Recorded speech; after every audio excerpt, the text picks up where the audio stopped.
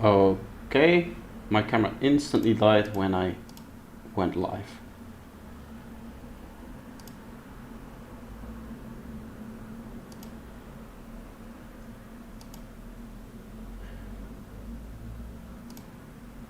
Okay, so no camera.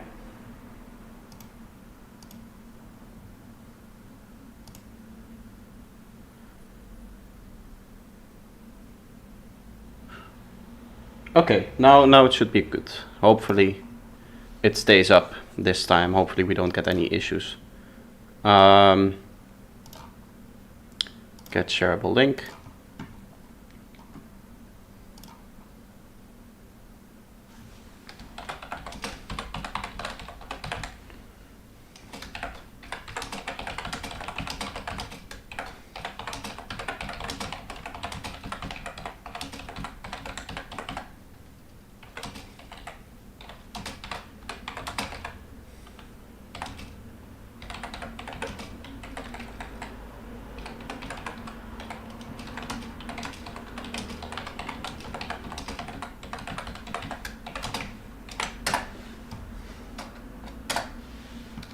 .417 people are now in my Discord server. Nice. So hello everybody. Sorry for the little pause at the beginning. Obviously I have to set everything up, make sure that everything is running. But for now we should be okay, we should be running. So that means that we can get into what I have planned for today, which is sound design requests. I have, as you can see, 3 requests lined up, 1, 2, and 3. Although I haven't, this is mix 100 Sterne. I'll give this the track name as well, and I'll put it here just in time. Nice. Everything should be okay. Can you tell any difference in terms of the microphone as a difference between last time? Because I tweaked some of the microphone settings. There should be less noise now. But my sound should also be less compressed, because I had a compressor on it and I decided to turn that off and try something new. Just try without the compression so we have less noise. That was kind of the idea of it. Okay, let's go into the requests. I have 3 requests. One is a bass line, which is this bass line here. There is a background noise. Okay.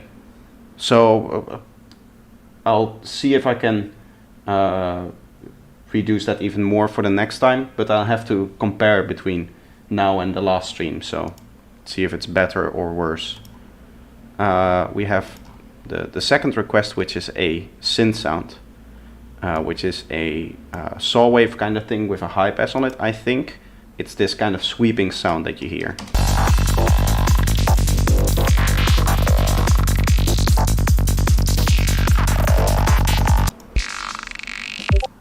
This one here.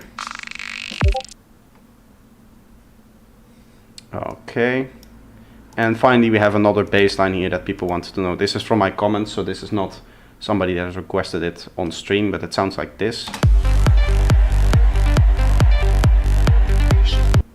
So we have 3 bass lines basically, because this one is two different sounds.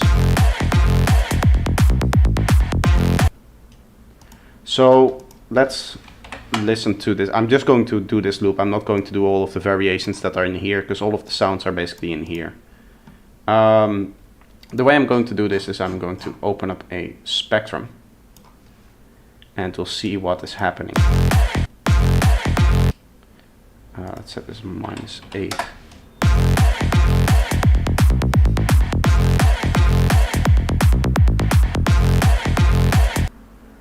Okay, so for this tab, what I'm going to do, just to recreate it, I'll open up a serum.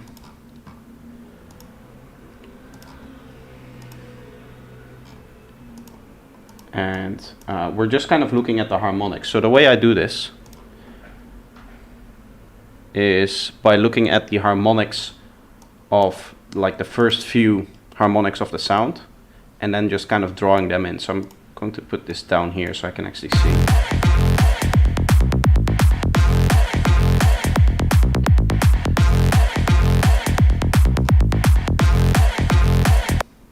First of all, the key is an F, so we can place our little MIDI note here.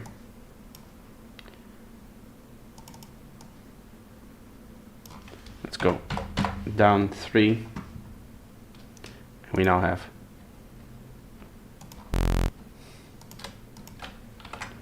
this kind of octave thing. You can hear, obviously, it's not a normal saw wave what we're listening to. It's this more aggressive kind of tone. And again, looking, there seems to be almost like a very small comb filter effect on it. You can see like here there's a spike, here there's a spike, here there's like a spike.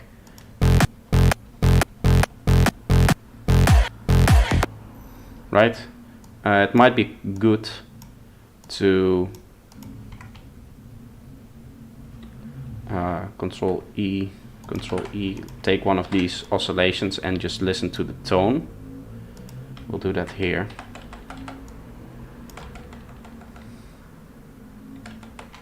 Hopefully this is, that's not that great, but you can see we have a few spikes here. It's not a great, I kind of,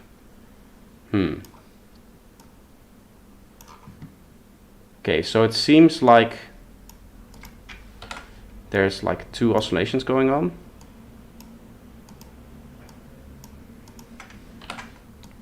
So we need to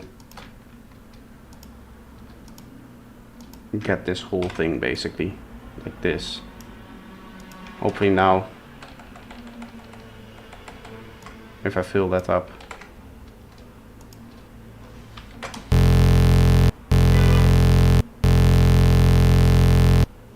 Yeah, you can see it's a cool way to kind of extract the tone. If you have a kind of stable bass step like we have here and there's nothing else going on, then this is a way to get the tone of it. You could just resample this and use this as your bass line. And then you would have the exact same, but I'm assuming that you want it synthesized, right? So kind of looking at the harmonics, the first 3 are like almost going up in volume a bit. We can see maybe if we can do something with that. So it's like this one is a bit higher and then this one is a bit higher too.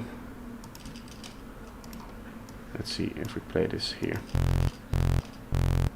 We're already getting that second harmonic kind of tone here, and then let's see, there was another harmonic that was higher, which is this one, which is 1, 2, 3, 4, 5, 6, 7, 8, 9, 10. Harmonic number 10, if we also up that, we should get a little bit closer to the tone that we're looking for. And then I think it's just multiband processing on it. So bin 10, we'll give that a little boost.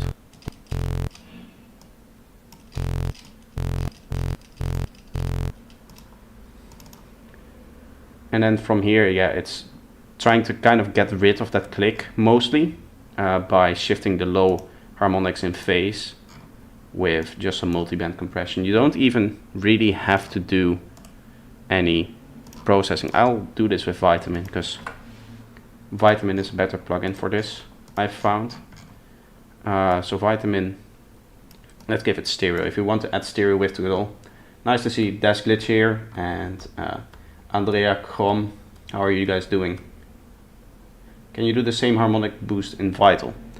I think Vital has a harmonic editor. I'm not 100% sure. Let me go and get it. We'll have a look at it. I know Faceplant allows you to change individual harmonics. Yeah, this is the harmonic editor here. So I think this works a little bit differently. As you can see, they're like all at the same level here. But you can like do a little boost to the third and the second like we did here, and then you would do 5, 6, 7, 8, 9, 10. Little boost to this one as well. Something like this. This is basically what I'm looking at. It's a little bit weird to see because the way this is set up, it's not like the actual volume of each harmonic. It's more like a percentage of a saw wave characteristic, basically, I think. But this would be how you would kind of generate that tone in Vital if you want to.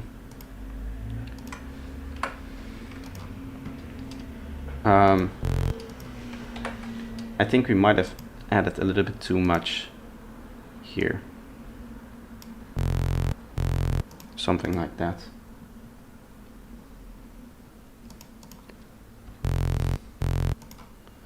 Now we can just mess with the this a bunch. I guess what we can do is to see what's going on, add a size scope down below here.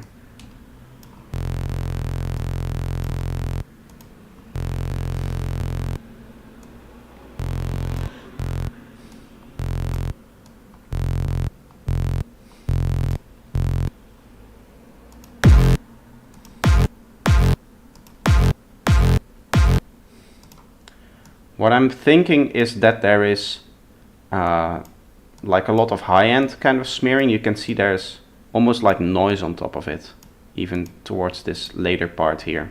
Right, this isn't completely nice looking. There might be a little bit of noise on top of this. Oh.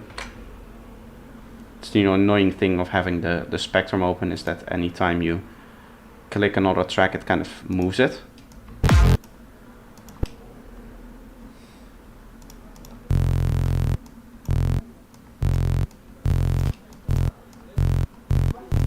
I'm looking for a very bright, clicky kind of noise, so.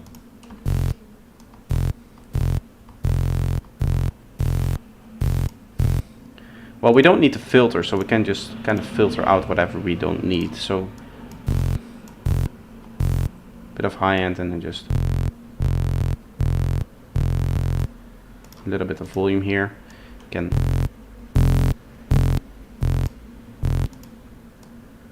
maybe a lot less.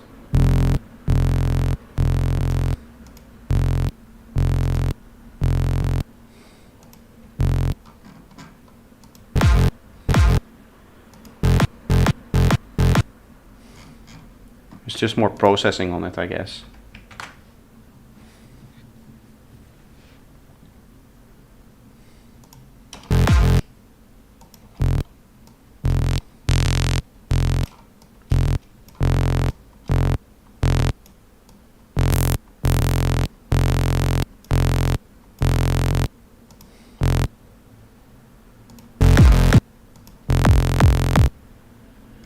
Let's sidechain this.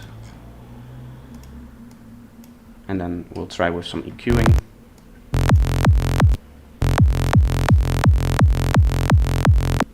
It's still too clicky for me, right? So looking at the waveform, if I zoom in enough, it still has this click here, which I don't want. I guess what we can try is the little trick of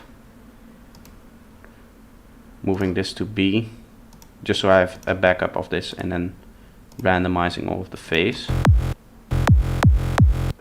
which is a cool sound, but it's not what we're after.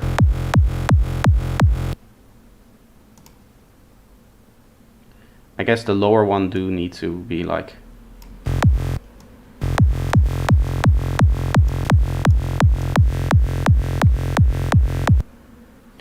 it's kind of messing with the phase right now, so how can we could try to get this kind of dip in here, which is going to be really hard. You can see there is a little bit of messy stuff happening here, so maybe it's cool to edit these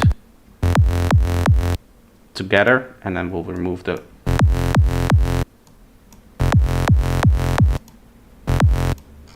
lower harmonics like that.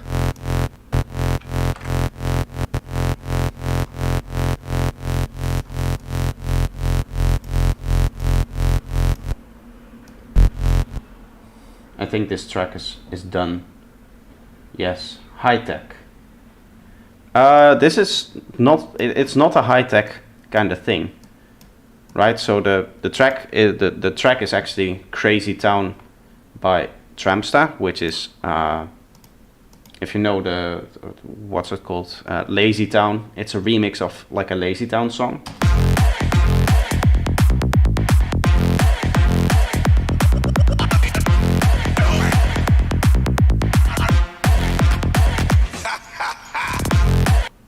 which is a cool sound. It's basically progressive psytrance, but at 170 BPM. So it's a bit of a strange kind of track. We're getting somewhere. I'm liking where we're going here. I'm going to actually, if I do this key map, and I can switch, right? So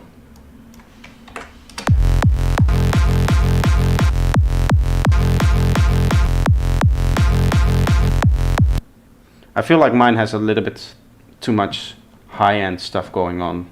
It's a bit hard to tell because there's also that kind of brass sound on top of it. It's low-tech, yes. Let's just open up a quick EQ.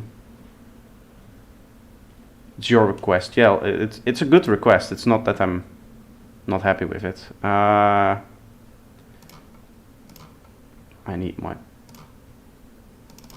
preset. Let's.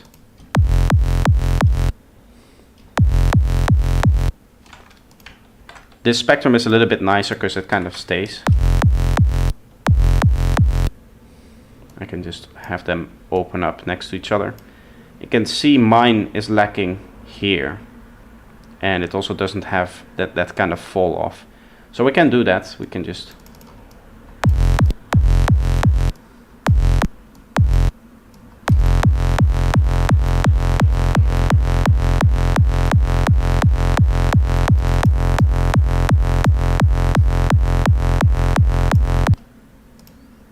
I guess it's a little bit too much of that random thing here. Move it, your octave higher or add another layer. I don't think that's really needed, to be honest, to get the...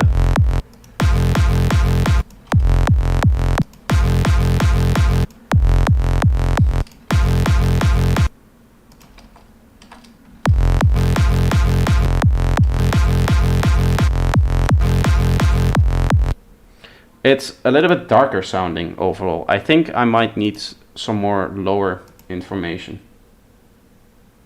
Reference has more voices. It doesn't look like it. There is no detuning. You can tell it's not detuning because the cycle is pretty clean.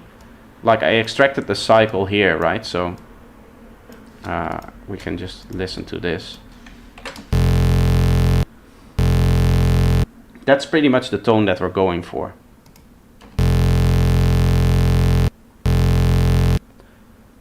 If I reset my analyzer, we can get a very detailed tone here. And then we can compare that to this. And we basically see, yeah, we're lacking second and third harmonics. Mainly. And also fourth. For some reason the fourth is all the way down there. So we're basically adding more like this. We're lacking a bit of that stuff.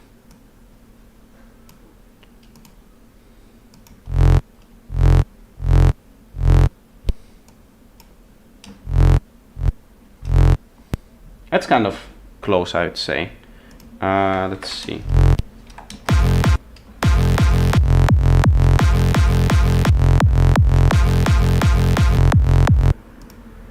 It's still too much of this.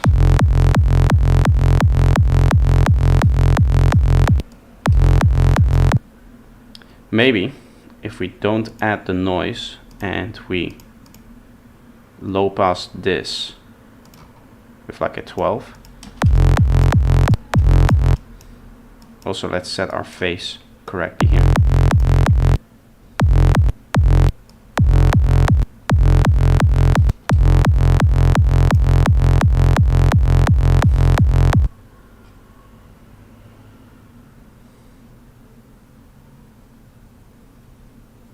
There's a octave jump.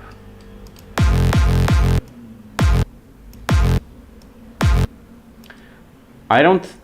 It's hard to tell because it has that brass thing happening, right? It doesn't look to me like it's speeding up here. So just analyzing the waveform, it seems that the kick stopping here, it just kind of comes in, and obviously it's in phase. But I don't really think that there's anything here. I think it's the, let's see if I have a brass sound that sounds like that. I think I do. In here there should be one shot. F, we should be.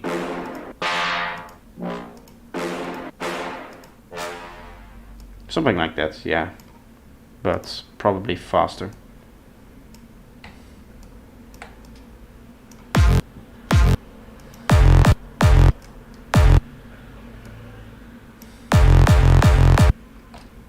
Kind of like this.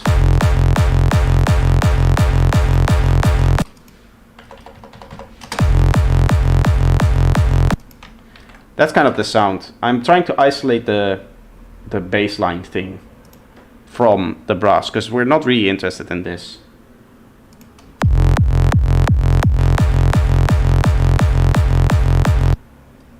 I guess, yeah, you could, if we keep it in, it might be better for our reference, because then we have a better comparison.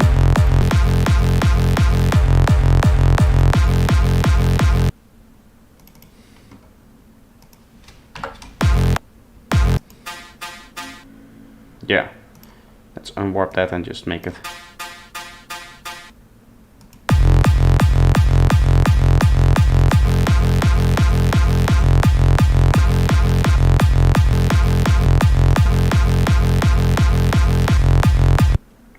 It sounds like here there is a little bit of a, almost, it's a different tone for sure, right? Like, yeah, we have our curve still here.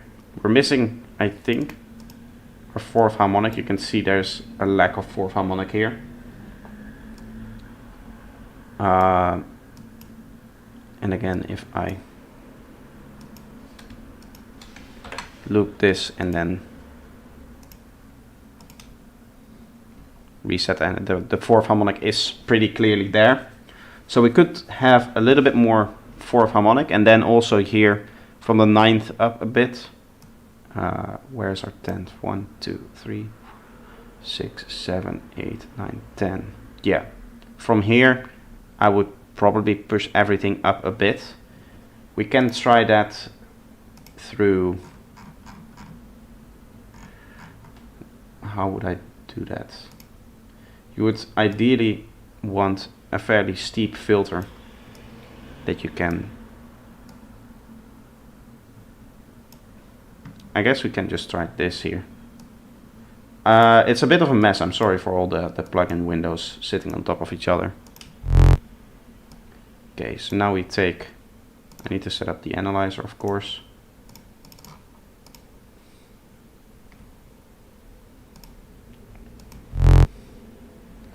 Now here we go to our 10th harmonic.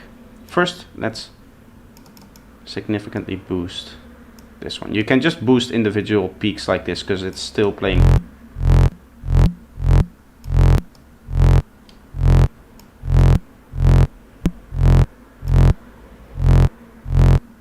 All in the same key, right? So 5, 6, 7, 9, 10. From 9 we're gonna go up, and we're gonna do a high shelf here to kind of follow that, and then from here we add that little bit of a cut in there.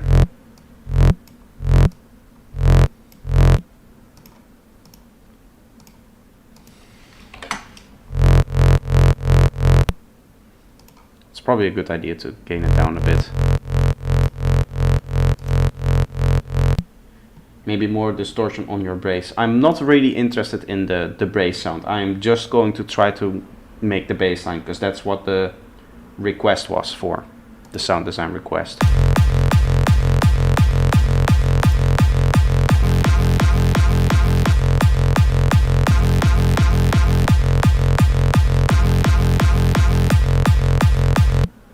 kind of happy with that. That's good enough, I'd say.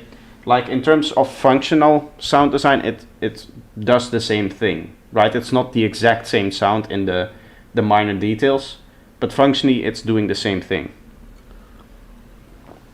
What you would now do for a sound like this, seeing as it's a stab, is you would record it, which is this one.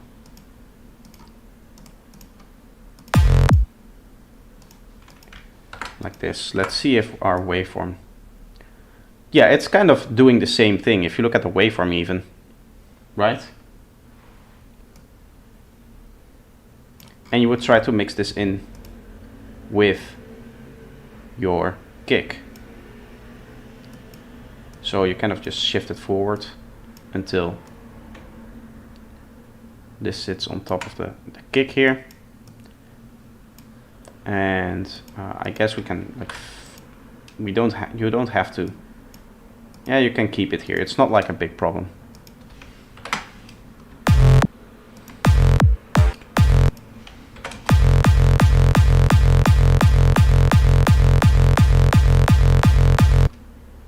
That's good enough. I'm happy with that. Now let's do a standard progressive bass line, which is what this is.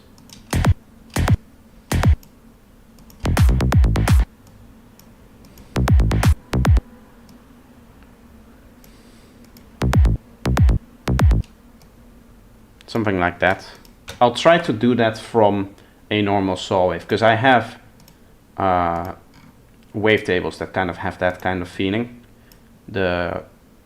If I zoom in, I can explain. You see how here at the start you have this almost kind of click-esque kind of thing happening? That's a whole bunch of different phase shift. So if you process your bassline a lot from a standard saw wave, you can get there. What I have in this back here is these processed basslines, which already have that. You can see how it's like going and making strange phase things, right? It's doing the same kind of oscillation that you have here.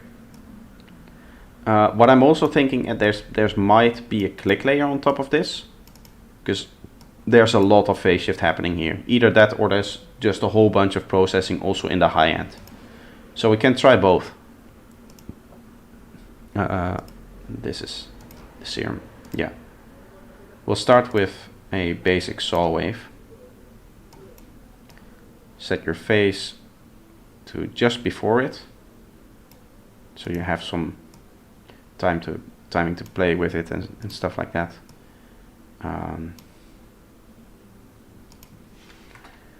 Control 3. I should be able to just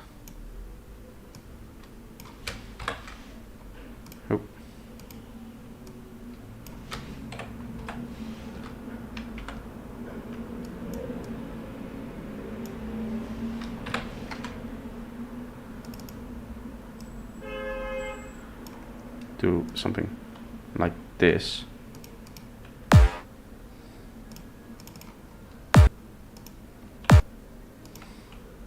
Is this not?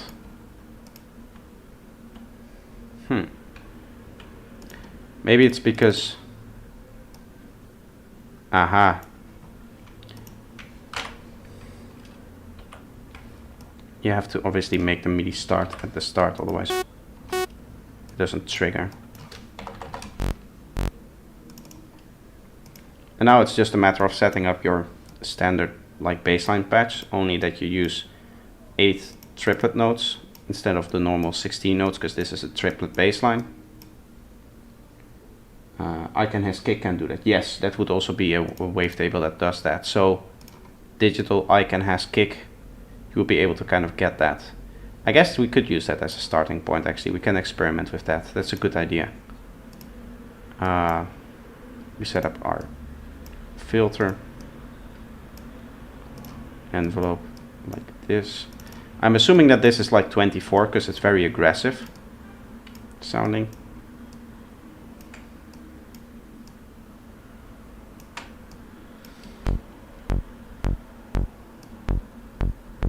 So now it sounds weak, and what we do is we just open up any wavetable or any multi-band processing multiband compression tool.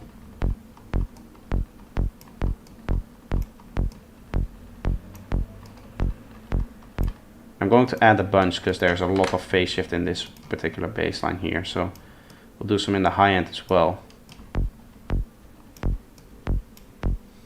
And you just give it some power.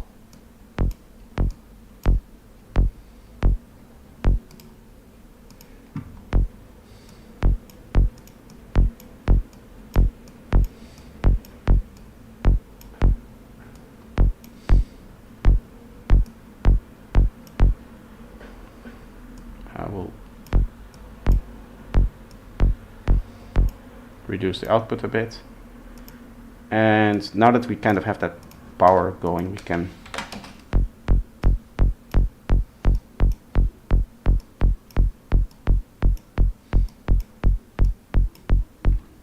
set up the filter shape.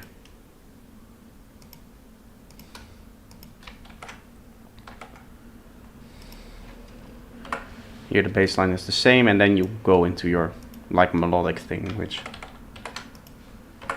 we can quickly see if we can.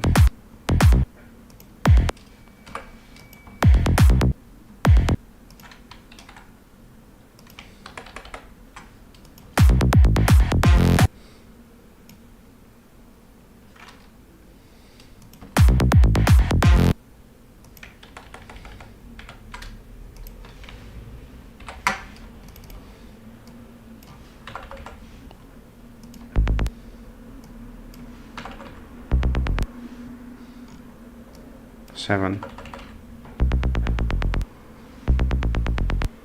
I think. Yeah, that's kind of it.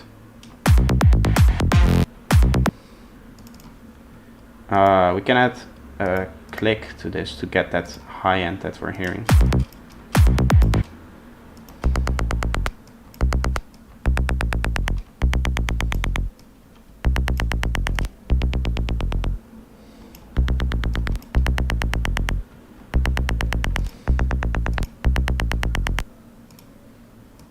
The kind of high-end click that we're getting.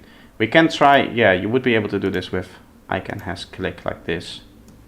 Obviously you set the phase, they're kind of the same.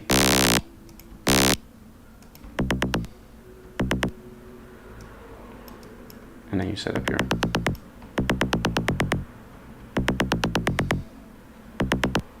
Here we're losing a bit of sub though, right? Because it's doing this, you can probably... It's whatever you want.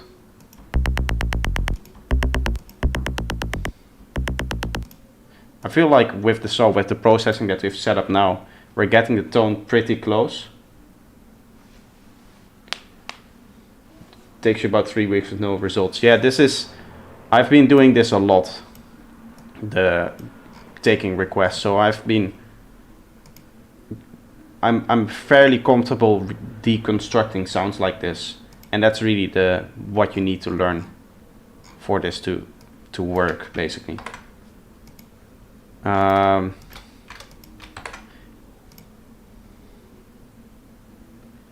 think those notes are chromatic.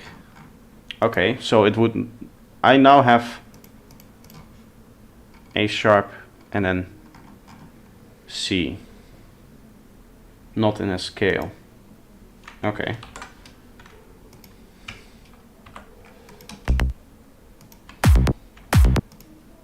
Let's see, we can just check, right? Okay, so this is a C.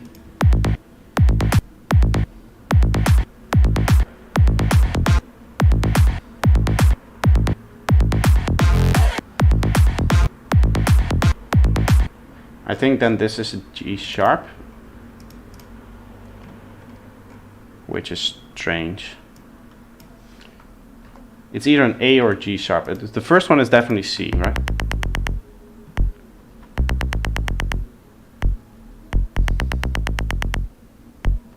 That's kind of sounding how I want it. We'll quickly add our sidechain to this. Hello Sideline, how are you doing? Welcome.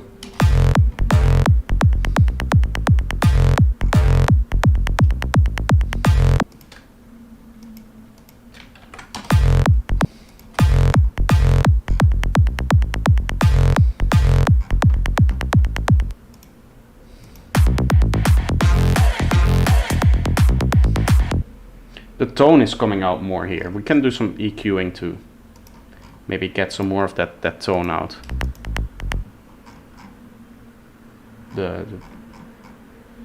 Not the lowest harmonic, but like mid-range stuff. Up tempo, yes.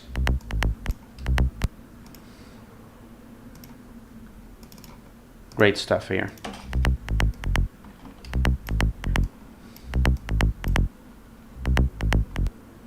That's also, I see a little peak there. I don't think you would want something like this here, because that's coming from the what's it called? The click that we have.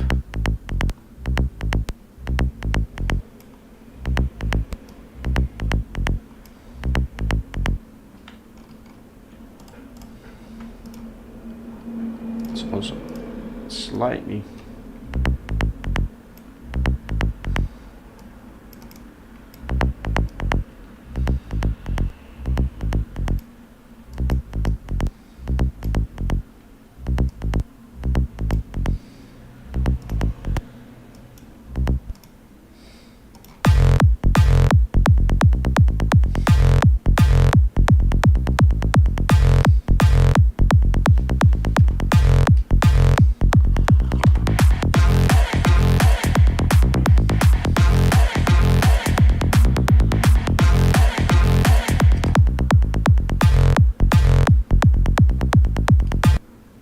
That's kind of it. The reverb is like longer, so for good reference.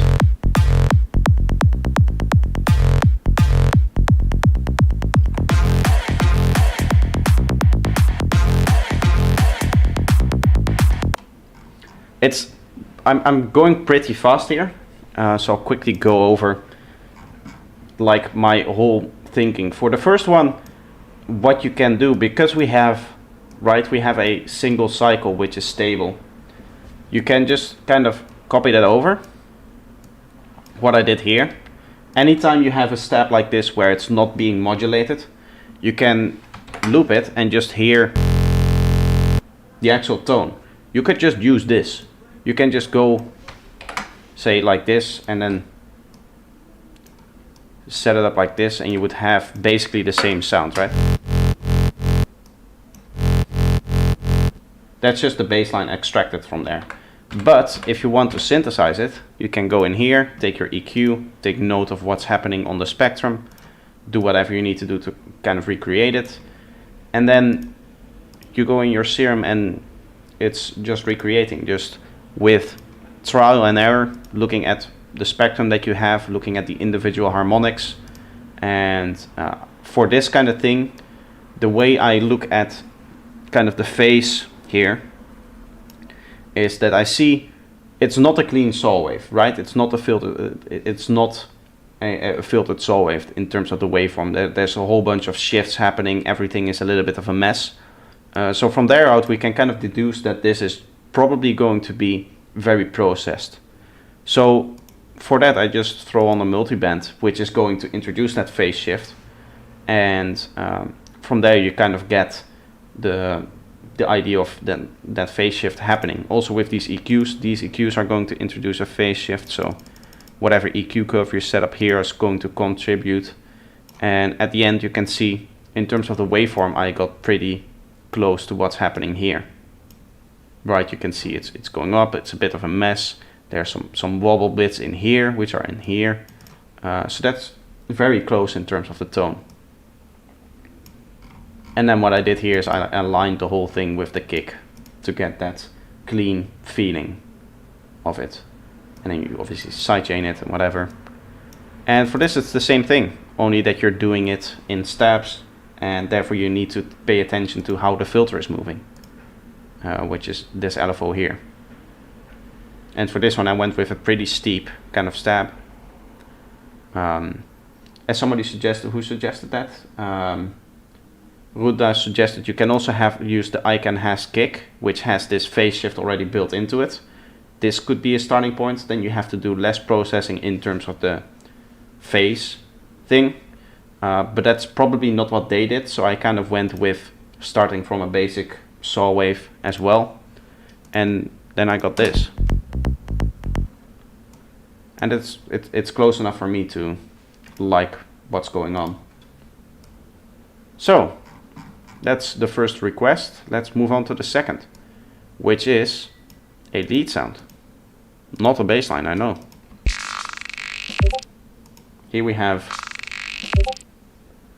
I think I'm getting some Discord message. I don't see anything.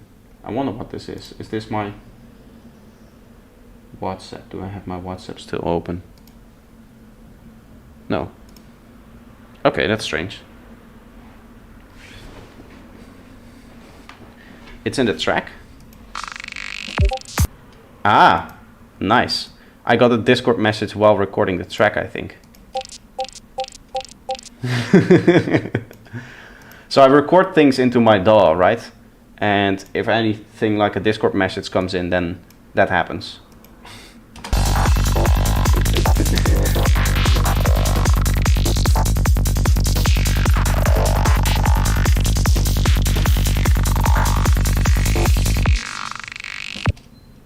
It fits really, really well, right? It's like really on, it's on beat even. Exactly with the kick.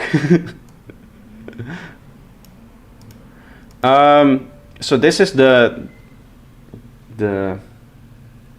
you also looked at your Discord. I can imagine that I fooled some people here as well.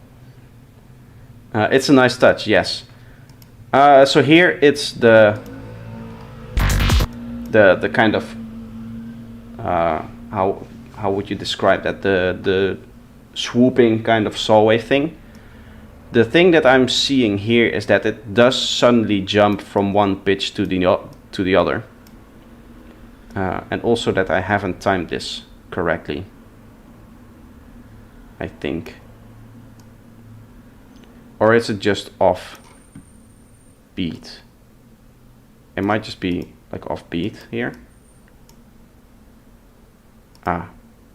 Okay, so we're missing a bit of the track, but it should be in time. Let me just quickly check. Yes. Yeah. Yeah, every quarter note it changes pitch. So we can try that. Let's collapse this because we don't need that anymore. I think what's happening here is it's a normal saw wave. You can see from the spikes that it's doing saw wave stuff. You can also see it's probably processed. Again, with the phase shift that we're having, we don't have a clean peak. And it's just the gate is just allowing 2 peaks of the saw wave to come through. And then it stops, I think. No, that's not right. There's 2 saw waves playing, which one is detuned and it's delayed in phase.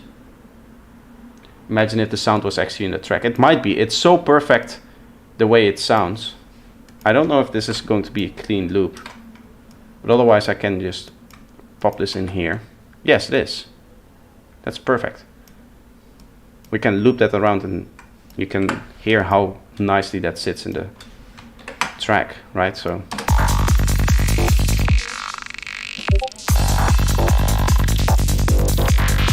what are the odds of that happening? It's perfect. It's really like exactly on the beat.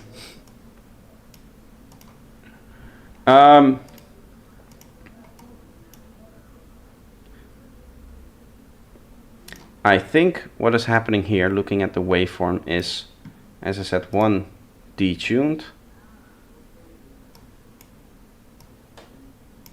and playing from a different phase, because they're all doing the same.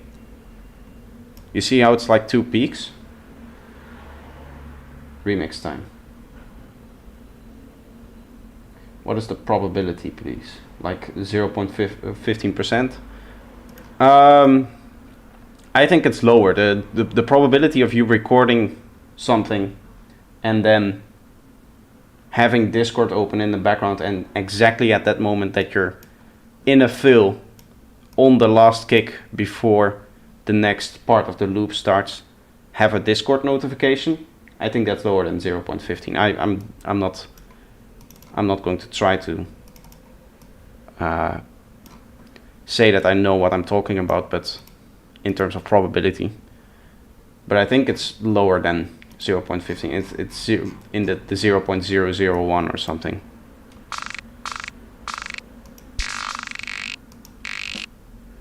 I'm not going to get a key out of this. Maybe.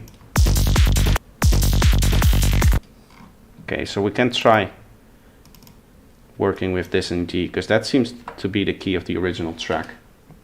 Cortex, how are you doing? Nice to see you.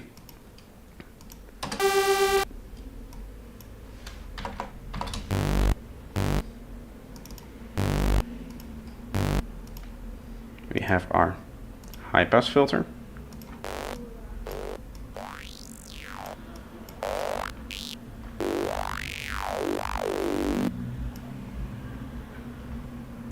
And I guess we can emulate this with, okay, let's do it with an LFO here.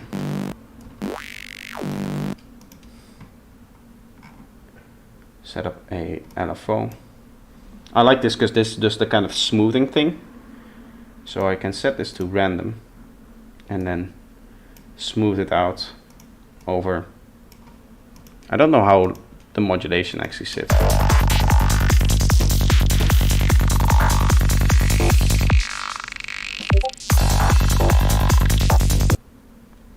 I think there's a repeating pitch pattern.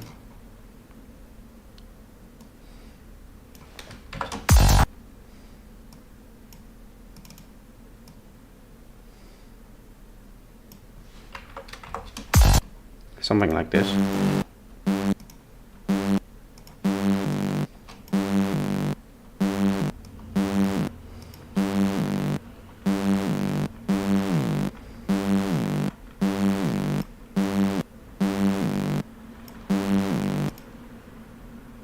Let's set macro 1 to configure.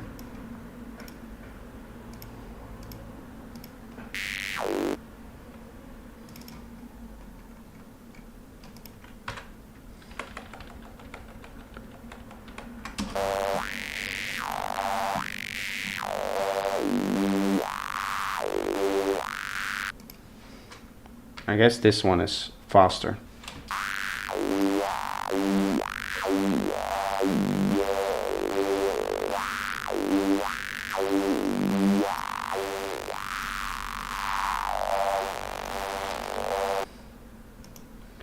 See if we can find any other anomalies in this sound.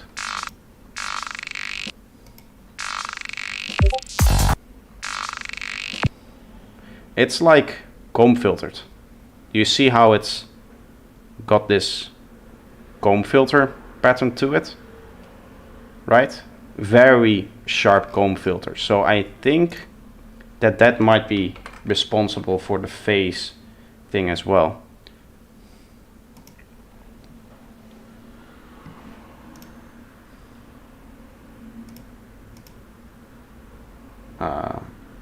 Comb filter, just go very.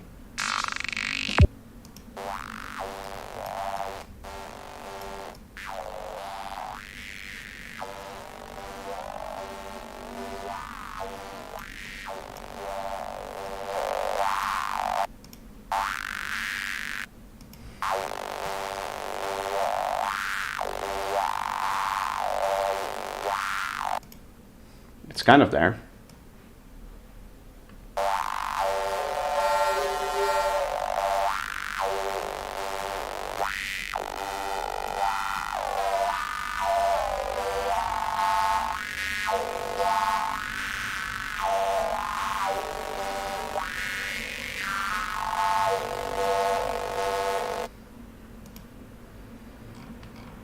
Let's quickly see what we're doing here. Want to analyze the waveform a bit, see if our thing is doing what we want it to do.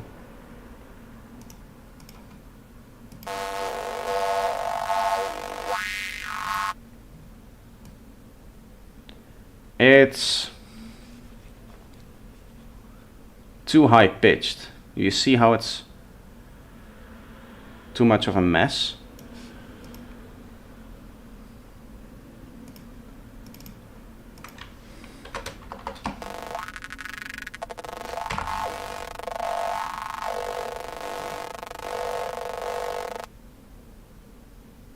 What's my headphones and my sound card? You shouldn't copy my sound card. I have a very cheap 25 euro sound card. But my headphones are really good. These are Sennheiser HD 280 Pro 64 ohm.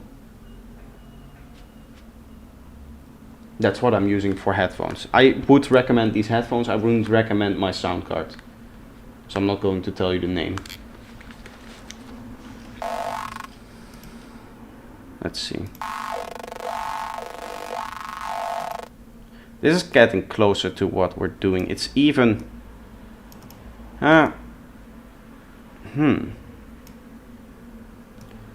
Okay, so we seem to have more stuff in there.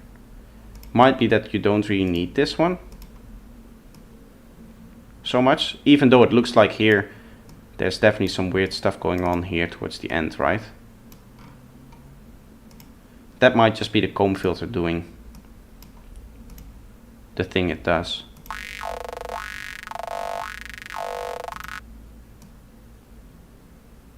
Yeah, you see now it's just one copy of it.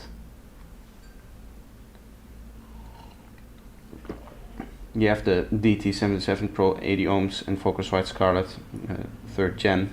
I think it's good for the beginning. Yeah, it's probably better than this, than my setup. What can we do to get this kind of weirdness that we're seeing in here? Like this. There's definitely some detuning going on. So maybe we just use the detune one. This is just experimentation at this point.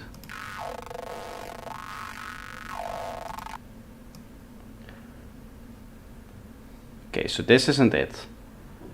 We get a full detune sound, I guess. So we don't want that. This is too messy, I'd say. Maybe if I don't...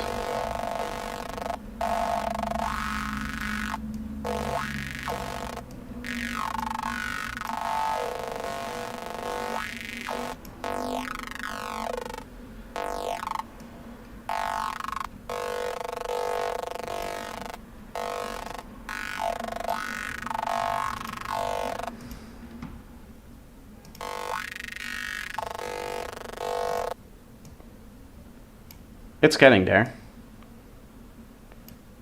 It is getting there. There's the weird thing that's going on here is that I see on each and every one, these two are the same, and then there's a little delay in here.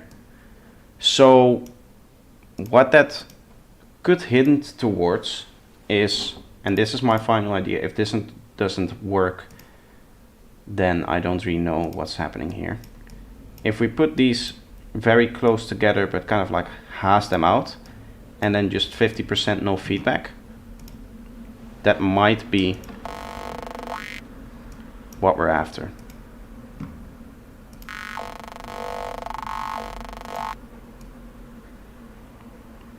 We might need a bit more than 1 millisecond, so how much is that, like? Does it say? 0.3 milliseconds. Okay, so for this we're going to go to 3 and then this 3.8, something like that, to get to here. 0.4, yeah. Something like that. This should give us that extra copy of it, I think.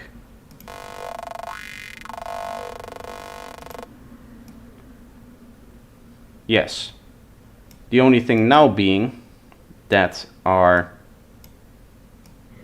waveform isn't closing fast enough.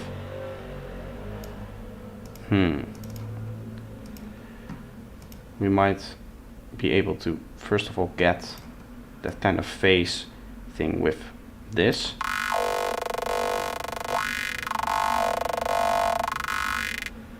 I would like to be able to, and I don't know if this is possible,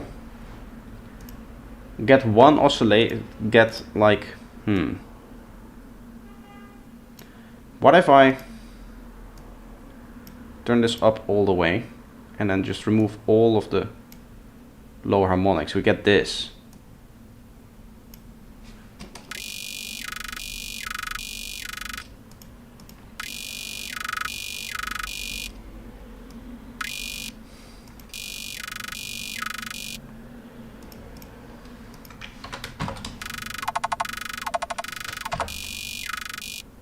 That is kind of the sound, but it's, I kind of messed it up, didn't I? Guess we can go back one frame and then just...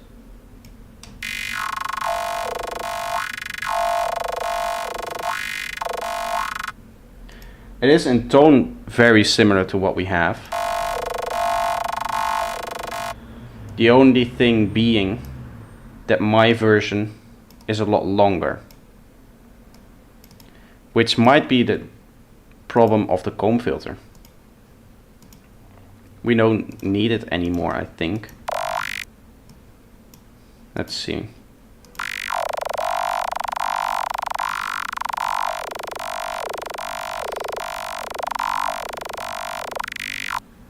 That's kind of what we're after. It's still too long though. I don't really know what's causing,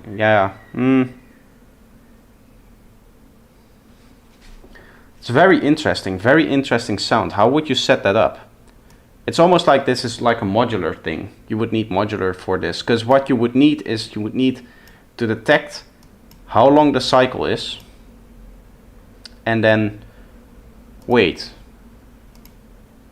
If I do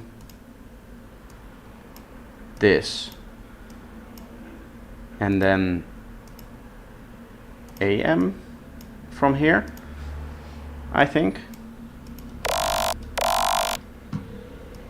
that should kind of cut out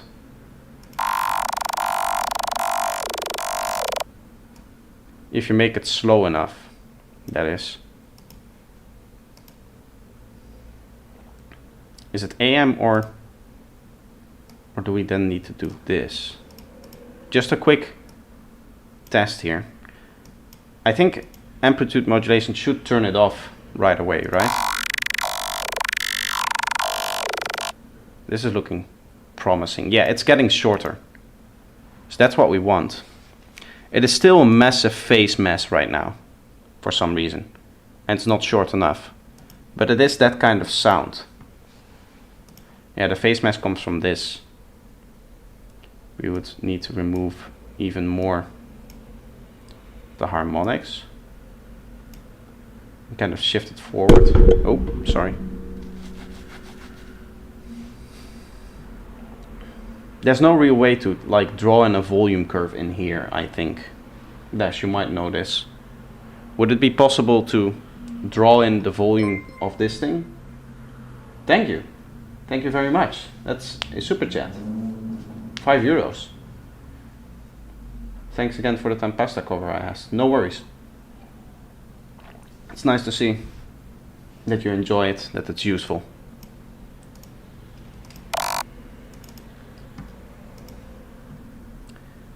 If I now make this shorter, just as a test here, does it do what I want it to do, or do I need to put ring modulation here? I believe, and correct me if I'm wrong, that if you were to do this, or maybe it's like so.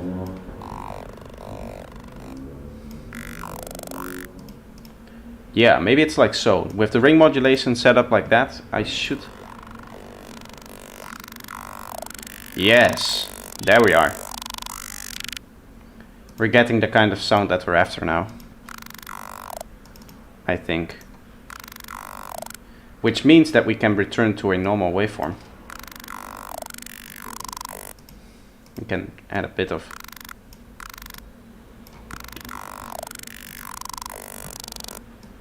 distortion to this.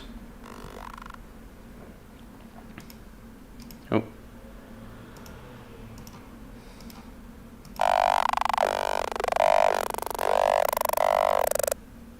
Maybe that's a bit too much, but that's kind of the idea. I think even more, what's happening is that there's a different curve, not just like this, but like this. Up, maybe one, and then down.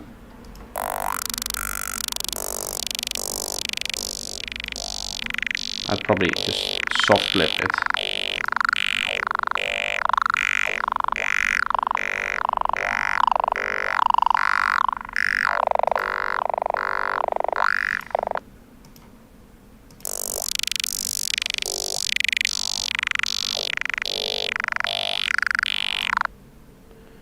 Okay, so now we're getting some weird stuff.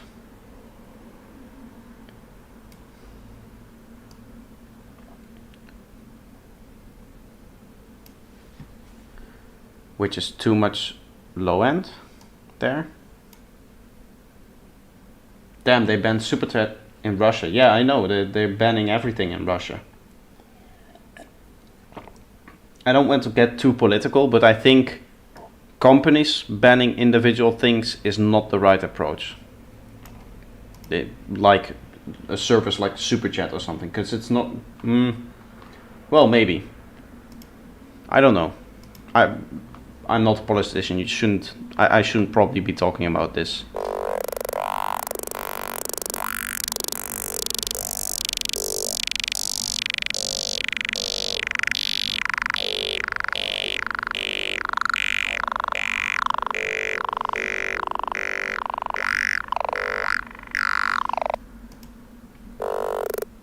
We're kind of getting the right sound. We maybe... I don't know.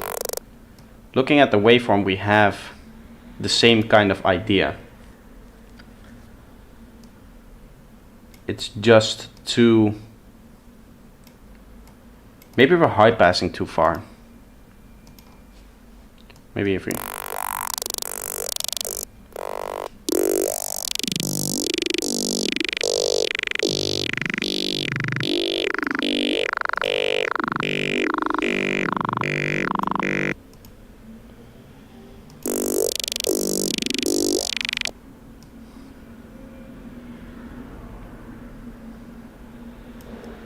That could be it, but we have a fairly low oscillation in here now.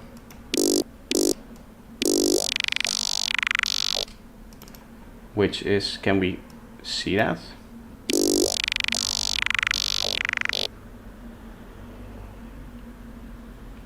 Since how many years you're doing OAM? OAM? I don't know what the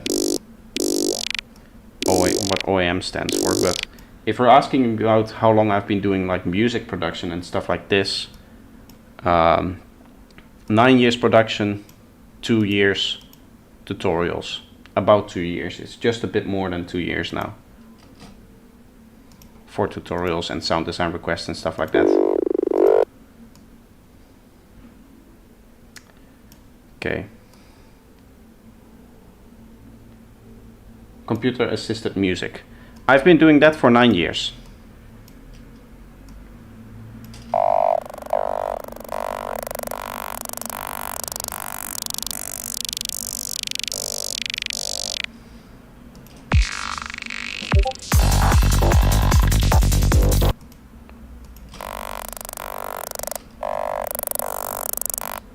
We're missing a bit here.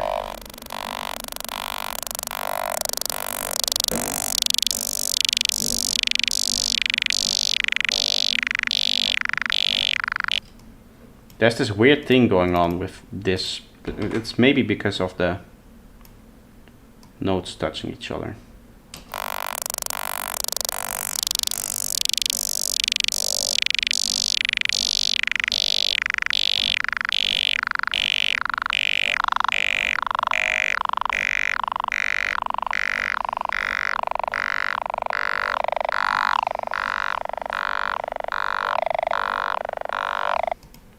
You hear how it's going like down?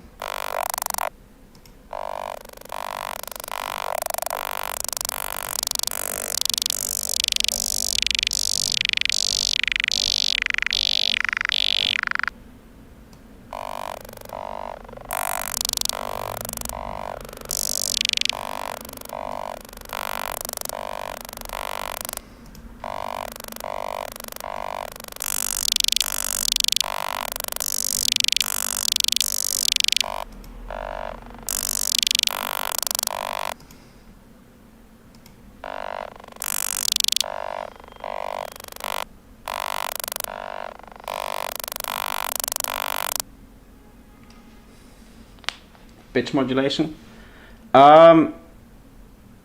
like a squelch, yes. So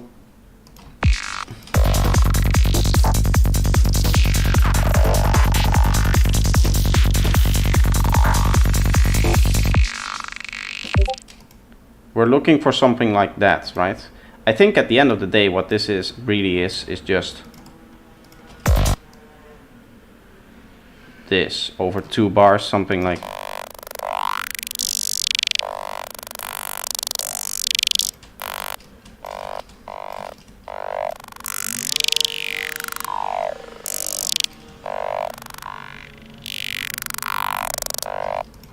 It kind of does bend towards, you can see how it's doing it. It's like one is high and then the next one is low. So that's kind of what we have here.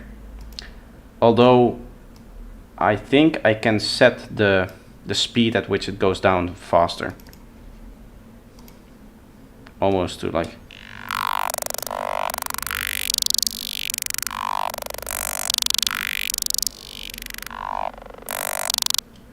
What I'm after is why adds this. Ah, wait.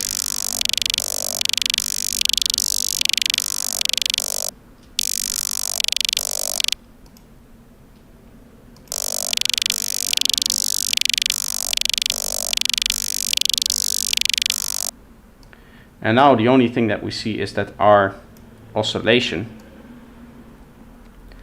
is too fast, right? So it's still using the I can has kick kind of click, I think, but it's a lot lower.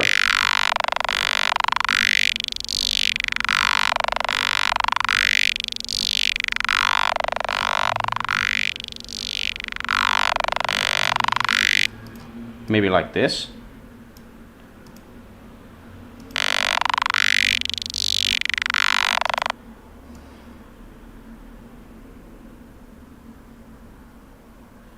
It's even longer still, I'd say. Well, not really. It's pretty close in terms of the shape here. Mine is a little bit cleaner. I was mainly looking at shapes like these, right? So zooming out, yeah, you can see that mine still has more oscillations happening. So we can go down even further. You could go like here maybe. See if this is what you get.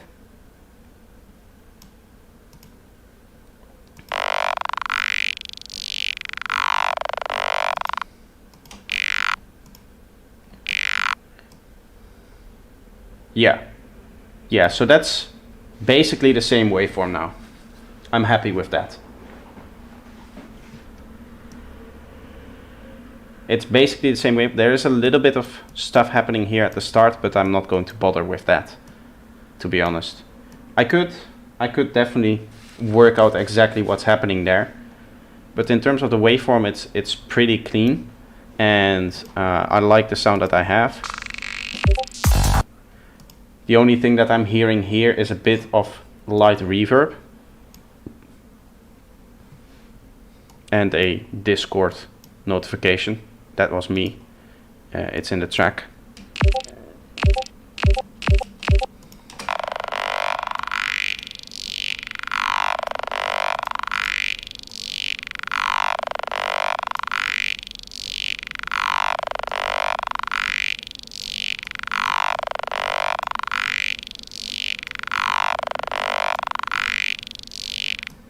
Like a very light reverb, something like that. I don't know who requested this. I think it was Mushi Mushi. Let me quickly. I don't know if he's here. Yes, this was a request by Mushi Mushi. So if he's here, then this is how I would do it. Me, aka Mushi Mushi. Nice, nice. So icon has kick. You select this version of the waveform, and then you use RM from B and create this shape by setting your grid to 64 and 4. So this is going to what it's doing. Mushi is Adria Chrome. Nice. I'll try to remember that for next time. So what that's achieving is the little clicks, right? So this is a cycle. This thing, right? A single cycle.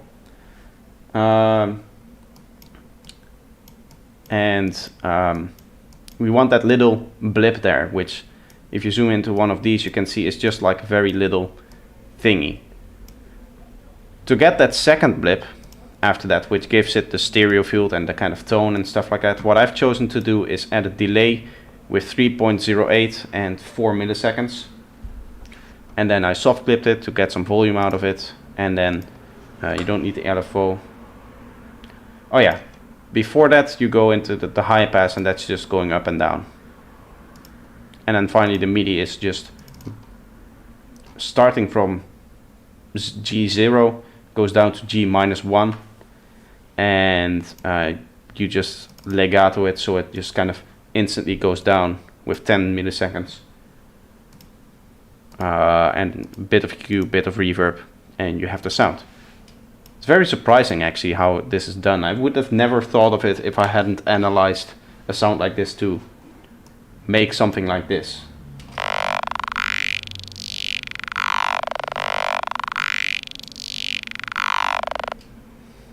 That's pretty cool. We can put this on here, see if these match.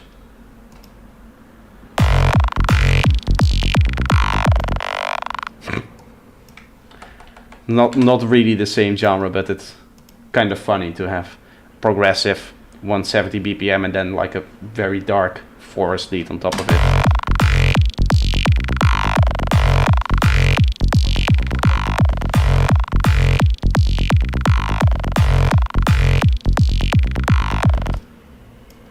Okay, so that's that sound.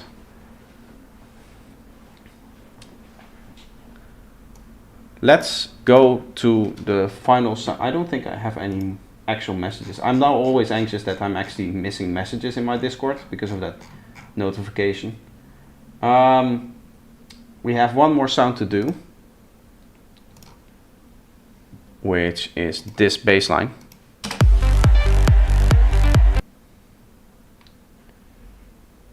Put resonator, change the root note, job done. For this one, I'm pretty close already. How would you for... Ah, yeah, I would need to, if I want to add this to here, yes, you would turn this into an F sharp, I think, F.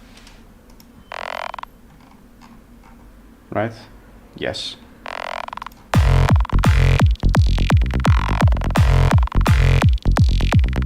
It still doesn't work. I'm not a fan.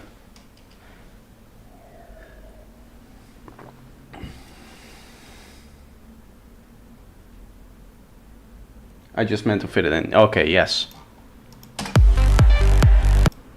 This is what we're working on next. It's the same idea. We can just copy over the cycle, really. Although there is some more stuff happening here, which might be... It might be the plug. Yeah, let's just assume that that's the plug to make our life easier. I think I've grabbed a good enough cycle to just loop it.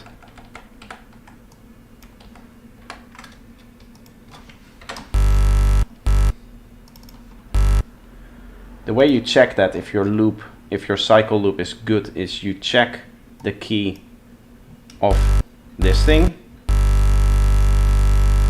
which is now saying G, and then you check the key of the track, which is also G. Now this is MP3, so we don't really have the highest high end. Mind B, how are you doing? Nice to see you here. But the cycle is good, and you can see, yeah, it's flush and everything, so you've made a good tone out of it. Although it might be a bit clicky here. No. Yeah, it's a bit clicky. We can, if we really want to.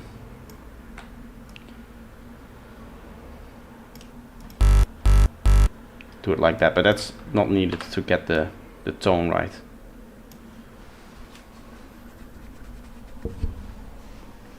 You're fine and nice. I'm also doing great, just chilling, basically doing some sound design. Let's see, if I now duplicate it, we could maybe find a better one. Yeah, no, it's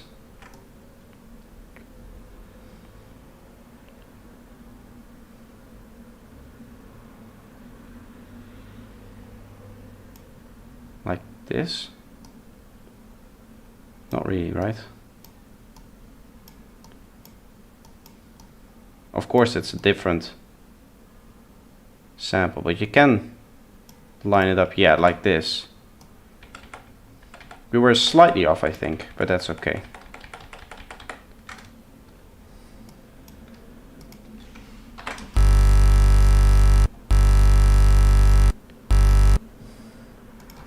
Let's minus it.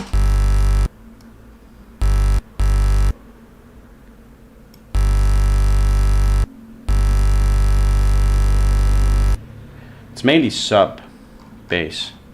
I've gotten the kick. Let's take the kick. The kick is lacking in sub, I found.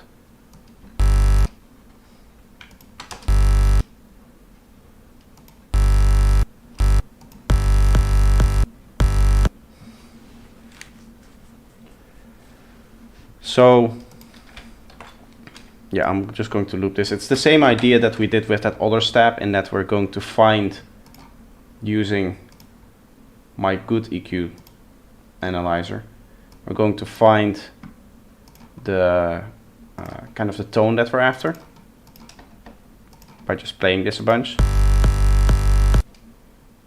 and then we can find individual harmonics, kind of get that sound. So for now I'm just going to throw that down here, and we'll loop this.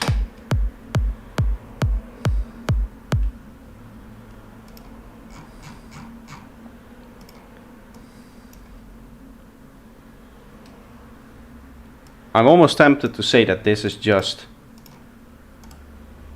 like this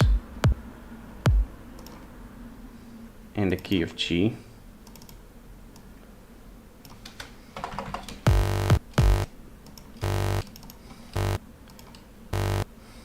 It has a little click in it though, right? You can see the little teeny bit of a click in there, which you would then make, again with this spectrum thing, you would then make that by, let's say, removing all of this. You remain with the click basically, maybe even click here, something like that. That should be good enough. And we just set this to there.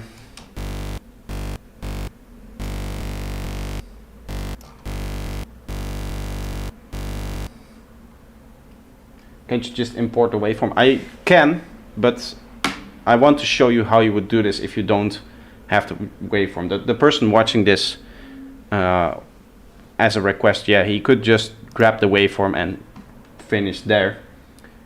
But I would want to show you how you would actually design something like this.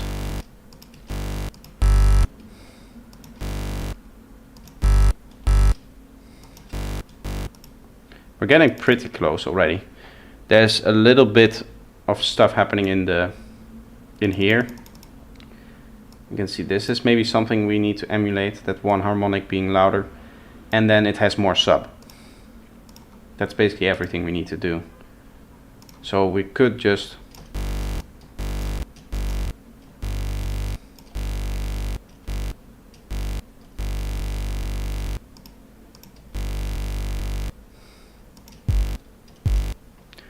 we can grab our sidechain quickly.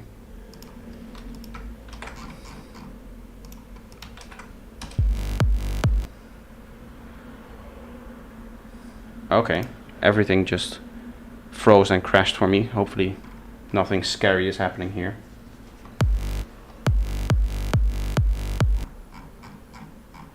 Let's quickly get this and move it back to our reference so we can see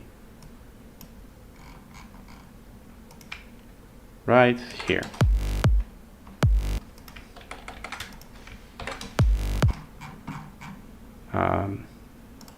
Set key map, I'm going to move this and set this to N instead.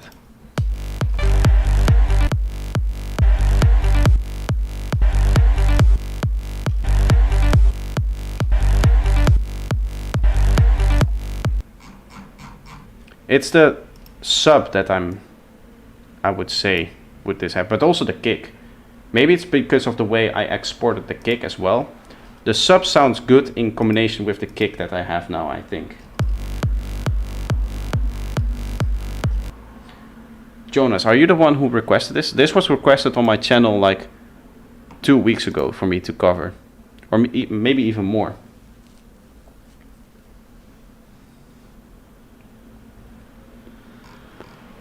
Who requested this?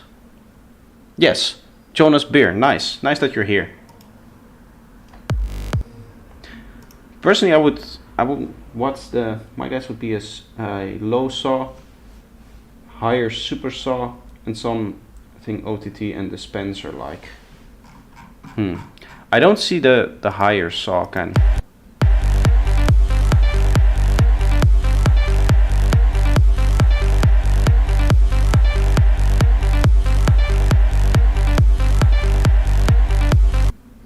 I think it's just that one saw, to be honest, because it has that clicky texture to it, right?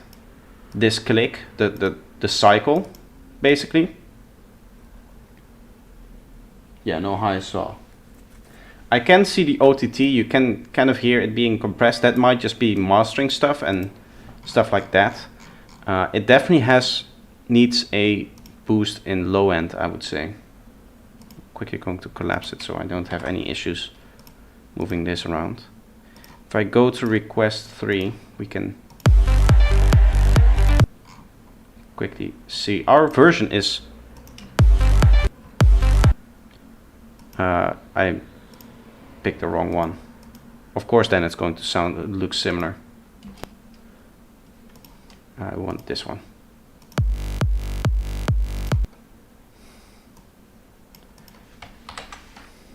I should have probably kept that waveform, but that's okay. Yeah, looking at it, our bass is too low in volume, first of all. It has too much click. You see the click waveform here, that's too loud. So those are some things we can fix to get closer to it.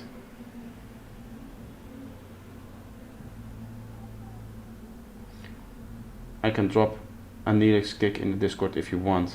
I think it's ripped from a track. Yes, this is a Neelix kick that I ripped from this track here. This is this kick. It's a little bit changed. It doesn't look similar because of the waveform, but it should be, or because of the way I ripped it, but it should be pretty good in terms of kick. The whole reason why I did this is because next video is going to be a video on ripping kicks from tracks. So I decided, well, for these requests, I might as well just rip the kick out of it and then you know, have that in the stream as well. But next YouTube video I've already recorded it, edited everything, on how you do this, how I rip this kick from the Neelix track here. It's a little bit different. There are always going to be artifacts in here, especially because there's like also other stuff happening. But this is the kick from the track. Oh. As I said, we can lower that.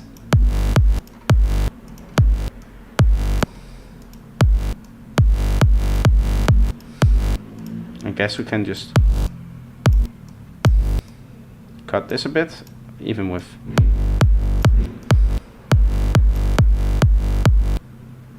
and then we just boost the sub.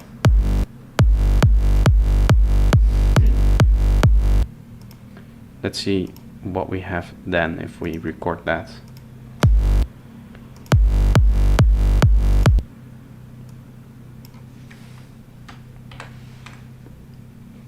You learned it in an old FL Studio tutorial. Yeah, there's a lot of tutorials on it. I go a little bit deeper than the usual tutorial where you just take 3 bands and like with the multiband. That's very well known, where you take the multiband, you use it to split the frequencies and then you redo it, right? You kind of shape the waveform like of every part, and then you just cut out the kick part.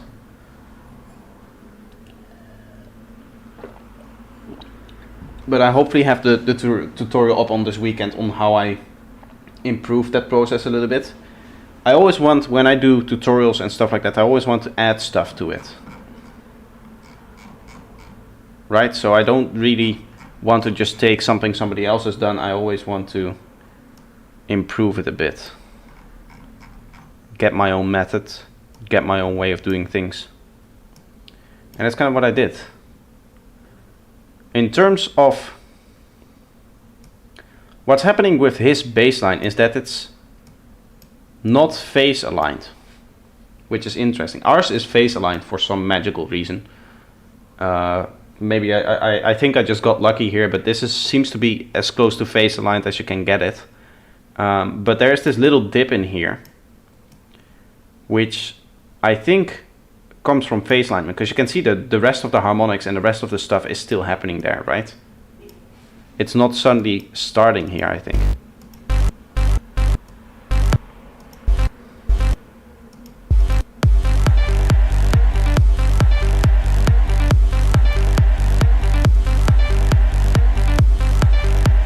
Or maybe it is. We can try that. What happens if we do this?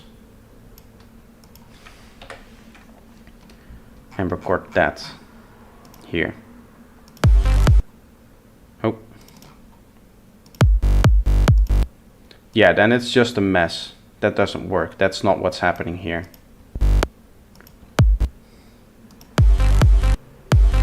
It's definitely like sliding in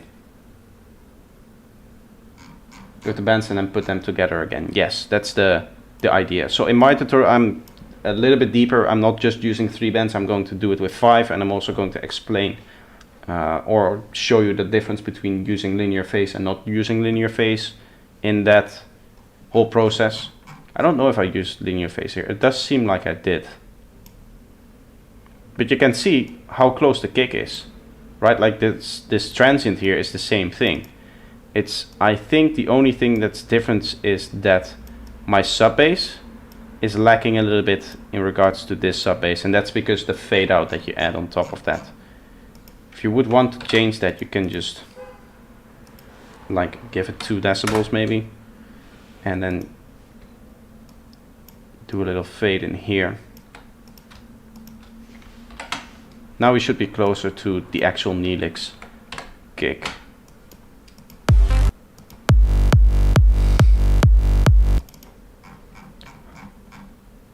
In terms of sound here, I'm pretty happy with how it sounds. I could see we should probably change the phases so that it matches, which we'll do just quickly, and then I'm do something else. We'll get into the atmospheric sound design part of this stream after a little break. I can just go in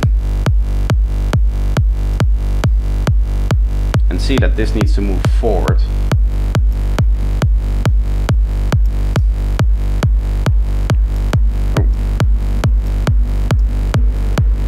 We can set this to here. I'm just kind of looking at the phase of these two, so we can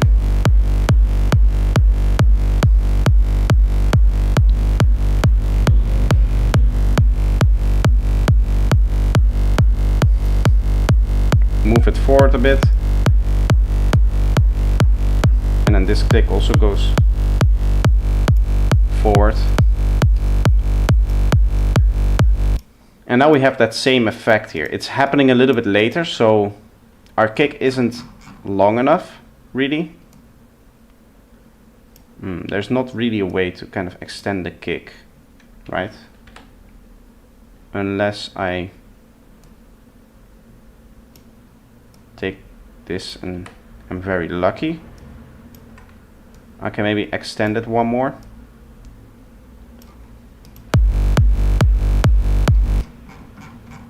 That worked. Yeah, so then you have this, which is pretty much the same bass line, right, in terms of the waveform. So that's how you would do that, Jonas. I'll quickly go over it.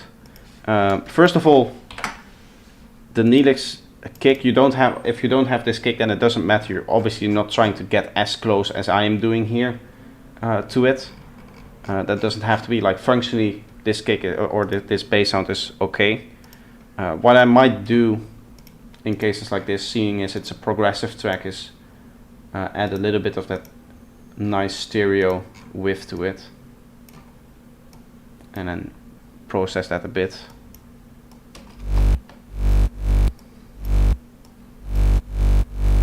Like this, right, as opposed to this.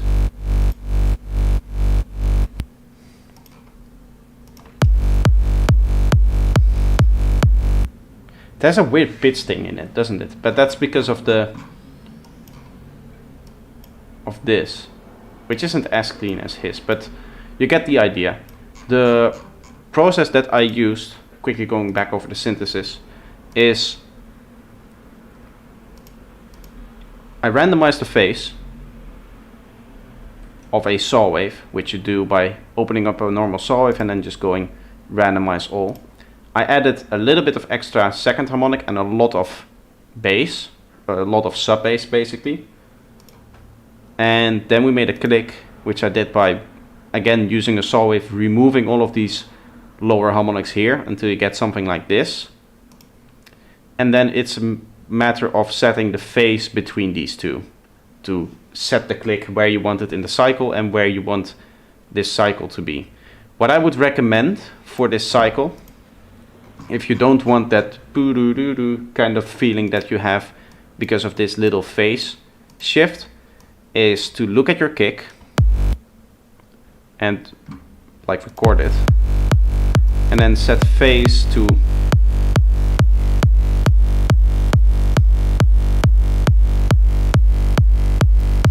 where it's like a clean transition like we have now. I personally like that a bit more. If you want to get closer to the sound, you obviously set it to where I had it set before. And then it's soft clip, a little bit of EQ to boost some lows and cut some highs. And I think that's it. This is a very easy sound. Yeah, stereo and then sidechain. That's the whole sound. So let me quickly see if there's anything else. There seem to be a lot of people here. If there's any other requests, I would like to hear that now. What you can do is either just drop it in the chat here for YouTube, or if you want to link me stuff, you can do that in Discord. There's a channel called Sound Design Requests where you can go and just drop it in there. If there's anything else that you want me to cover, any other sound. Just going to quickly clean this up like this. I'll wait a few seconds to see if there's anything else that people want to see, and otherwise I'm going to go and take a break, and we'll do atmospheric sound design when I get back, which is also going to be interesting. If I have time. Yes, I always have time. I'm planning on doing at least another 2 hours of stream if my computer doesn't crash anymore. KB on this track. Let's see what track you have.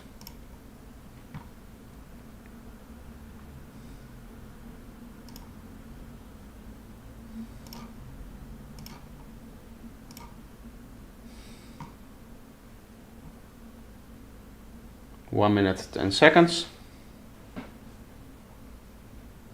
I cannot see. I don't know if you have already posted link or not. But I cannot see a link. It might be blocked from YouTube from posting links, because YouTube doesn't really like posting links here. Yeah.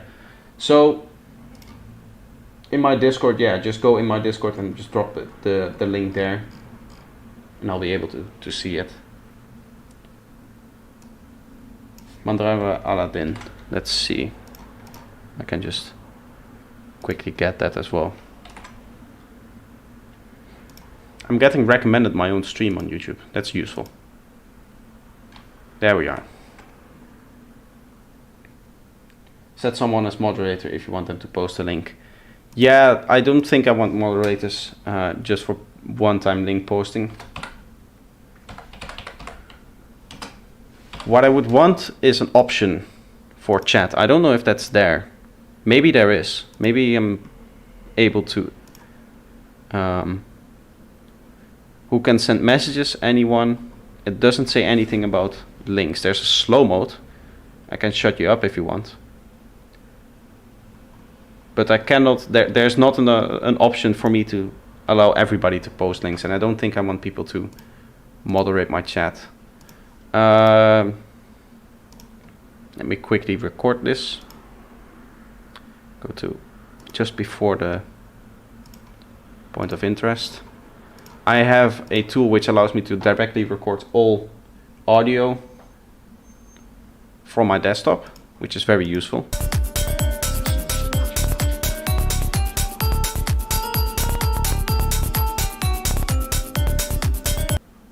That should be enough for now. Let's find a kick so we can set the BPM. It seems to be a kick. The kick and the bass in this tracks have the same envelope, which is strange. It's even lower. First have to unwarp this.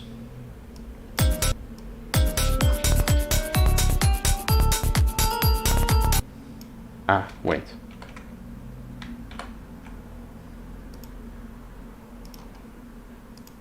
Unwarp and then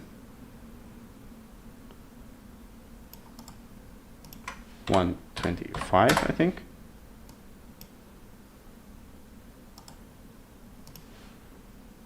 One 27.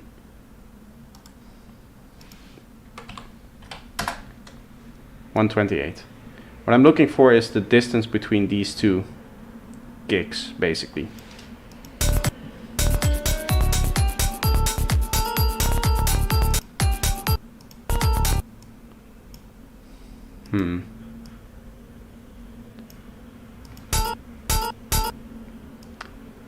To me, it just sounds like a...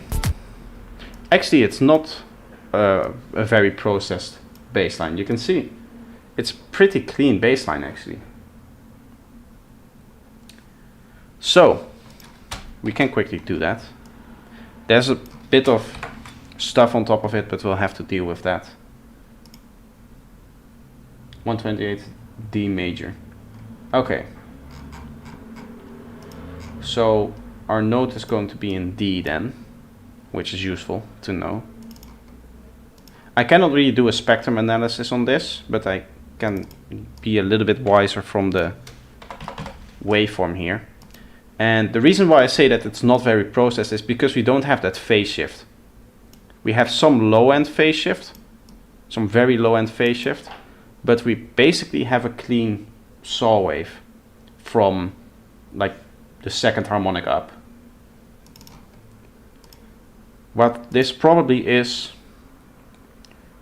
a wavetable like this, I'd say. This looks pretty close to what we're having here, with maybe a phase shift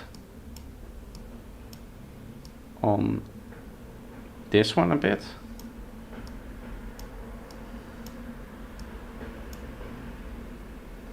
I don't know, that seems a bit much. I kind of want this. That might be the third harmonic. No.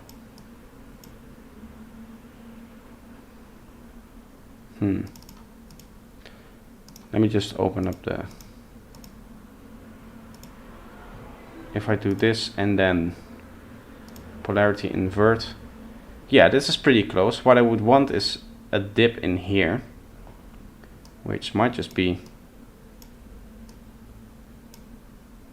Yeah, something...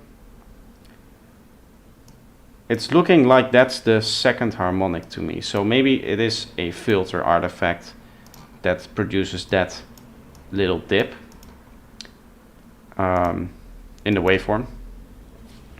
If not, then I don't know. And then it's just sounding to me like a very simple, very steep kind of curve though.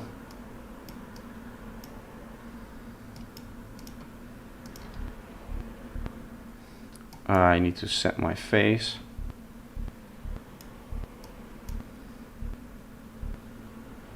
Envelope. It just sounds like this to me.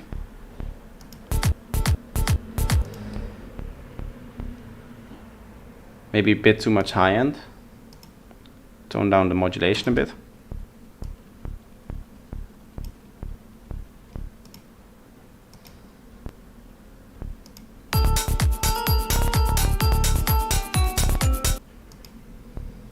We can see if it, because here there is like a little triplet thing. We can see if there it sounds the same.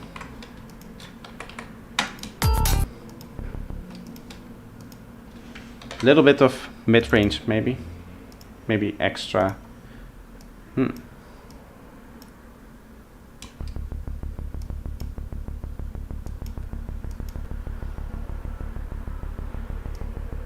Shift this forward a bit.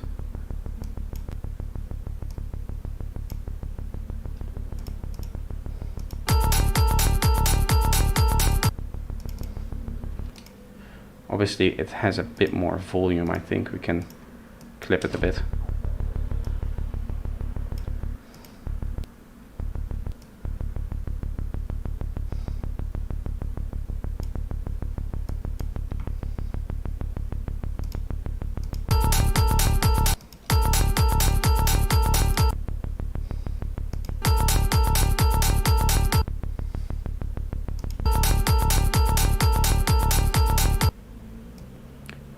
That's pretty close, right? It's a little bit offset in phase.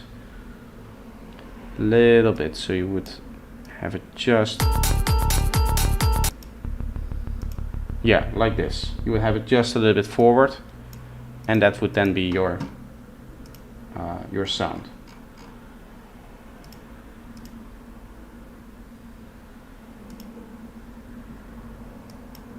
This is actually very simple. I'm surprised it's so simple.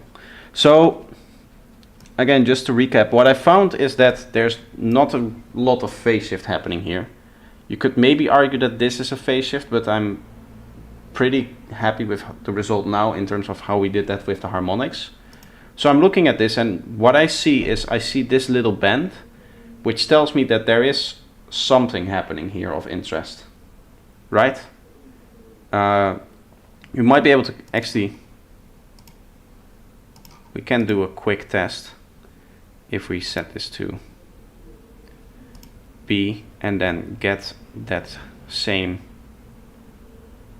analog saw number 3 again. I think it was number 3, and then we just polarity invert it. And if we then do a little phase shift with just one band of, I guess the best way to do that is with this. This might get us a little closer. We just set up 2 bands. I think I can set crossovers. Let's set 48 so we get a nice long phase shift. And I forgot to set phase here. Again, it's just about there. Going to get my size scope. Yeah, that's too much. So we're gonna go with a few different options. I'll quickly put this up top.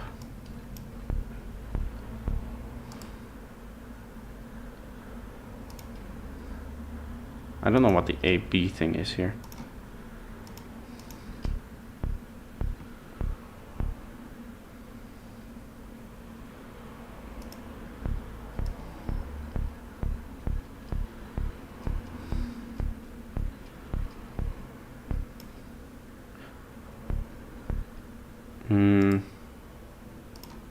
Maybe just a normal 24. Yeah, that's already shifting it too much, you see? You see how we have a more complex like waveform already? So maybe it is the 6 and then just very low.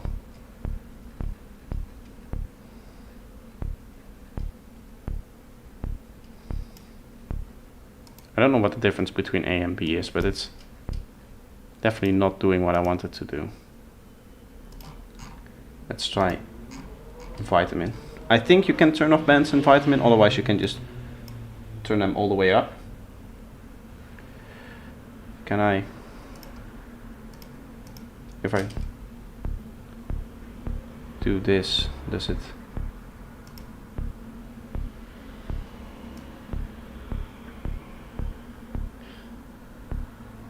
Okay, I think I have to draw the conclusion that what we were looking at in the waveform, this little wobble, has not so much to do with phase shift. I think it's built within the waveform that is used and there's like no processing on it. Because that's the closest we can get, right? With this waveform that we modified. So you modify the waveform by editing phase and maybe some harmonic content. You can add a bit of sub and mid-range lower stuff here. And then it just goes through a filter and some soft clipping to get some loudness out of it. I also think part of why this bass sounds nice in the track is because there's stuff going on. I don't think this bass would sound particularly good on its own. We can check. I don't know if there's any part where it's on its own.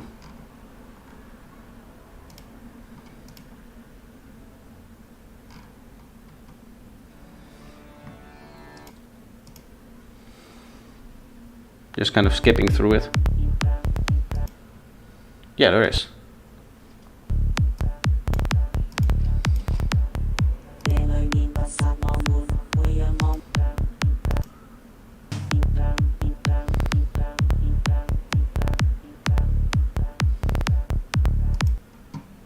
Yeah, we now have it here.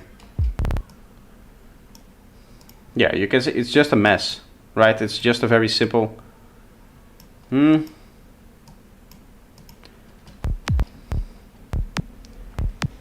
I would need to check more. This might be a bit. There might be some phase shift in here. This definitely looks like a phase shift wave to me, just on its own.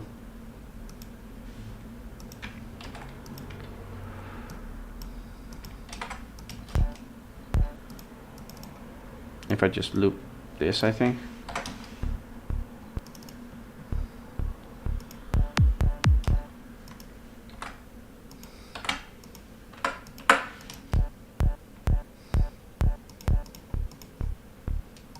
we definitely need more high end.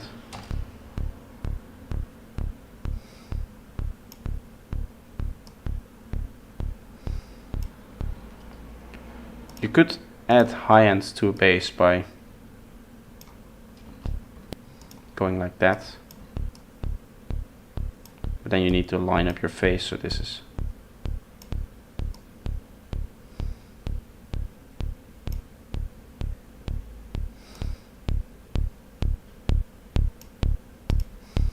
It also doesn't sound great. We could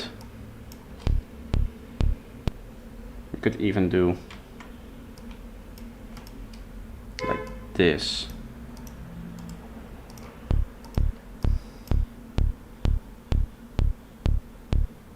Just adds that little bit of high end at the start.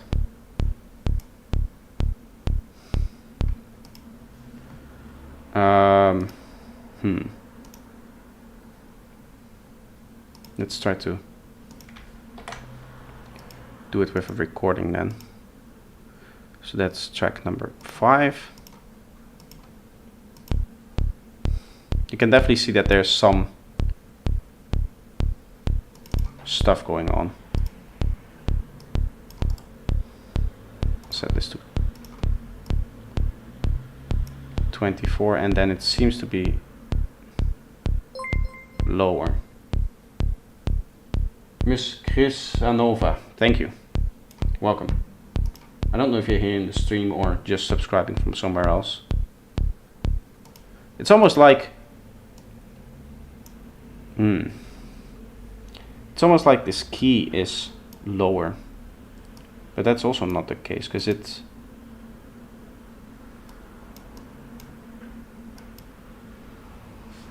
right. Is this D sharp then?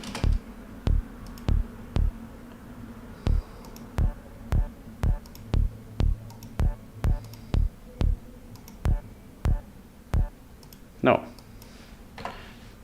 It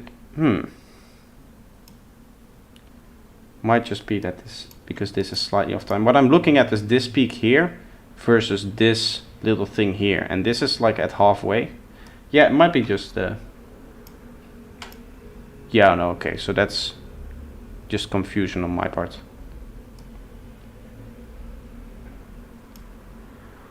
Okay, but this is pretty much it.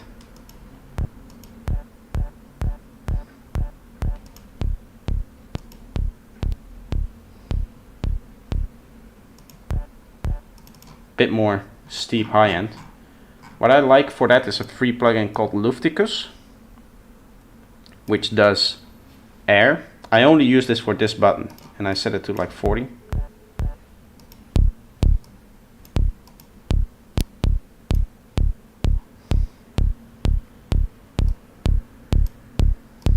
Or like 20. It does add a bit of gain in this case, so we can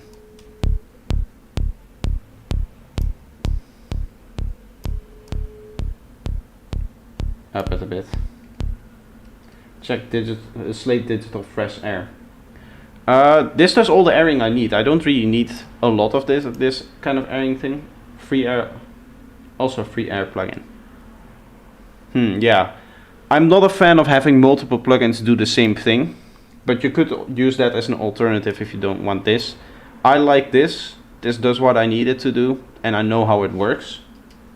Also my camera messed up, but that might have been for a long time already.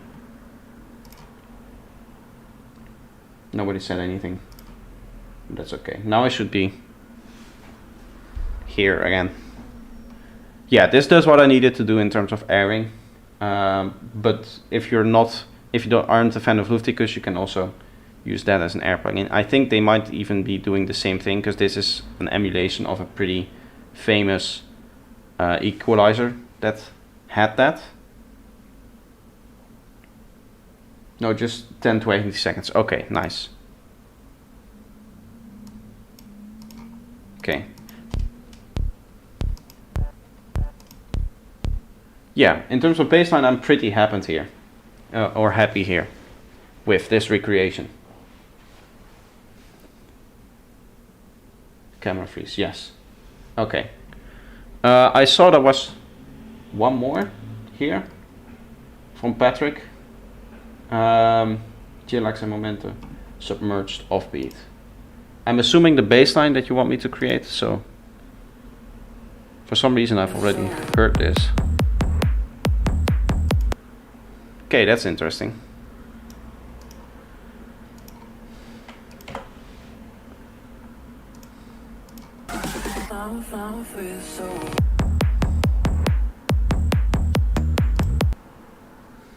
I'm just going to do that main bass sound then. Yes, baseline, okay.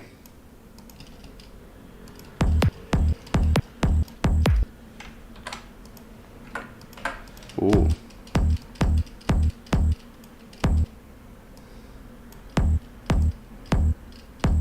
You could just cut it out if you want to. Let me set the tempo to 140.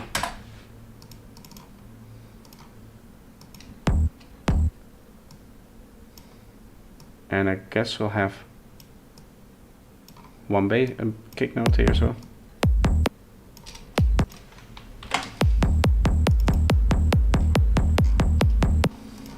Okay, so this will be the last request for now.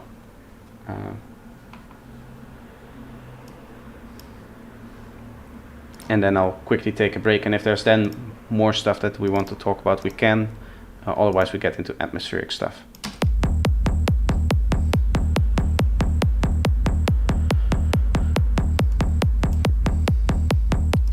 This peak setting here somewhere.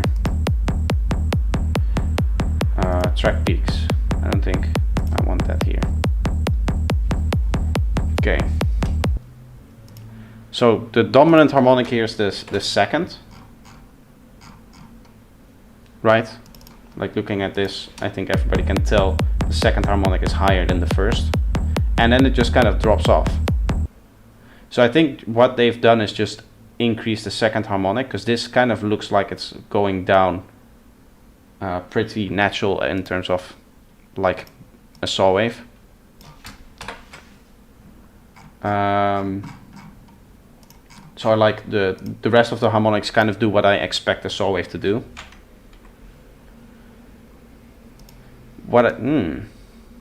This is interesting. Do you see how here it starts already? So this might be like a multi-layer thing. Let me quickly get this kick. And we'll put that on the audio track so we have something to compare it against.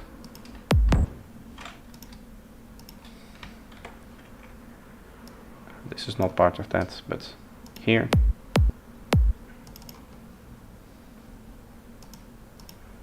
What is the key of this one? It's also nice to know. Does this give key information? I don't think it does. I can find that.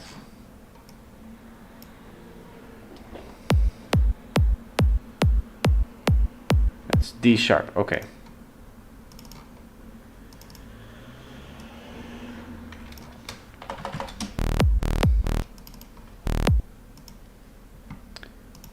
We do our 24 dB. That's a very 24 dB is basically the standard for anything progressive. And we set this to 8th note. And then there's a whole bunch of stereo stuff happening.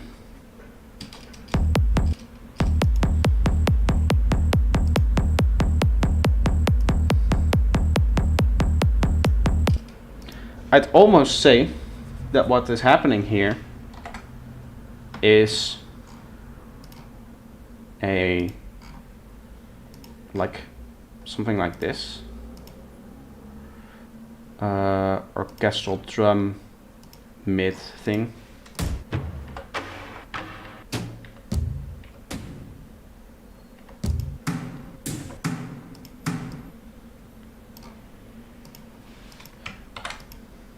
It's almost like this, but then like filtered.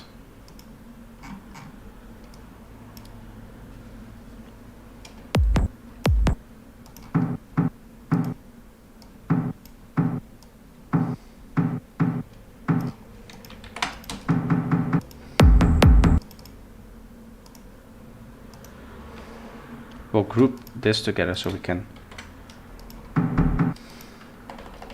turn this down a little bit.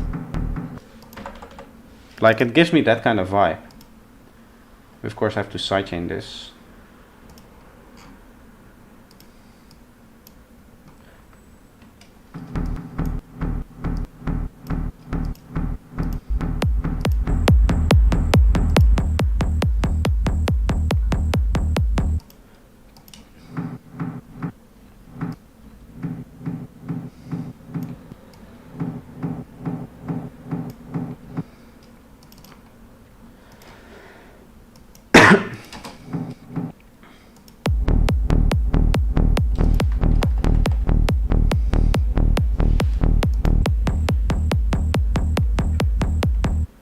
But it does sound all like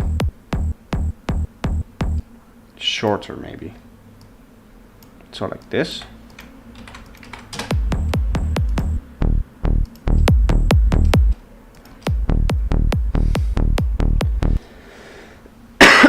It's the kind of reverby thing that we're adding now.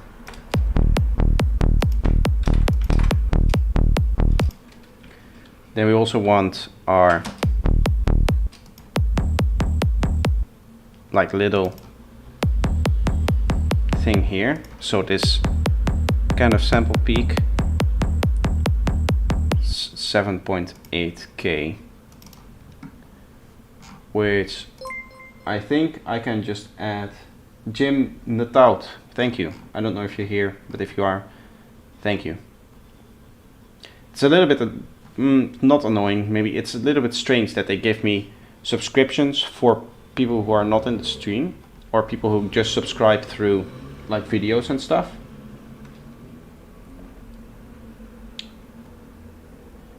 I'm willing to do this with, I think, erosion. That might give us, because here I can just set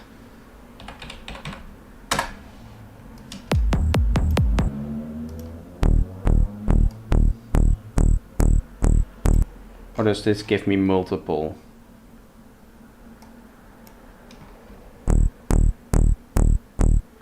Okay, so it's a different sound. Definitely is. Let's see if we can save this.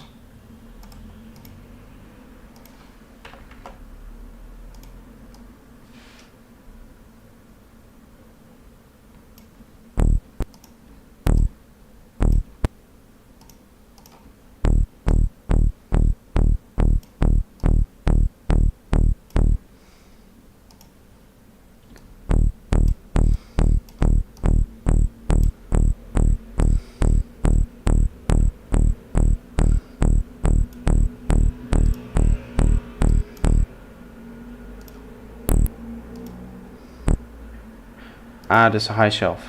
I want this too. Like this, yes.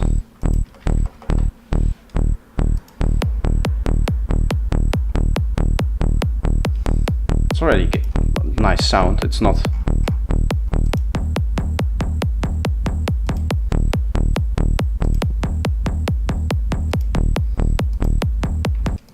We still need to do our harmonic change kind of thing, which is like this.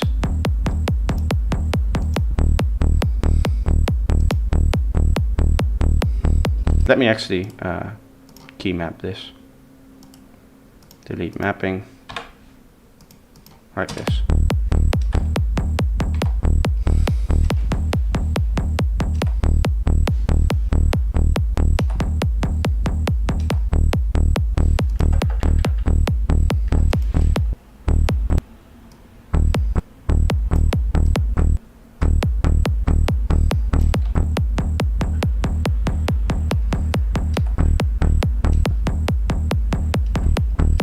I think we need to make this little thing And then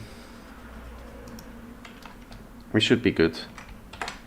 We can just duplicate this and I guess just keep this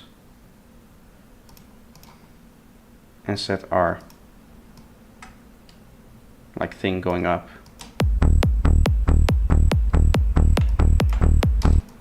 If I freeze this, we can align this.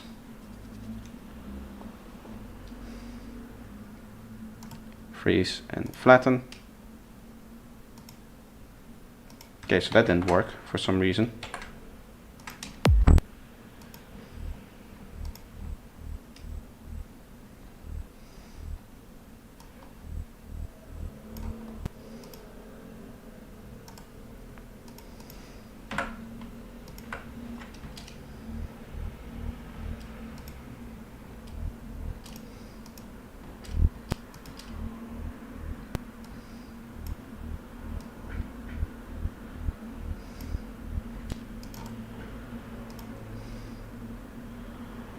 Let's see if we can just add this little effect in here. We should have like a sweep up if I set this to 0. For some reason it's very low.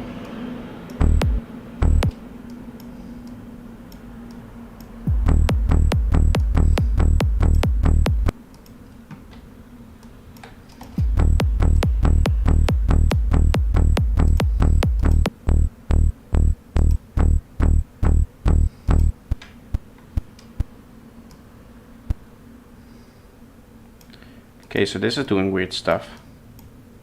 What's happening there?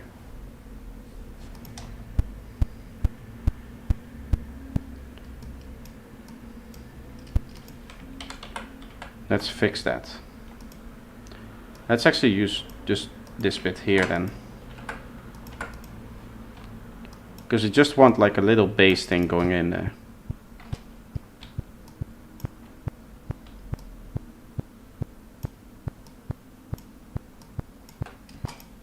I guess. Maybe a bit longer of an oscillation. Let's make that from scratch. I do want to start from here, but then we would change everything here. We would not have any modulation. We don't need this because it doesn't need to have that tone. And then we can just freeze that.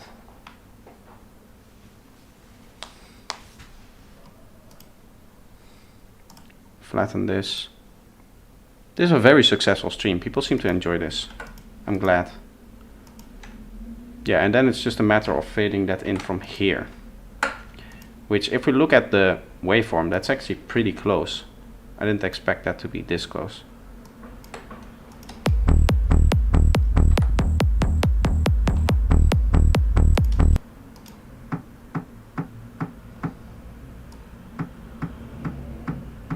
Feel like this, obviously you're not going to get the toms right. What you can do is a bit more stereo and maybe a bit of reverb on this whole thing. So a bit of stereo spread like that, and then the reverb to kind of still get that noise through.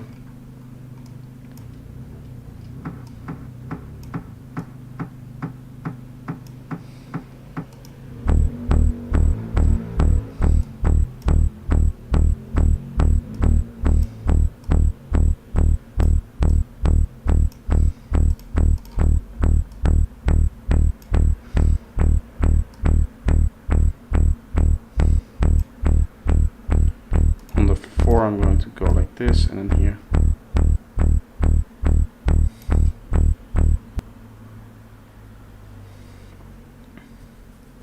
It's frequency shift, I think, to get the right tone.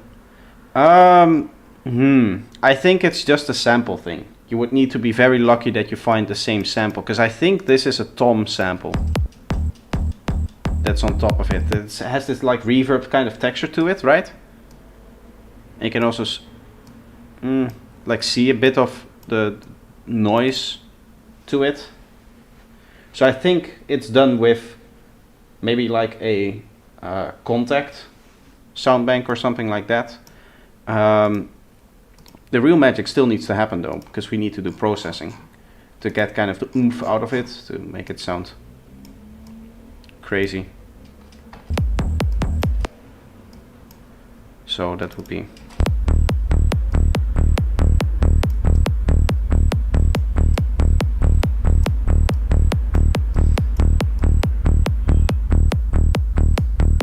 we're a bit loud.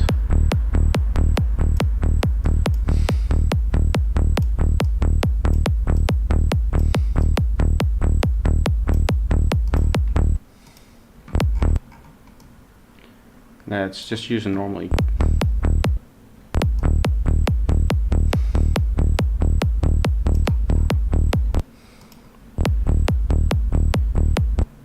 Our spike is way too loud, so we can turn that down.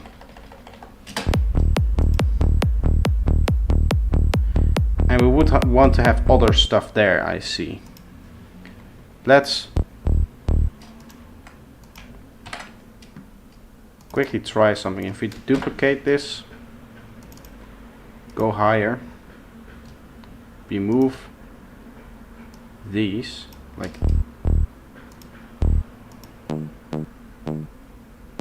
and then just up.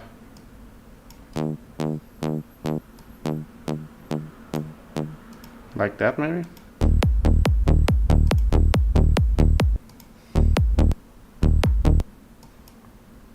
Obviously we haven't set the phase of these two, so that's a problem.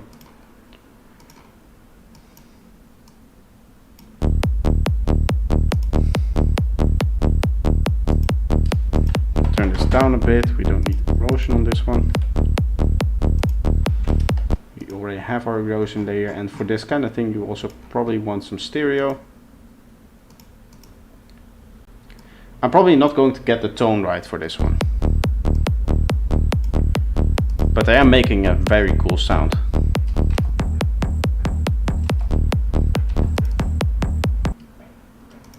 Okay, so we need to remove some of that mid-range from this thing. Kind of just want the high end of this, so we have some stuff in the highs to fill up that space there. I guess you don't really have to up the octave, it just helps with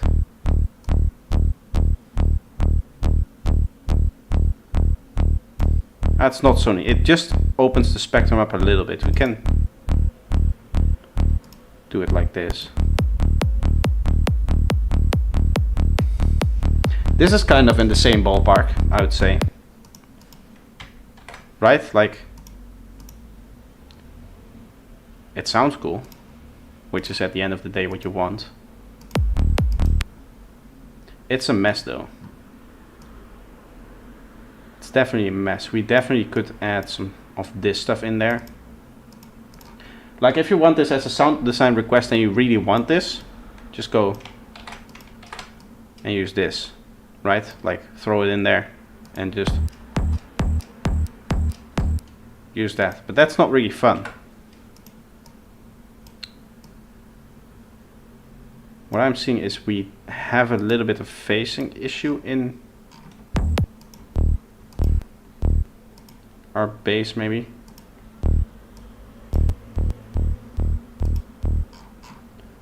Let's keep recording. Yeah, so that's already, if I do that with everything.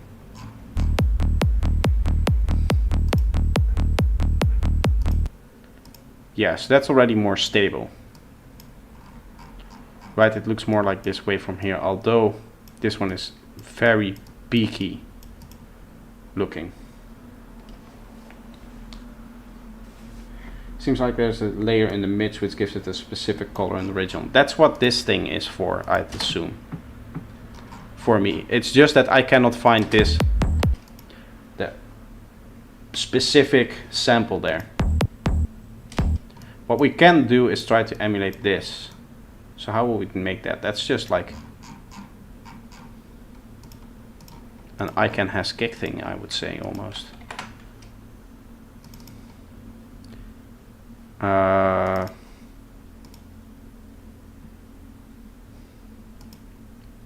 For that I can go to,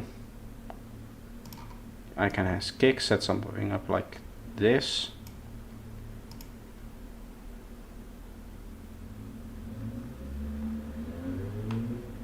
Kind of has a bit crest plus reverb tone to my ear. Yes, I did the erosion for the individual peak here, so this is basically doing a bit crush to get that. And then in the reverb segment we have this, which also has a bit of reverb to kind of extend it a bit more than just have like this space filled up as well. Maybe it was the kick, bit crust, reverb and then enveloped. That's interesting. It might be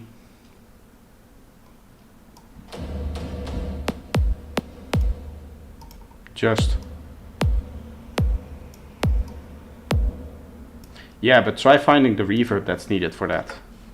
That's the hard part. Like, it could be that they took this reverb thing that I'm layering on top of it and originally made it from the kick, and that could be an option. In fact, now that you're saying that, that's a very likely option. The only problem here is if I want to recreate that, for me to find the right reverb for that sound, I'm going to spend ages, right? So just to explain the sound for the people who are watching and who are like, I want to recreate this, you need some sort of reverb layer on top of it, and that's kind of where I'm going to leave it. Otherwise I can spend another 2 hours trying to design the perfect reverb sound for this, and I won't even come close, because there's so much randomness in reverb and so many controls and so much stuff, right? Like I can open up mTurboverb and just start editing individual reflections if we want to, but that's not going to help anyone to recreate the sounds that they want. So what I'm going to focus on now is get this click in here, and then I'm going to just call it a day. 90% sure it's Valhalla Reverb. Well, then I would need to buy a plugin, which I'm not going to do. Like I have Supermassive, and that's why I could try that, but that's okay. Sample the Coca-Cola in your glass and make it a track. I don't think you're going to get many sounds out of that. I mean, I could, but it's not going to sound nice. Yes, so we want this to be very spiky.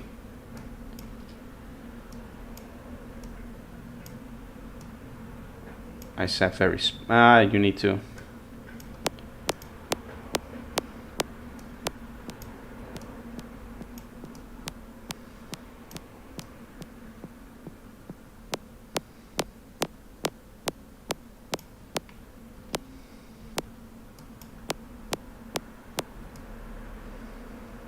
Of course I need to set fade. Like that. Now we should have a click here if I record that.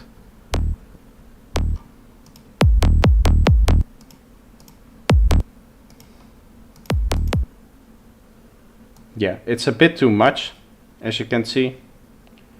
So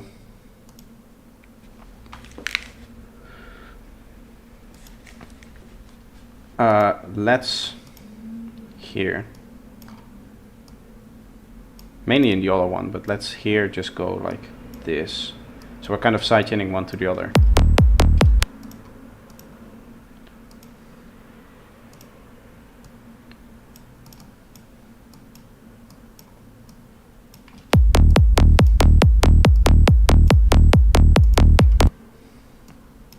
That should fix it, hopefully, a bit, the stereo and stuff on there, and then there's this.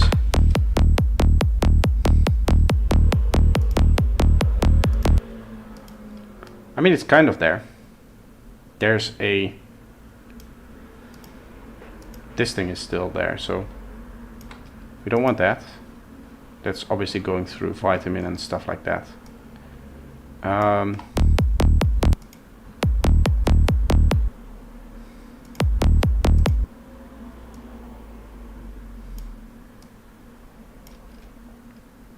camera froze? Yes.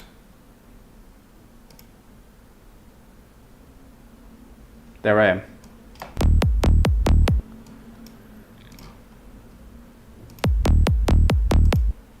Okay, so by just shifting it forward, we're not dealing with the post-ringing on this thing when it goes through the processing. We still have that effect of the slide-in, which we see here. And we get a clean transient to it, although it's a bit different. It's a bit stronger of a transient, so we can maybe go like this.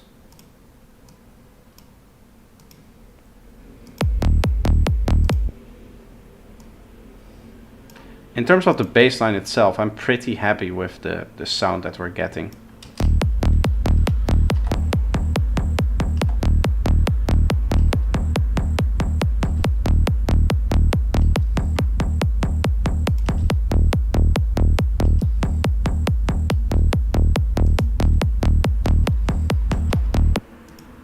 It's maybe a bit too much high end in here, in this thing, so we can get rid of the most high end part of it, although we would be losing this thing here.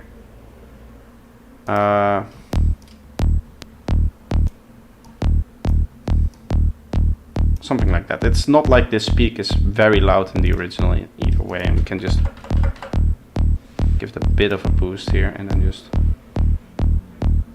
go like that.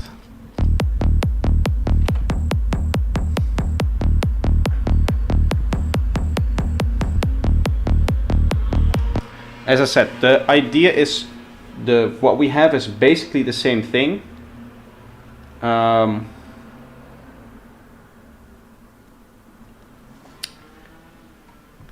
But you're going to need to find the exact sample that's layered on top of it. That's kind of the problem here with this bass line, is that there's some kind of sample, I think, that is giving that reverb texture to it. Not requested to do now, but wouldn't it be possible to deconvolve with cam bass and get the bit crush and reverb? Yeah. But you would need to have the original. You mean like nulling, right? Where you would do a null, where you flip one of the two, and then it's like upside down. What you would need is you would need a clean kick and bass sample for that without the reverb thing on it and the bit crush thing on it to start with. And if which we don't have, so we wouldn't be able to do it like that. I think what you mean, right, is that you take this thing and then you flip the polarity of it and you find a difference. If we had a clean kick and bass, then we would layer it on under here and we would be able to find it that way, yes. But the problem is we don't have a clean kick and bass. So you cannot really do that.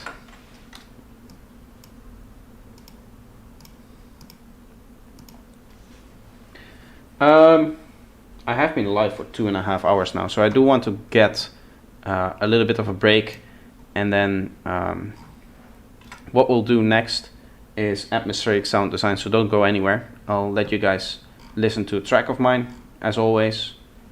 Do I have some interesting stuff here?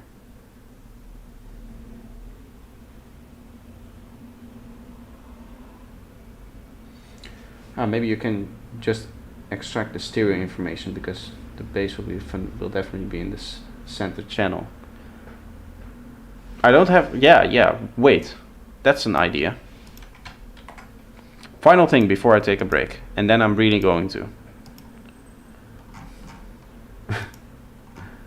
I've said that 5 times now today, but this is all very interesting.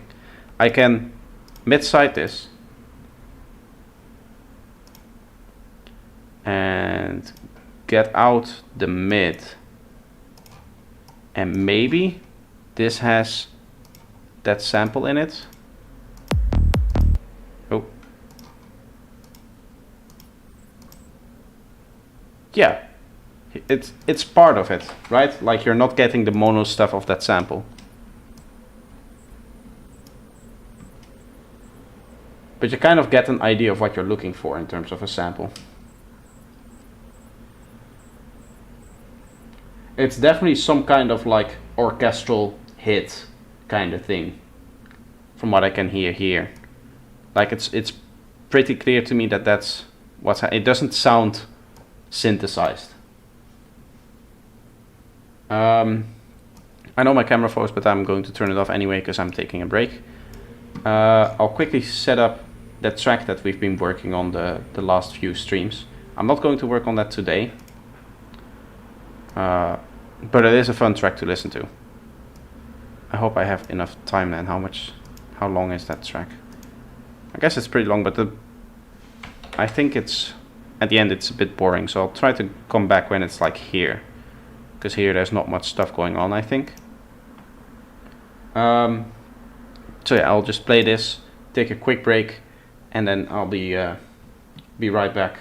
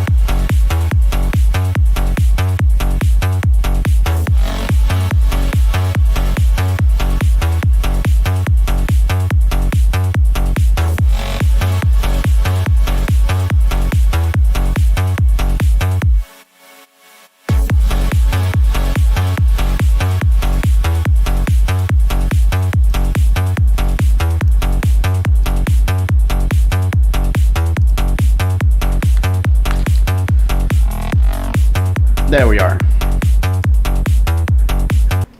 I'll just stop it here from now. It's just kick and bass, so it's not really that interesting. I'm sorry for anyone who was vibing to that, but we have to continue with the stuff that I was doing. Or actually with new stuff, because we're going to do atmospheric sound design right now. Which is fun. I like doing that. Bad sound design. This one. Do I want to save this? Yes. We'll call this. What day is it?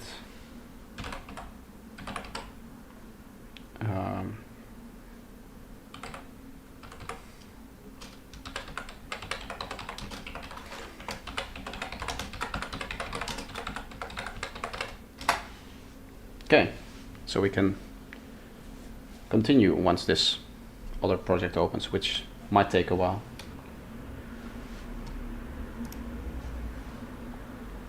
The intro steps, nice.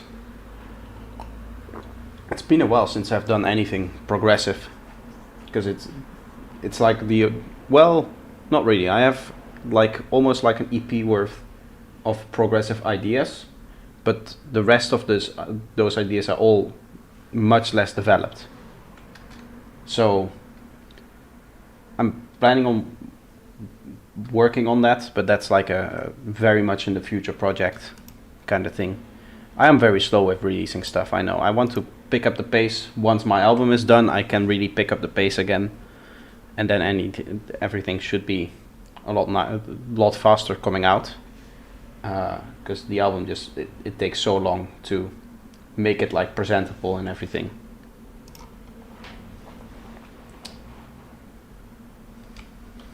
But it's fun doing progressive stuff as well. I don't mind it. There's people who say that's not real sidetrance, but they don't know what they're talking about. What was I doing here? This is all finished, so we're doing things in C right now, right? Because this is the back. For those of you who don't know, I'm working on an atmospheric back. So these are all the samples that we made in A sharp, which are going to be available, and then we have C here, which is going to be another one that's available, right? So we're going to have A sharp, C, D sharp, G, and G sharp. Those are the keys that I want to work in, because those are kind of like part of them. A sharp, G, and G sharp are the keys that I work in a lot. D sharp is a very common key for sidetrance in general, and with C, what you can do is you can place them in the piano roll, and you don't have to repitch them. So that was kind of the considerations when choosing out keys to make this, basically. But the fun thing about this whole project and all of these sound design things that we're doing here is that I can experiment a lot with different new ideas, because at the end of the day everything is going through this ambience rack, which is just going to make everything very reverby and very delay, basically.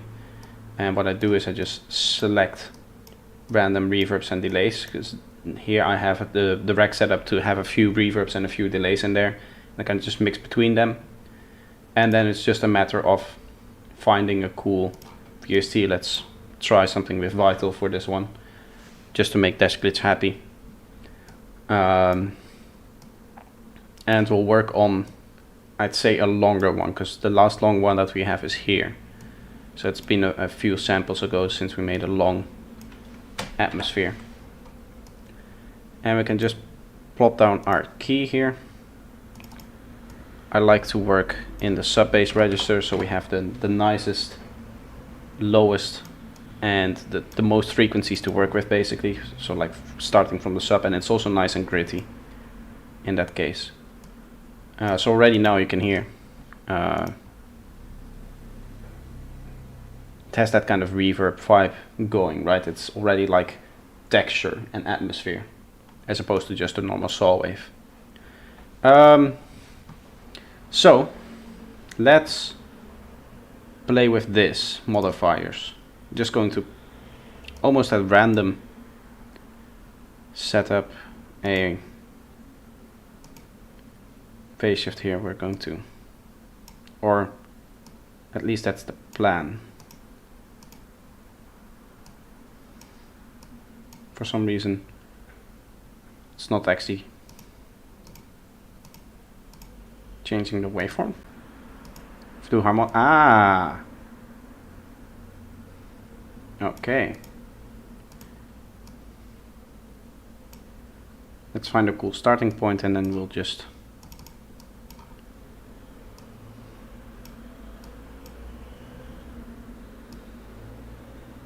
change into like this, and then we're just kind of like morphing between this shape here. I'm just going to almost add a random amount of like stuff to this. So we'll do like a wave shaper. I kind of want this to remove the click, basically. Enter value 1090. Let's try like 870. 850. Yeah, so now we don't have like a real click here, right? Which is going to happen here. So we cannot really do anything about that. We just end up with no click here. Or can I make this go move up? Yes.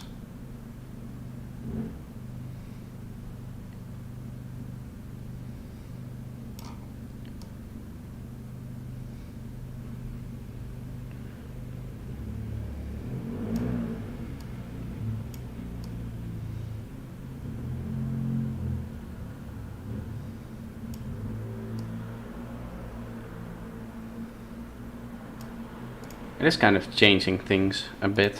We can try something else. I do like an X warp here, and then forget to add keyframes. Usually when I work with keyframes, it's in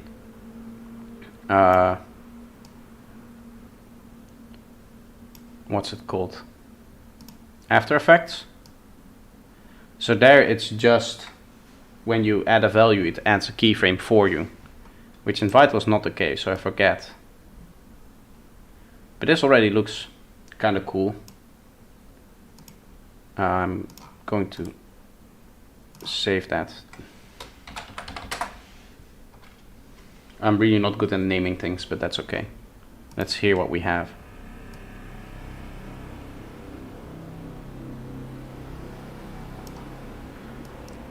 Now we already have this creepy, weird kind of texture, and we can just go add one of these. So like,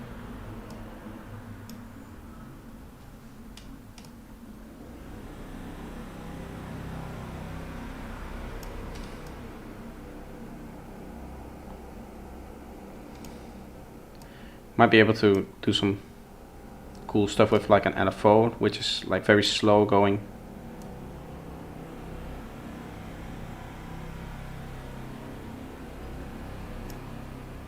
Like that. What else can we do? We can just first of all set up an automation for this, so we know what we're working with. Thinking just like slowly morphing like this.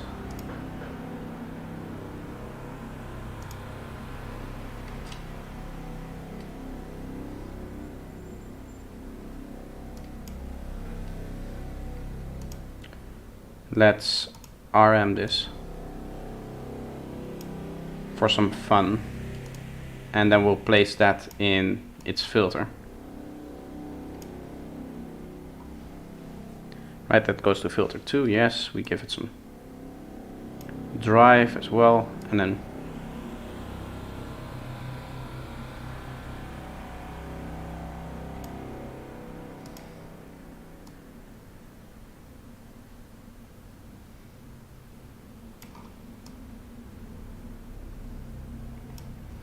okay, so that's not doing what I wanted to do. I want maybe some FM then.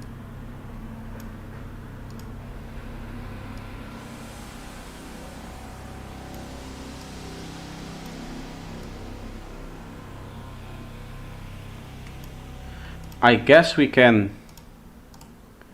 use a saw or a sine wave instead. That's probably better.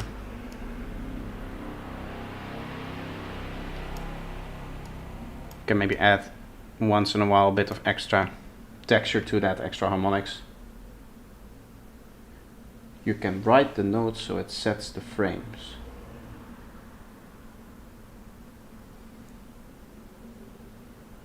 Write the notes so it sets the frames. What does that mean?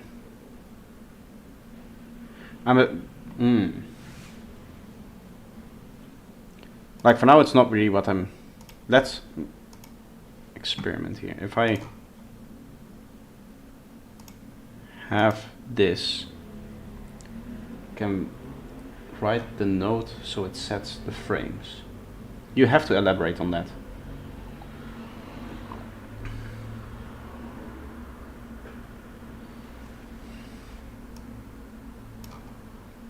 Like if I do it here, it's not going to set the frame, right?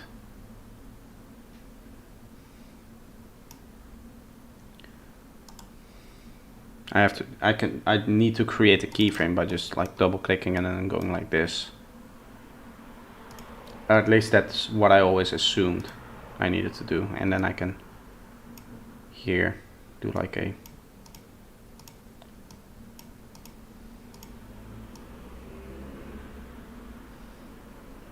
phase shift, or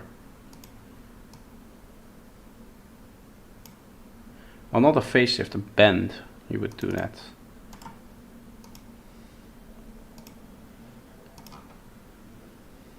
I would do a bend here.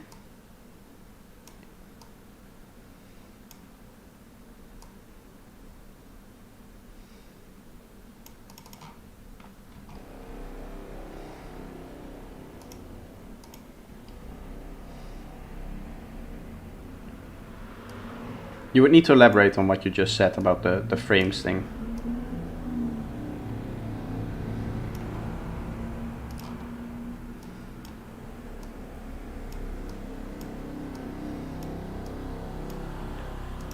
I might have chosen a bit of the wrong reverb here.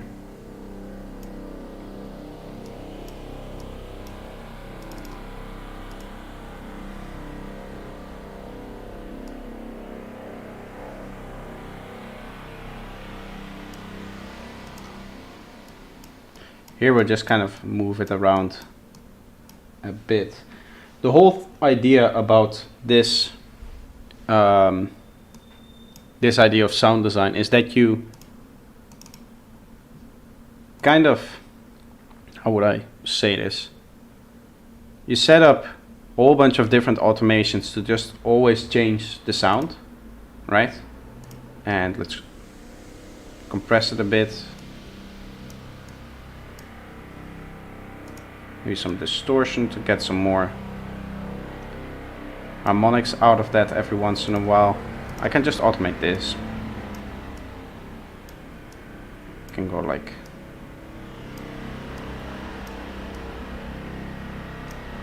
this.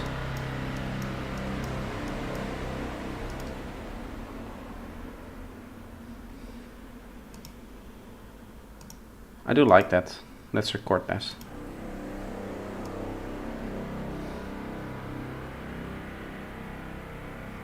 Just now kind of making sure that this that what we're having kind of has this flow to it. You can see how it's louder and then less loud and then louder and less loud. That's kind of what I'm after now.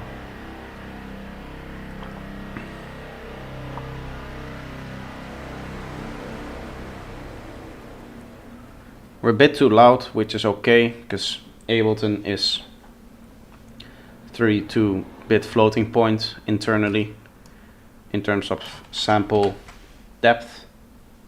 Bit depth is the actual term.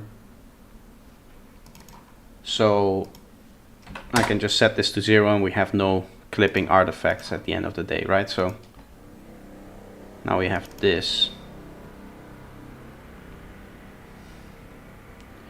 which is a cool sound, yeah.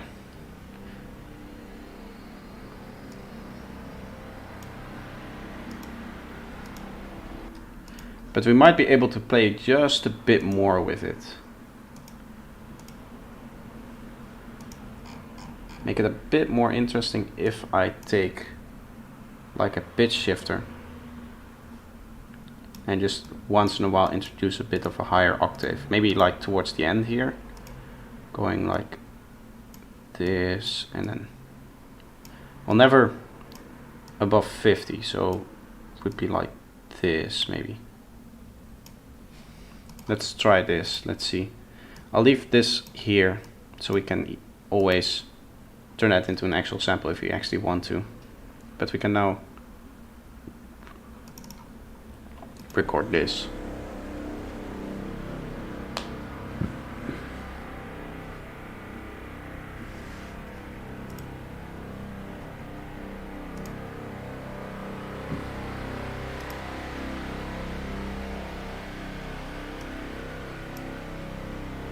Just a little bit more higher harmonic stuff. We should hear it here much more.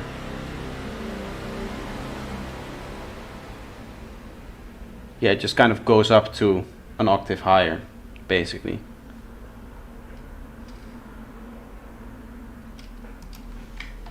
I think this one is a bit more interesting, so I'm going to mark that other one as a sample we're not going to use by just like making it red or something. And then we can fix this one up. It's always a little fade here. Control J to make sure that it's a new file so you can normalize it. It is a bit louder, this one, so we're losing a bit of volume in like this area mainly. Or over the whole sample, but you're going to see it in the waveform in that area. Not that's a big difference.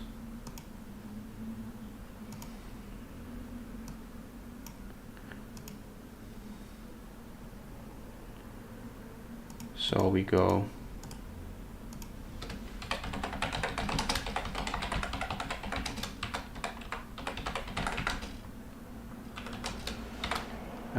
C.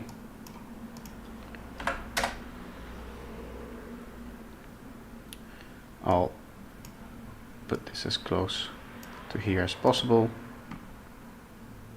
Right, yes. And now it's just a matter of making a new MIDI track and just doing that all over again. We can use like FaceBand as well. It's cool to use like different tools like this. Let's do another more crazy one here. Another bit crazier setup. Going to group these and then throw on another MIDI track. So I'll first design this sound. I'm going to quickly turn this off. And here I just want a harmonically rich metallic FM sound. Basically, that's what I'm looking for. So the way I've been doing that, and it doesn't need a lot of movement, but the way I use FaceBand is I make a bunch of oscillators and then set up some crazy FM rounding. For this one I do want one like a little bit more complex waveform that's kind of like shifting. This one goes like back to its original, so that's maybe not the best. Maybe this. Yeah, this seems to be a fairly crazy sound here. Let's actually keep this free and just set it low. And we have this go there.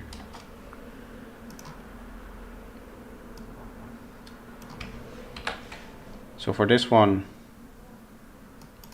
I'm going to go an octave higher, so it's a little bit more open sounding, which is what we have now. It's not that interesting because we've not set up the FM stuff yet.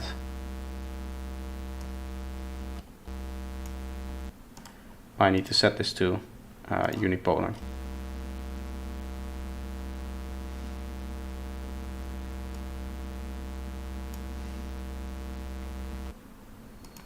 I'm going to add tiny bits of FM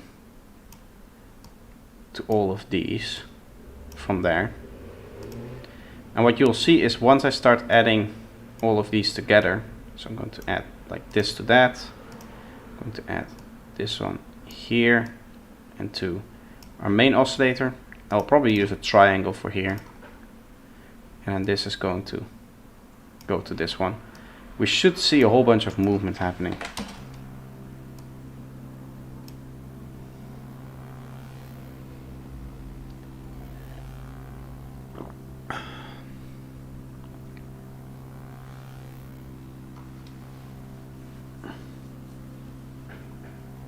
Now that's a bit boring, so we can start setting up macros for some of these FM ones, and I basically choose that at random. Oh, and we'll do one here. I'm trying to see which one has the most like influence over it. So we'll do like 4 of them, and then I have to 4, 3, 2, 1 this, and then I just go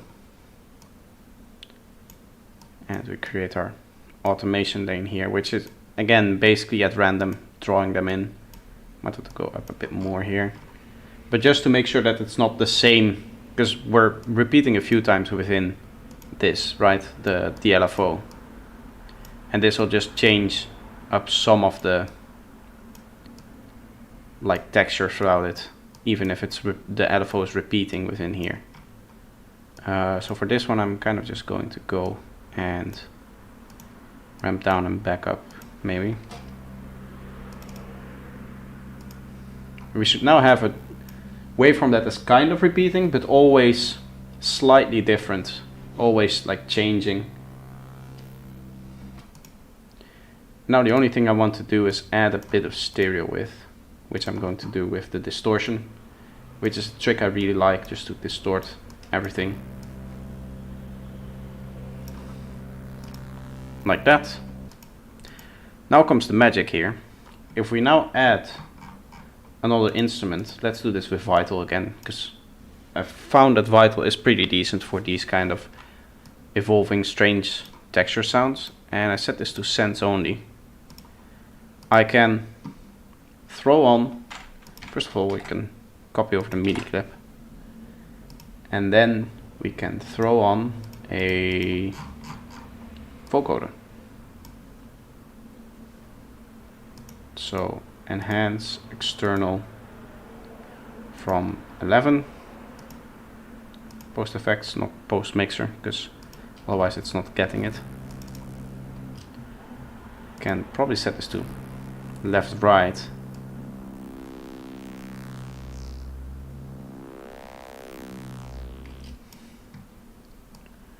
And maybe draw in a nice shape like this.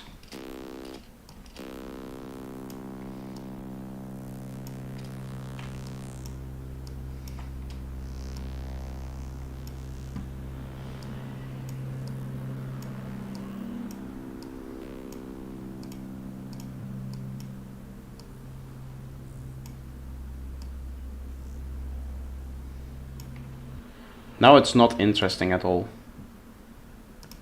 But once we go in here and mess with everything, like make a patch in here, right? Basically just at random. Let's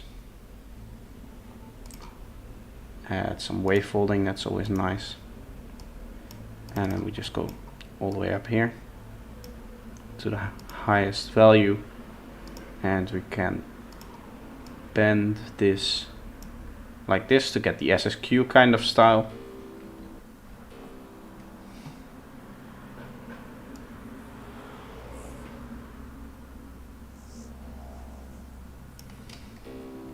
Probably don't want to mess with that.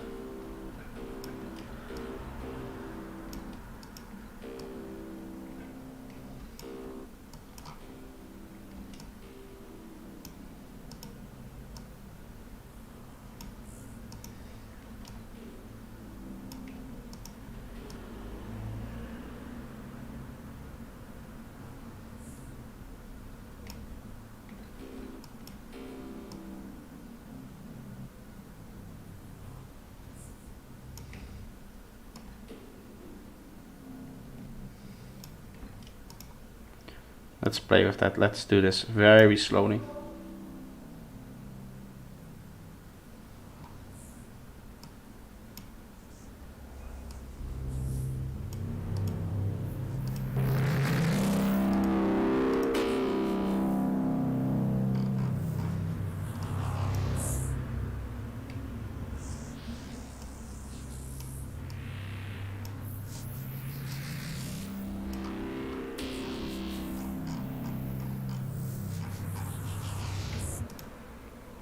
Now, if I turn this on, it should sound crazy.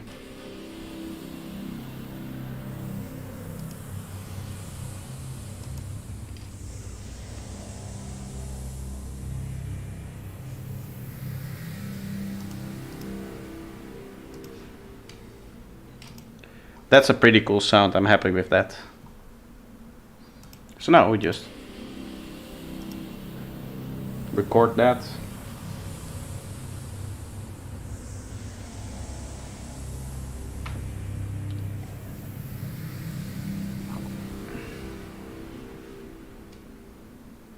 And we have this crazy sound here.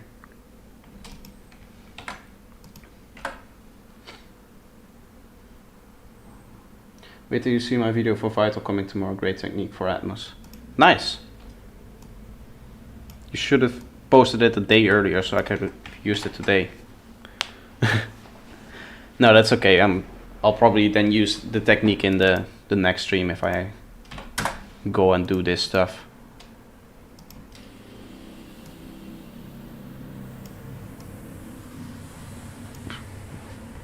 Ah, that's why everything is so low in volume. That explains a lot. I think it might be a bit too high. You should have, yeah. You definitely should change your upload schedule to and make your upload schedules fit towards my streaming schedule.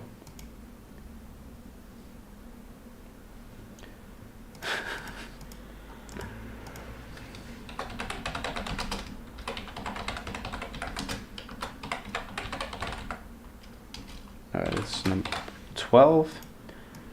I think for today I want to get to around 20. We're going pretty fast, I think. Well, not really. Oh, I'll leave this open. We're not going that fast. What time is it? It's still pretty early. I might do another like hour and a half. We'll see. Hopefully it just doesn't crash. That's the only thing that's keeping me back. Is the stream might crash, and that's annoying. I have to set up everything and people won't be able to find it again. Why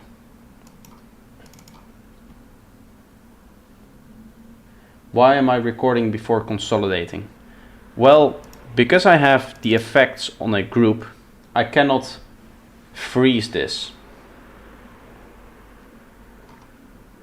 And even here we have groups, so you cannot really freeze that. And so I record it in here, then I consolidate and add the fades and make sure that the sample is really how I want it to be. Like in terms of the waveform, if the waveform looks good to me, if there's no weird issues, any strange glitches happening, stuff like that. And then I consolidate it so I can set it to 0. And that's where you check the waveform. And also because if you don't consolidate it when you save it as a sample, even if you like drag it towards here, it will still save the full sample like this, right? So if I have a sample that I recorded out up until here, but I just want to save this part, I have to consolidate it first. So that's why the first recording, then consolidating stuff. That's kind of the idea behind it. The recording is because everything goes through this group and I want these effects on the sample. I don't just want whatever comes out of this track, so I cannot just freeze this. And then the consolidating to make sure that the file is okay and the length that I want and stuff like that. Let's do something.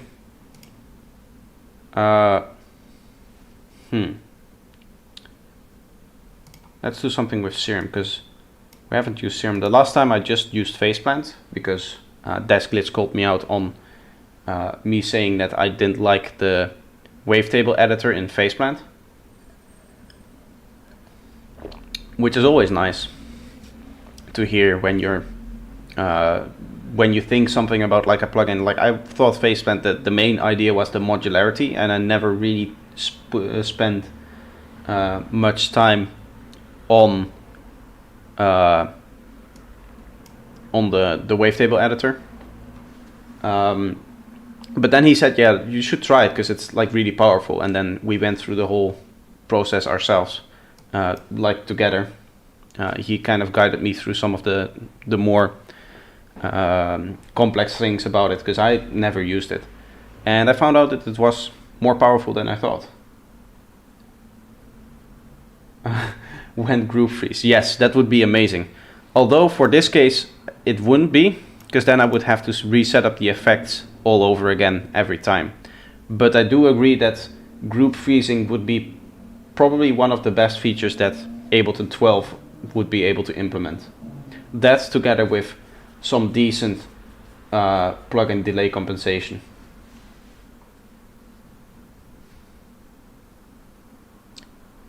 That's the only thing I could think of what I want for Ableton. And obviously like more effects, more instruments, whatever they add for creative stuff. I think in FL Studio I can consolidate directly, but I'm not sure. Any recording you can click make unique and it will just create a sample out of that. Right? I think either make unique or make unique as sample. There's like two options for it. You can make unique as sample and it will just pop open a window, allows you to write down the name, and it saves a WAV file of whatever you're making unique, basically. Here I have to go, right, you see how Ableton delay compensation is like Half-Life 3 at this point. Yeah, I get the idea, because Ableton isn't a DAW in the traditional sense that it's used for live performance, right? I want to keep these two from the other one. It's used for live performance. So the problem with, or the idea with the delay compensation is not so much that you want it to be as fast as possible, but that you want every track to be in sync. And I believe that Ableton does that pretty well. There's no latency on one track more than the other, which is the end goal. But what that does mean, and there's sometimes plugins like FL or LFO tool or any gated anything that kind of like relies on timing, so like LFOs and modulation and stuff like that, those LFOs get shifted in time,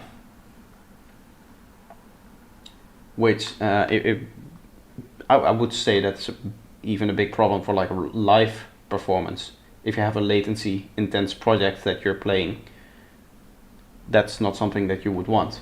Then again, you wouldn't want a latency intensive project anyway if you're playing live.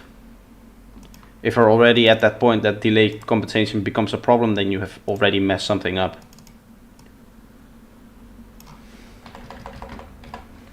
Let's try this. We'll try doing like a chord atmosphere, maybe like a power chord or something.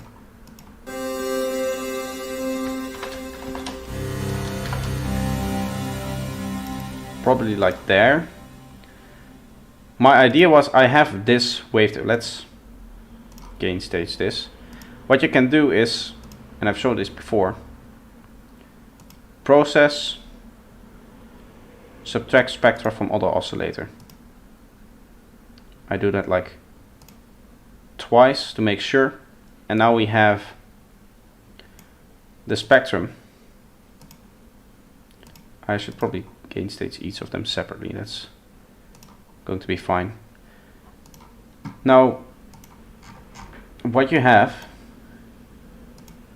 is, if I place this here quickly, you can see some harmonics are like moving. If I move what I'm going to do is I'm going to change this wavetable position. This is a static wave and this is wavetable position kind of thing. You're going to see that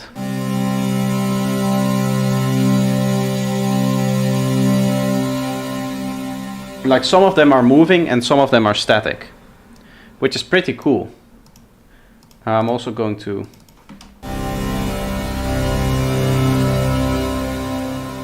we have like a big cool thing here now. Let's quickly set up like a bit of a filter movement. I feel like this sound in particular is a bit loud.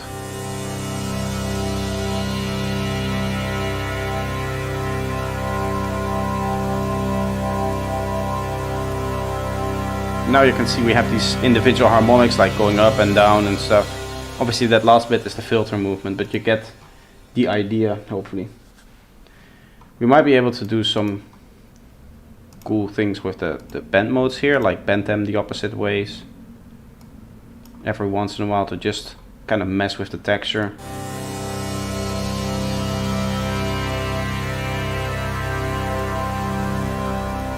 Although it doesn't seem to do that much.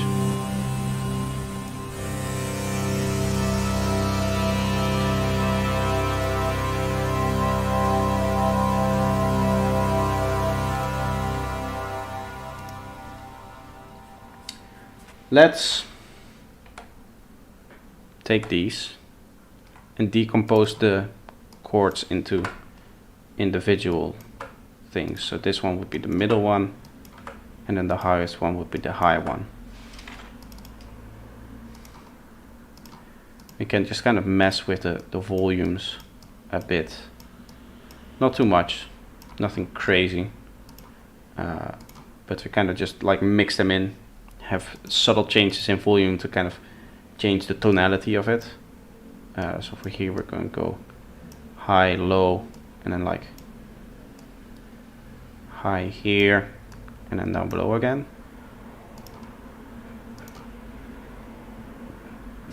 And then for our lowest one we'll just go down and up.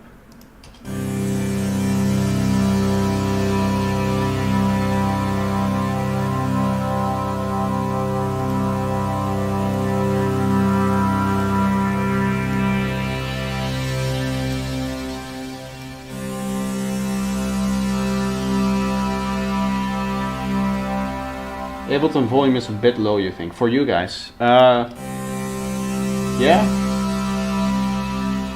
I'm getting about 60 dB below. Yeah, which is this. I can just turn my volume down here for me. Can you still hear me if I talk like this? It's not too loud, the music.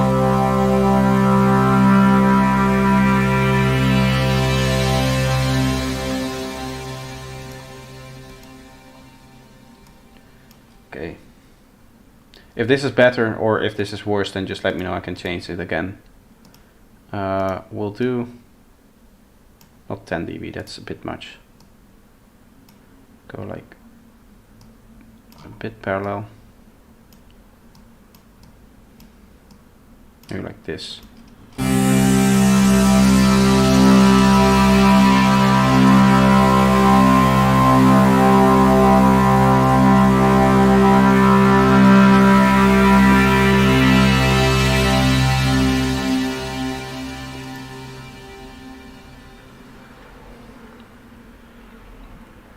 That's cool. I like the distorted edge that we have. For me it's too loud now, but I think it depends on the setup that you have.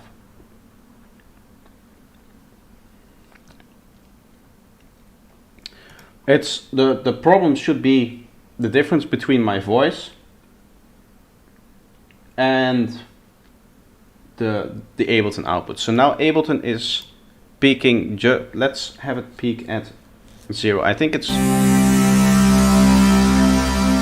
yeah, it's going to peak far over 0. So I'm going to probably turn this down to like -4 to kind of correct for that.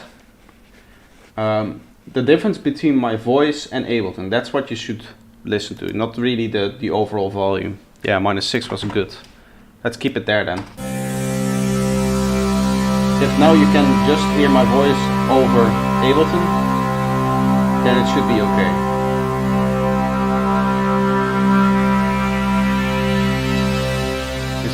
way louder than Ableton for you.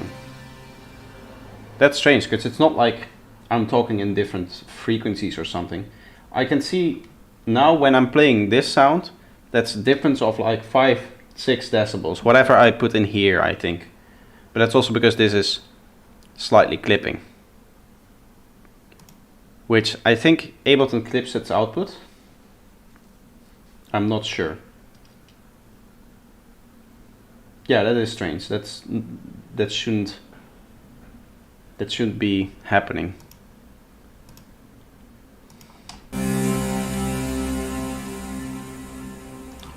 Let's do something. I'm going to just like slightly fade these in over time, so like this will be like this.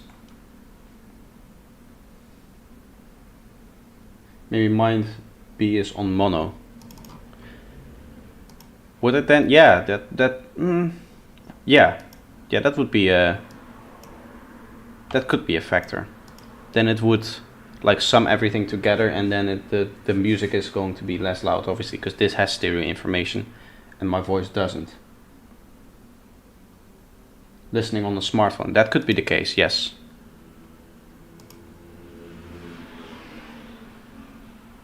Let's check your speakers.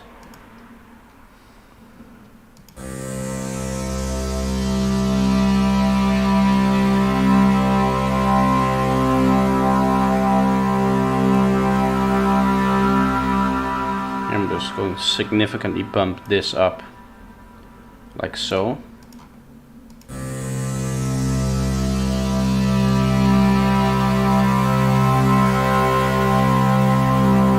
Just get a hint of this higher note as well.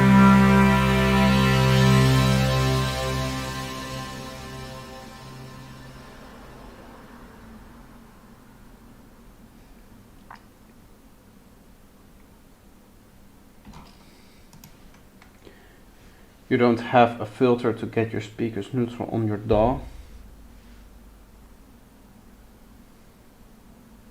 And hi-fi speakers and it to work. That's very strange. I have no explanation for that then.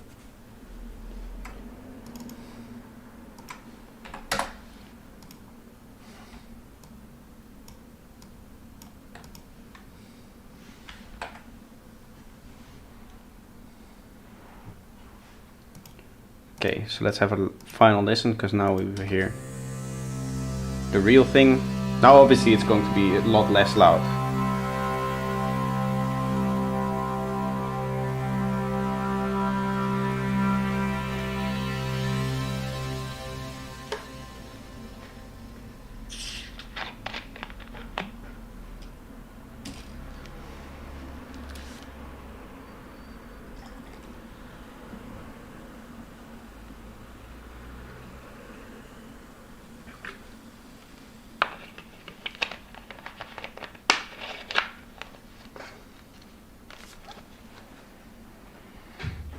Oop. Okay, so we can save this and move on to the next one.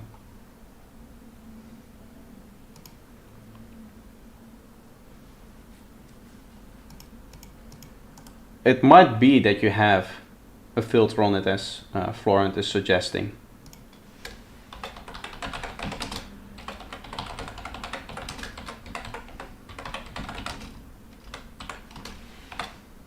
That could be a factor that could contribute to it, although it wouldn't maybe.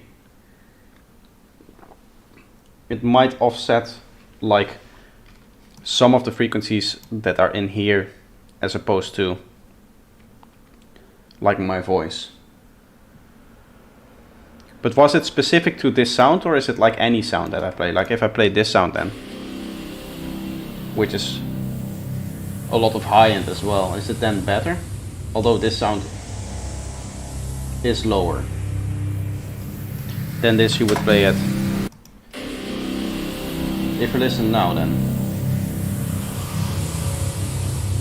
Now in terms of volume we're about the same. I always save my sample in C note. For this part, yes. So this is the C part of the pack. This is the A sharp part of the pack, which we've already done. and then I'm going to do G, which there's also a few. I'm going to do G sharp and D sharp, which are both empty now. I think I explained this before. A sharp, G sharp, and G, because I work in those a lot. I'm doing D sharp because those are that's a very common key for psytrance, and then C because you can easily put it in a piano roll and don't have to retune anything. That's basically the philosophy of why I'm doing those different keys.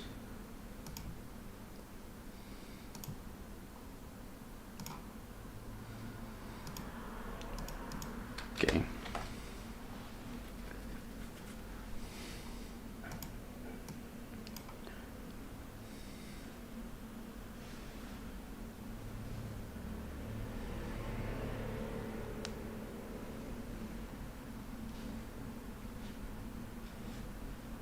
Okay, what do you think of just having maybe sample in C and then pitch shifting to go to root node of track? That could work, but what I found is that often it doesn't sound the best. Especially if you want it to be like a specific length, right? Because these things, they're all 145 BPM, which is kind of in like the middle of psytrance. There's some psytrance that goes like 138. There's some psytrance that goes higher, which is like, I don't know, like 155, something like that. Around most of the psytrance sits around that region. You also have people making 180 and even like 220, but those are crazy. So all of these samples have been made to go from one point to another. Like this one goes from here to there. If you're going to tune this up without any warping, that point where it goes to changes, like on the timeline. And for this sample, okay, it's going to be a bit shorter, doesn't really matter. But let me see if I can find a good example of that. Yeah, like these ones, for example. This one has a point here, kind of a point here, and then a point here towards the end, right?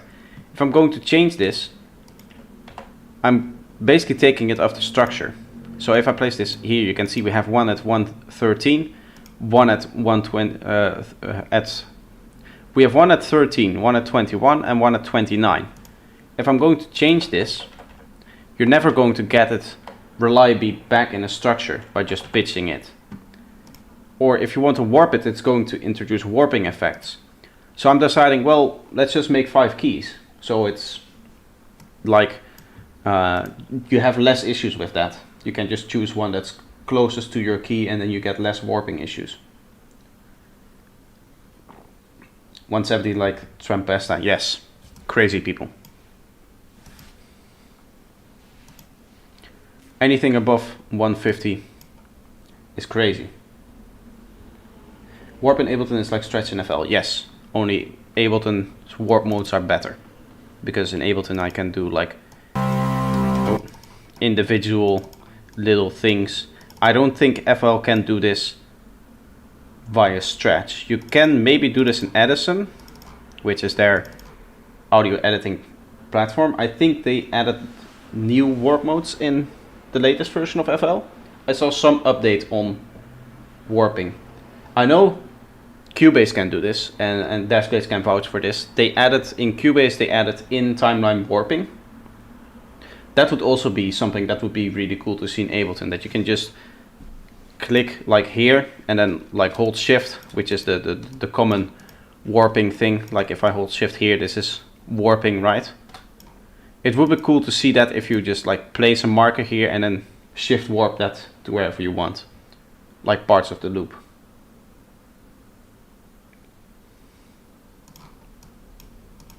So those are the 3 things that I want to see in Ableton 12. They should be working on it, right? There hasn't been an update for quite a while. Let's not use Serum, which I know is the volume is way better for you now. Okay, yeah, I left it at 0 when I'm playing these files. When I'm clipping like right here, I'm going to go back to -6 so that compensates for that. Let's try something here. I'm going to try something maybe a bit crazy, but I have a cool idea that I want to do. And Vcv Rack might be the way to do it.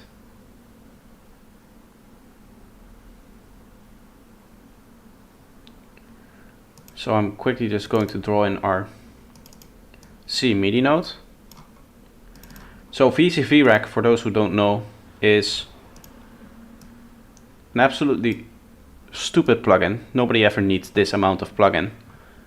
Let's just select all of it and delete it. I can basically, this is like a massive list of different effects, different modules that I can throw in here and just play with. So for example, I can use MIDI gate, I think. No, I haven't used this too much. I want the one that takes MIDI out. MIDI control voltage, that's what I want. Going to place this here. Reactor up, able, and value, isn't it? Yes, as I said, -6 when I'm not clipping, and if I'm seeing that this is clipping, I'm going to compensate for that. Let's also, by the way, now that we're here,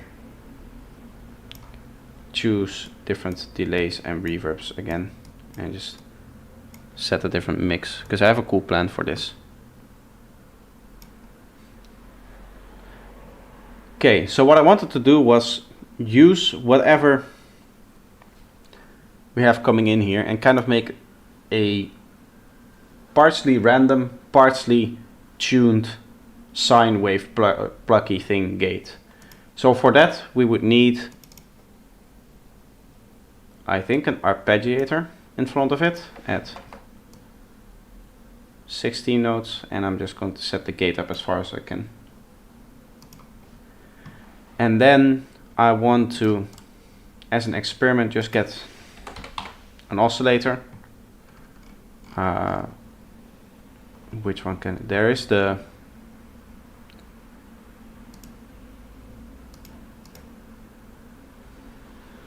I could update some things, but that's,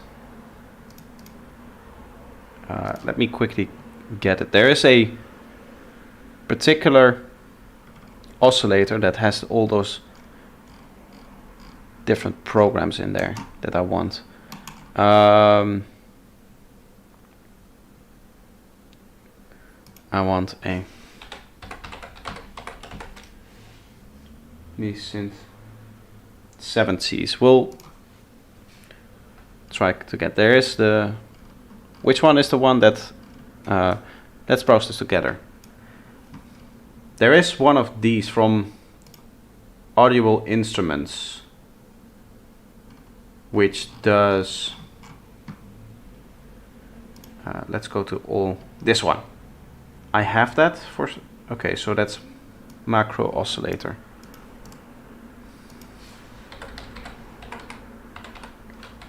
Maybe I don't have everything installed. Audible Instruments. Let's first, maybe this was just not installed. Check out Synth 7Cs. Let's see if I have 7Cs. That sounds like something I would be interested in.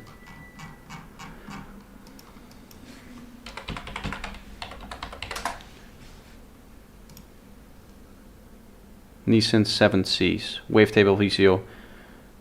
Okay. Let's add that. And they also have Poly 7Cs, which is probably also cool. I would need to wait for that to show up here though.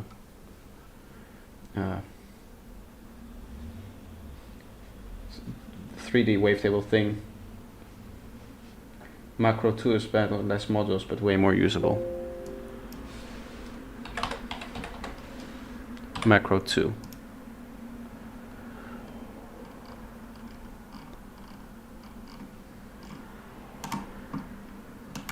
Again by audible instruments. I also have that one. Relaunch everything too.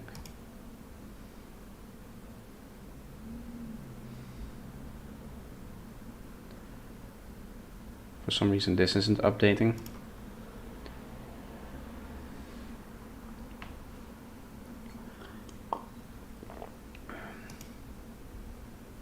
Okay, I think we have to redo all of this. It's annoying is once you have everything set up here, or the annoying thing is that you have to constantly update things, so I'm kind of like out of my creative zone right now.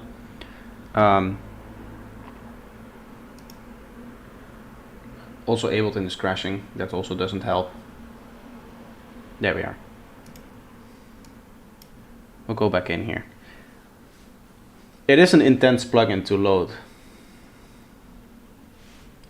Is plates, I use that for most in your rack. I can the synth modes we need for Psy. Yeah, I like the first one. I haven't experimented a lot with anything modular.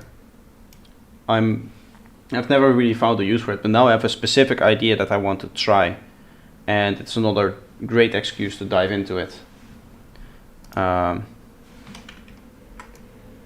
And just Vcv Rack 2 is just such a good improvement over the first version, like especially hosting it in your DAW like this. Hello Steels, how are you doing? Nice to see you here.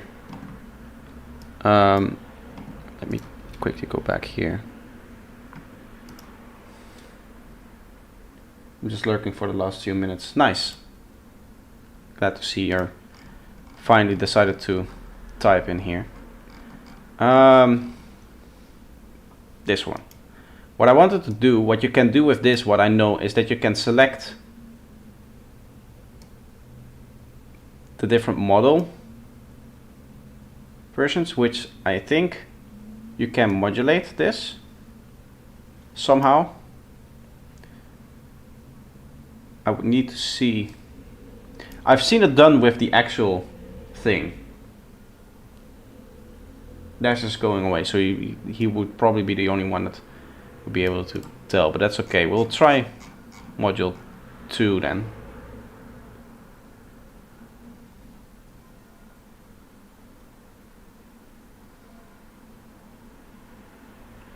You seem to have a huge chat delay.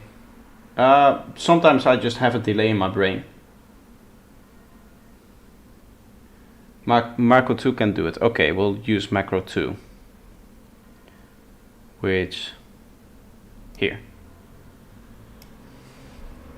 Model, yes, this should be it. This should basically be the same thing then.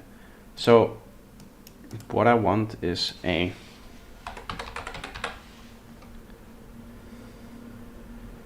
random CV generator.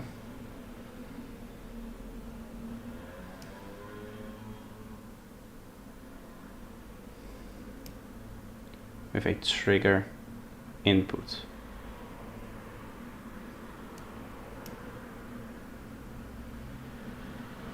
This is CV input for. Okay.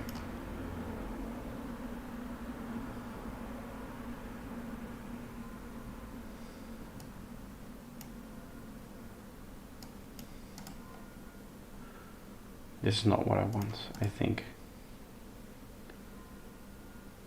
Generates a random note when triggered.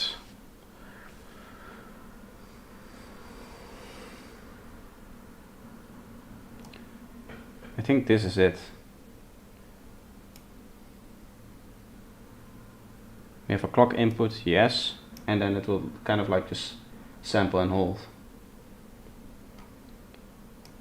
I hope. Let's try that. MIDI CV for the input. We'll throw on a gate here, and we'll throw on our output.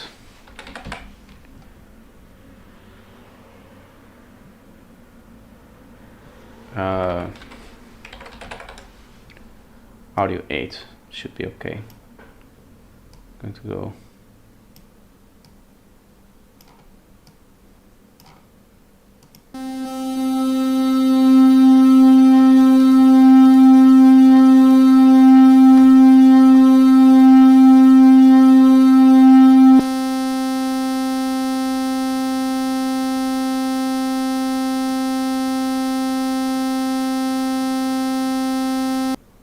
The annoying thing is that you cannot stop it like that. Like, or I would need to get an ADSR, get a gate input here, and then we need a VCA, which is a volume control. Set the envelope here, no attack. I like this ADSR, that's visual. I like what they've done with the Vcv Rack 2. And we can take our input and then output to here.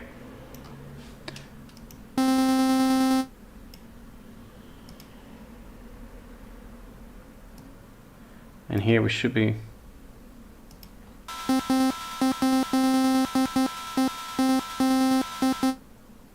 okay, so this is binary. That's not what we want.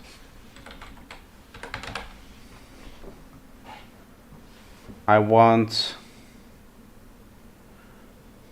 just kind of random outputs, random volume, random values between 0 and 1, basically, is what I'm looking for. I hope anybody here has experience with. Let's try this. Just trigger input to the gate, and then we get a linear output and put it there.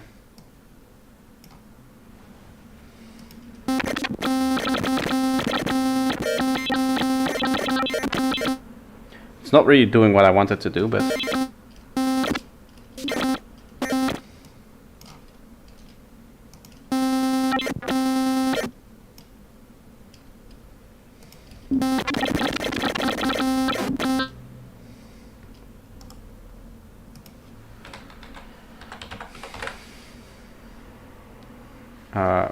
just a very simple sample and hold.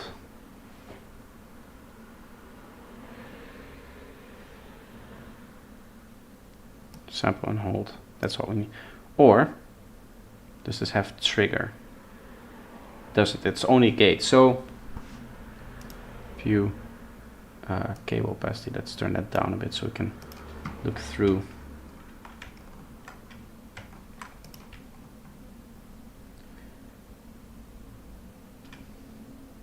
We could apply this to the start, which should indicate the start of each node. Right? No.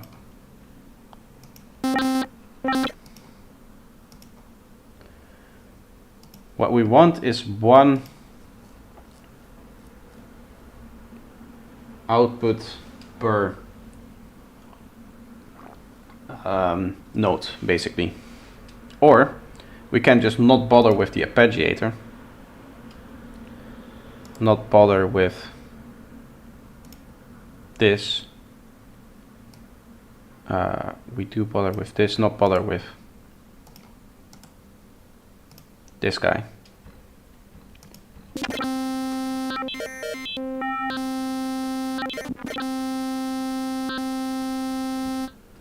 And instead we just, please don't do that, delete this, and we set up a like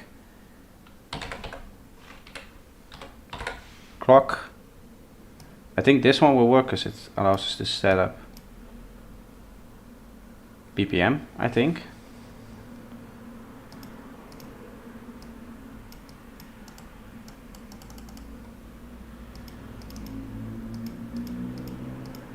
Or is it only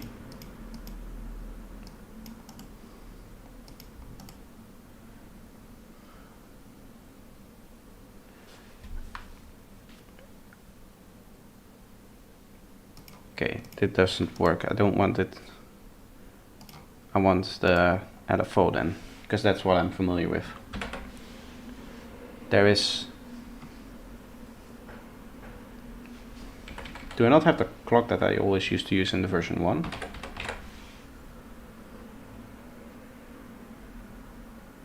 No. There used to be one where you could just like type in the value.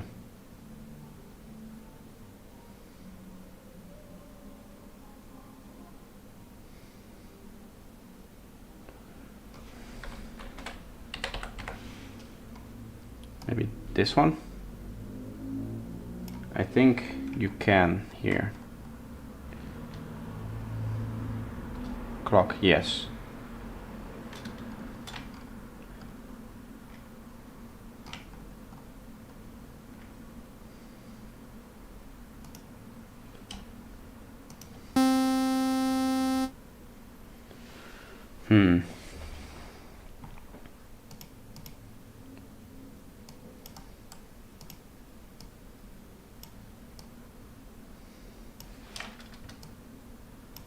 Here we can just set up like our own little shape, which is good enough.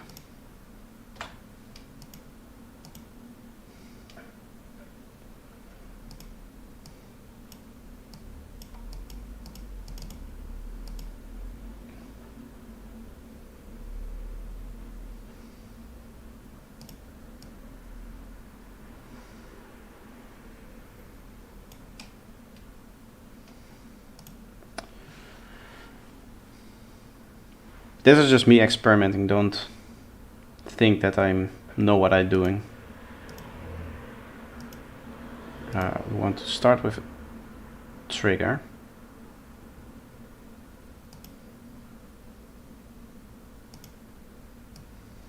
Gate control, I guess. And then does this work?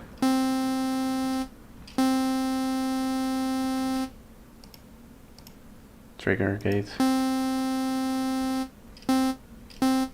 Because I'm not inputting any length here, right? Yes. This is the length. Is that not synced?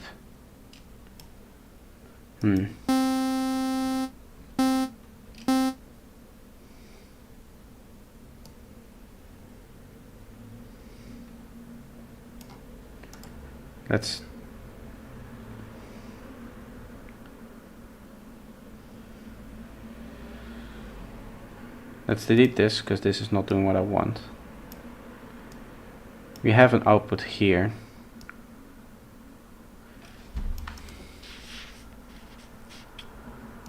How do I tell the frequency? I guess we'll do some unsync stuff that doesn't really matter. We'll do square out and set that to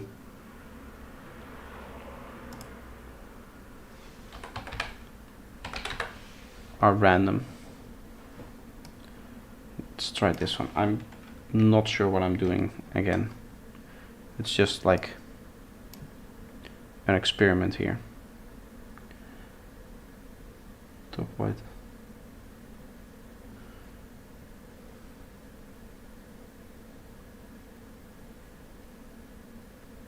Trigger input, that's this.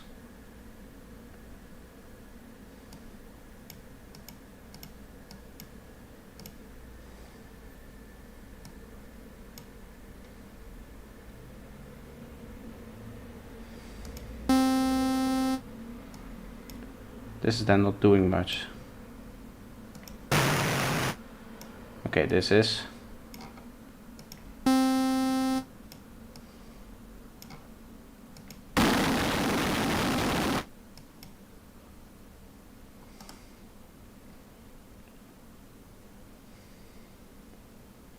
Is there info?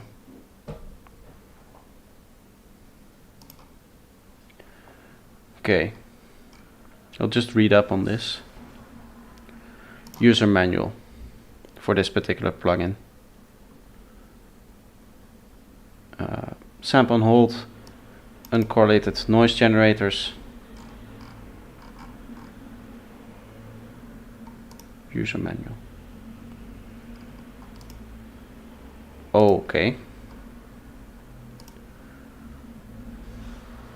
The result of the Okay, so it's generating random noise here, or outputting stuff there.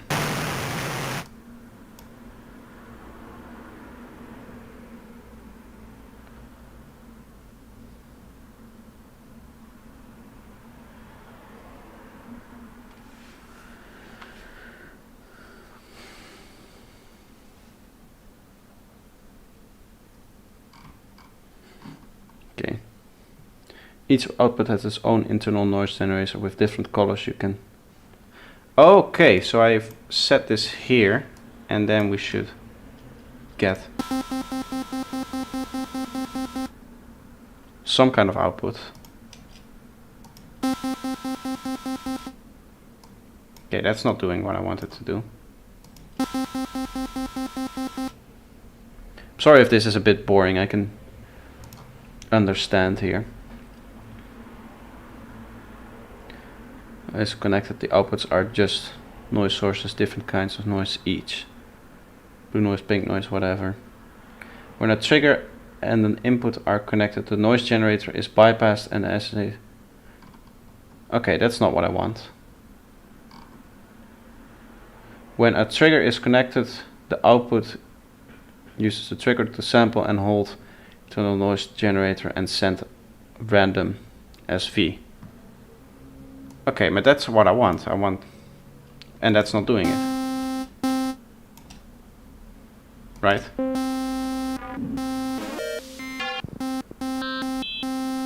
Yeah, that's exactly what it's doing.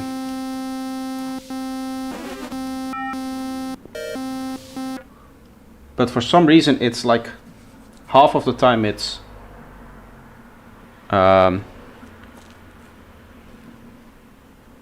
maybe I have to... Half of the time it's saw wave. Maybe that's...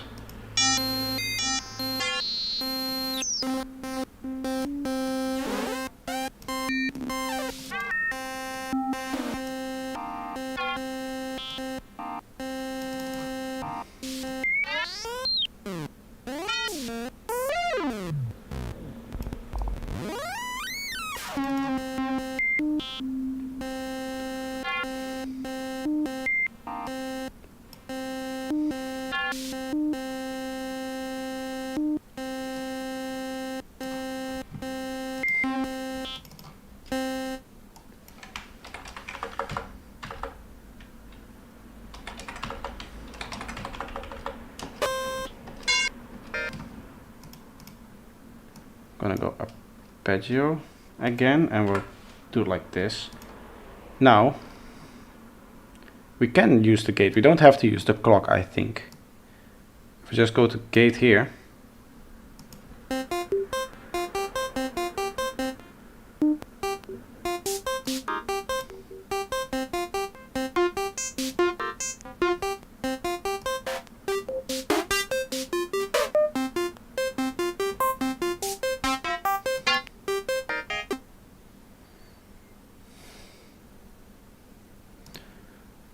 this is kind of what I want, and what I want to do now is, because we can set this to like, I don't know, bar maybe.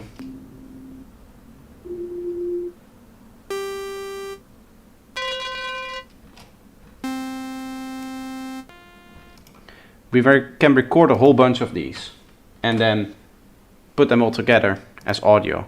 Obviously I don't want any arpeggio stuff here right now, because this is like atmosphere that we're working on.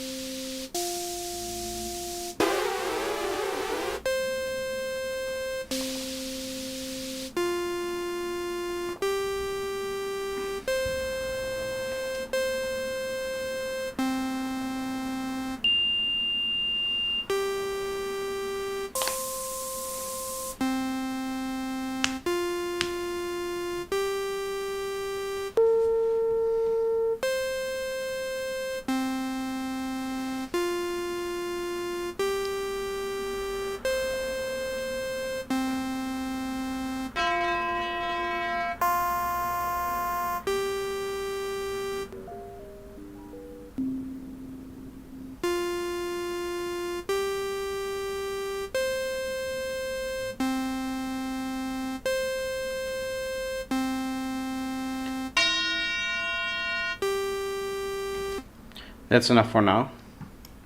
I know I have a lot of that one particular tone in there, but that's okay.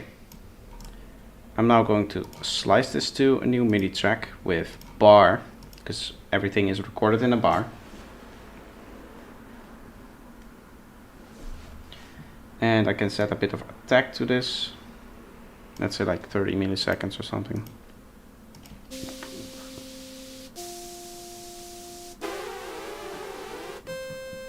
Maybe more.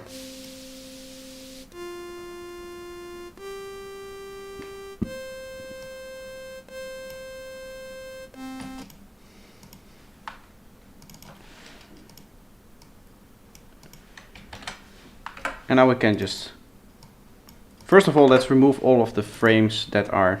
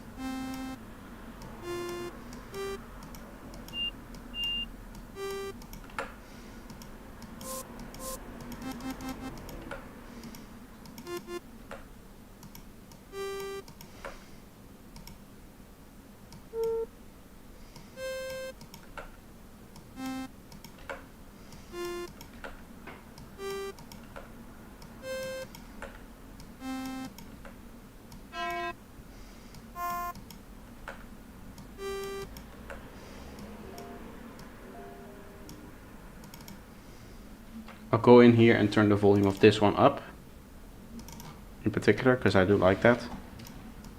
Maybe not so much.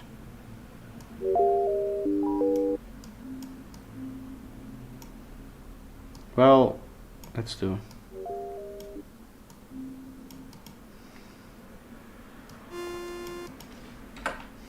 Keep it in line with the rest.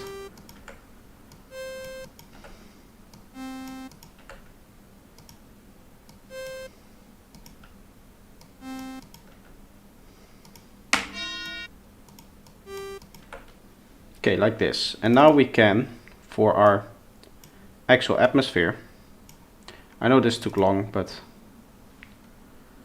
we can go and, why is this not?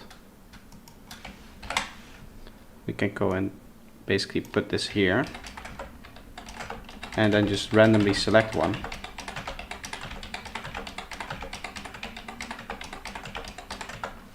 Like every half bar. So this is cool, like generative sound design, what we're doing now. This is just a bit of a different idea.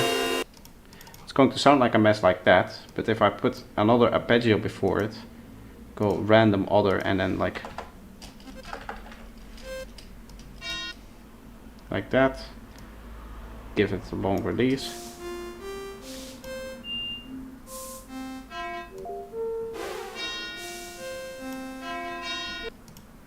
At least that's the idea. We'll throw it through our ambience.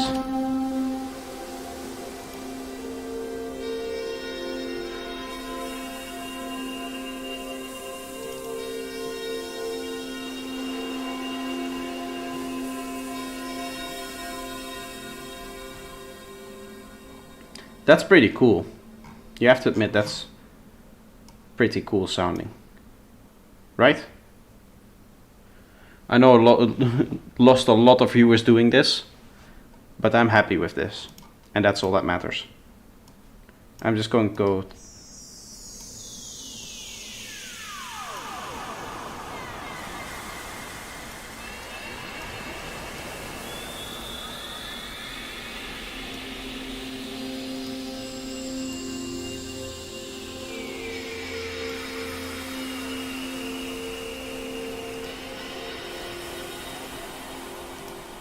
Let's record one loop of this and see if we get the version that we like.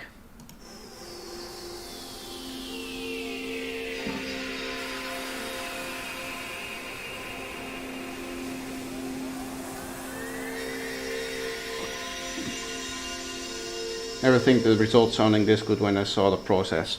It was a bit of a mess. As I said, I'm not super familiar with what's it called, Vcv Rack, but I am familiar enough that I can get a patch like this out.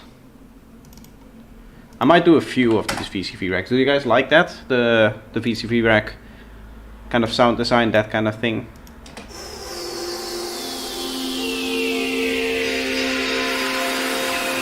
It's a different sound for sure.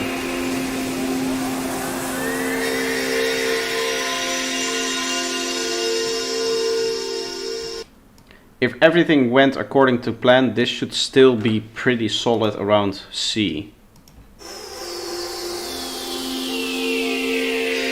Yeah, here we have a C note. We might be able to go like this and then just give the C note a bit of a bump. The C frequency here, basically.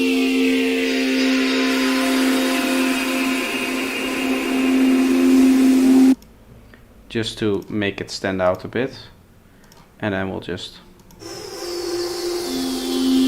go like this.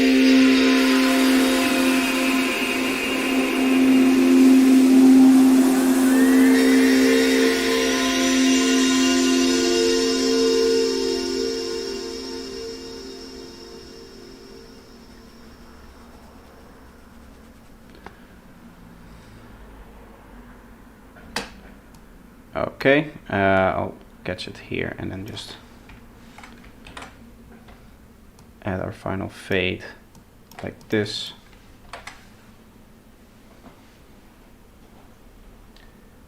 It's been 4 hours though.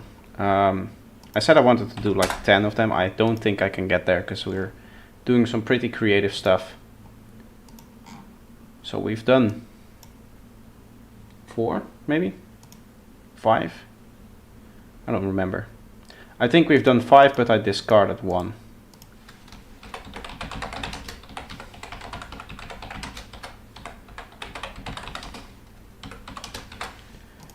Yeah, we've done 4, like actually added. I'll do another 1 at least with the Vcv Rack method that I just found, because I think I can make an improvement on it. We can just use the same thing here. And that improvement would be to find a way to set this to only positive voltages. So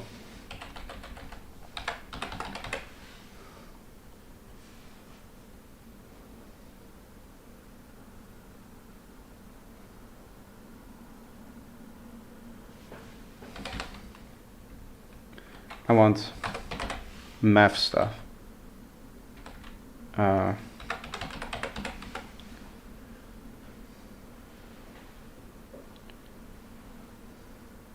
Let's see in the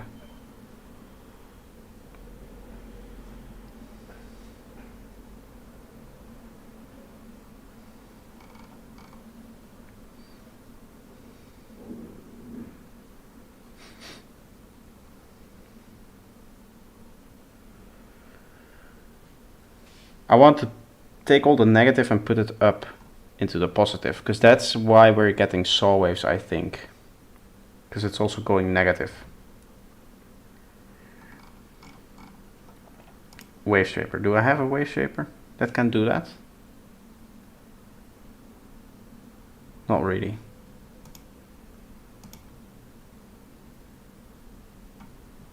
Logic. State register.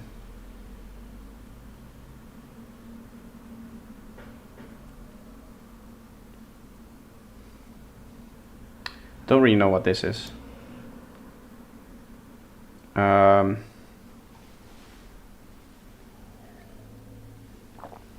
Like logically speaking, how would I do that? Let's see. I have an output here which is both negative and positive. What I would need to do is basically get a VCA and then just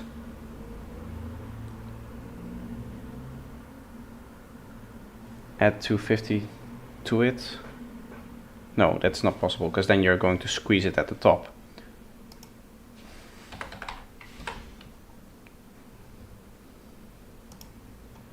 Alt-X.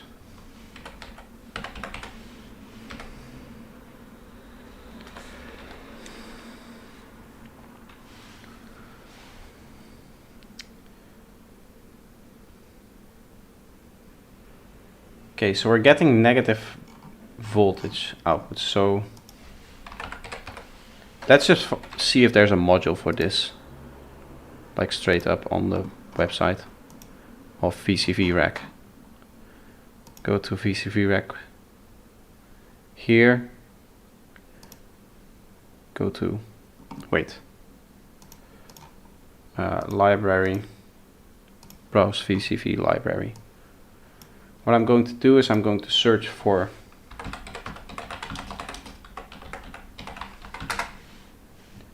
negative to positive, which is, I want to be able to put negative values to positive.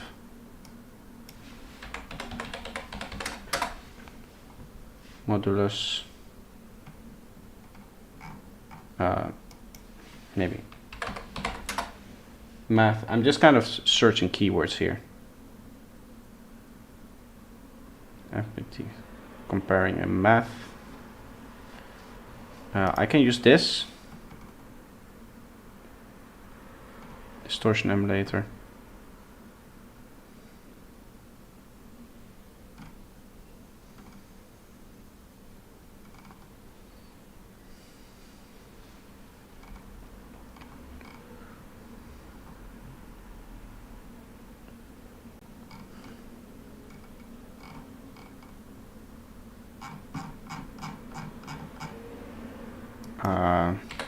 Let's see if that's under.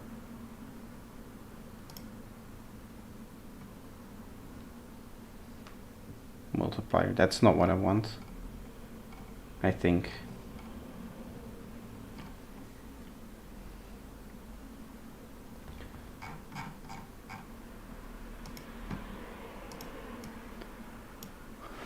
Vcv Rack.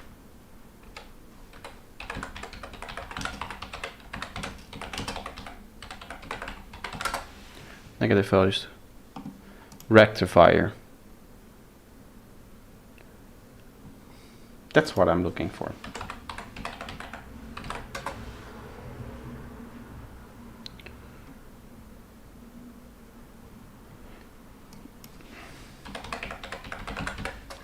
Utilities. By Audible Instruments. This is what I need. This has a rectifier.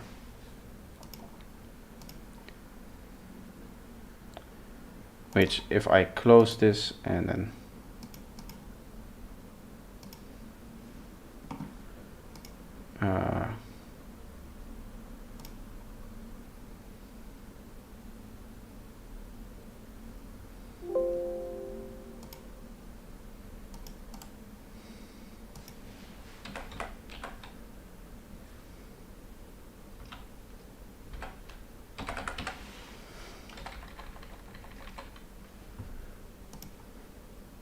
I think it needs to take some time to find that I added something to my account. Range of -5 to +5 essentially. Below 0, -5 becomes +5, -2 becomes +2, minus ad infinitum.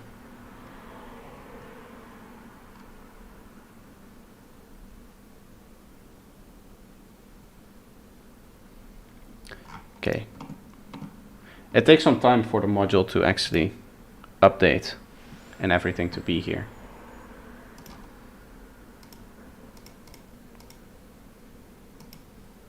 I think. Just give it some time. Because that's really what I need to do. I need to rectify any negative value here, so that also generates a tone.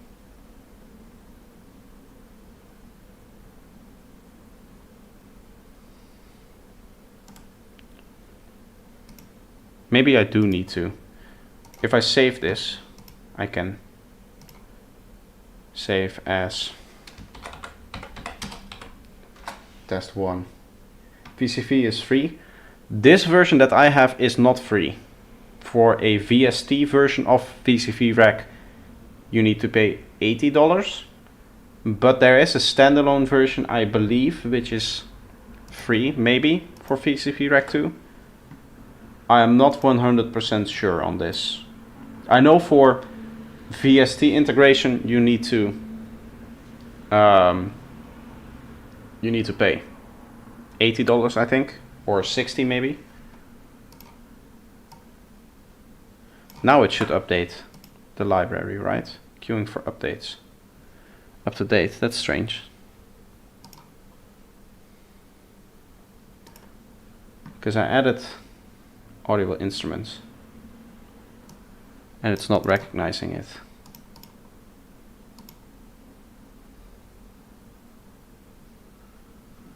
Or do I have it? Multiples is the name. Maybe I do have it.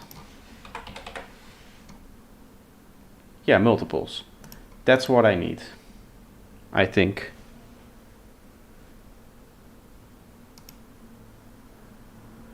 Audio instruments. Let me just check. Utility.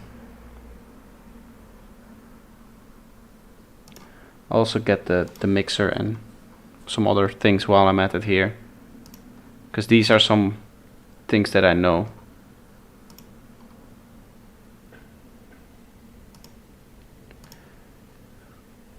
Dual dynamics gate, EQ filter.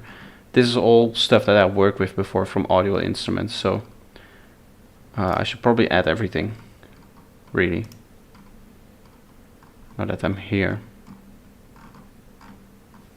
I should now, queuing for updates,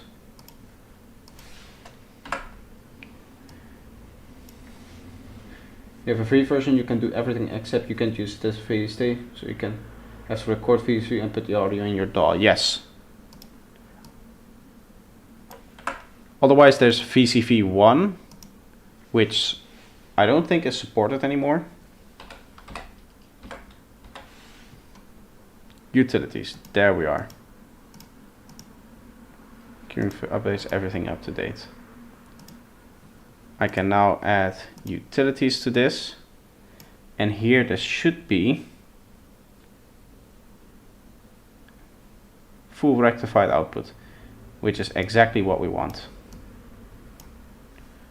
Now we should not have that problem anymore. I'm also going to change everything to C, but I'm going to take like 4 different octaves.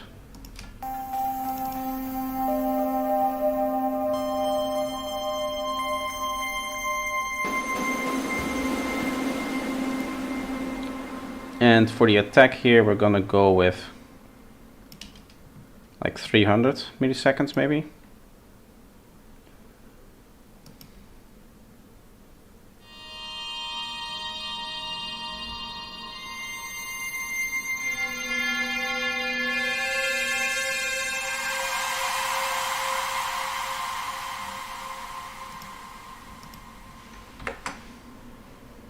Let's loop this, do the same thing as we did before where we record things. Number 16.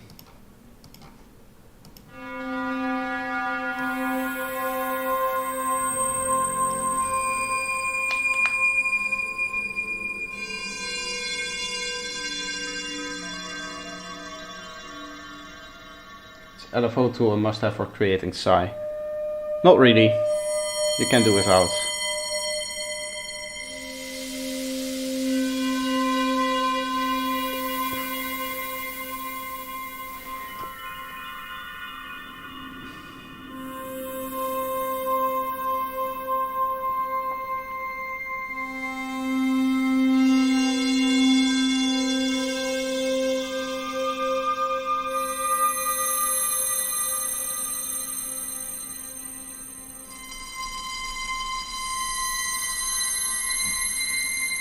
It really depends on your process. Like, I use LFO tool for like a lot of different things in my like projects, but if you're, say, if you already have like cable guy stuff, then don't buy it. It really depends on whatever you want to do with it. And I cannot really say what your workflow is or how it should be. Let's add this to before this.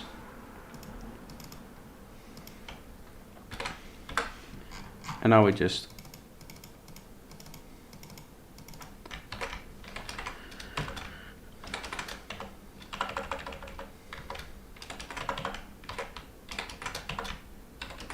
you have kickstart. Then it's I shouldn't bother. LFO tool is more powerful in the sense that you can also do filtering.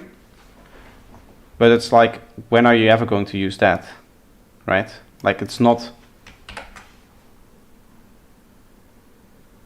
Vcv Rack is a beast but difficult to master. I agree. It's very unintuitive.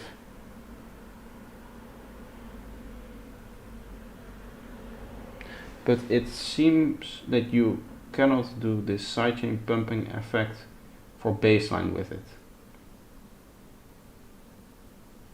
With kickstart, yeah, kickstart is for sidechain.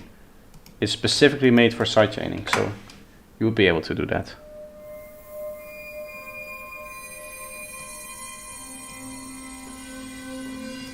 There were a few sounds that were very low in volume. This one, for example.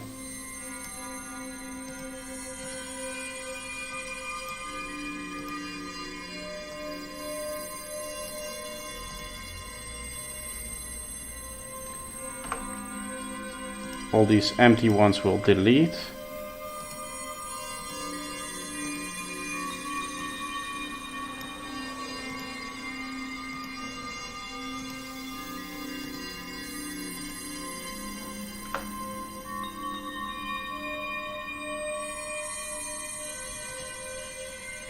Yeah, it is a volume automation tool. I wouldn't say why you wouldn't be able to do it with that.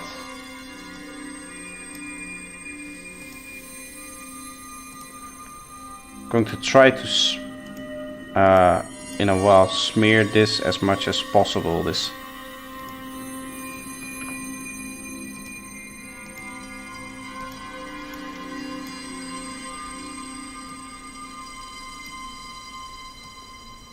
sound.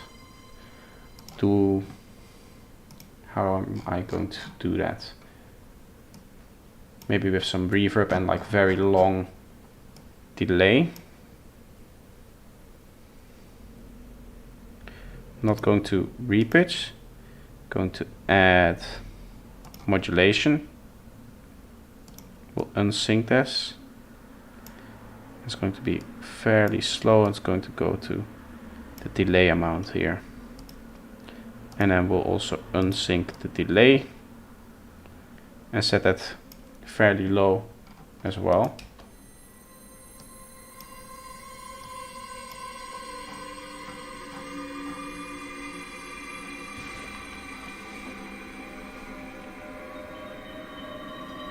There exists a demo version. I don't know if there's a demo version, but if there is, you should definitely download it and just check it out for yourself, see if it's something that you can use. Now here comes a cool atmosphere.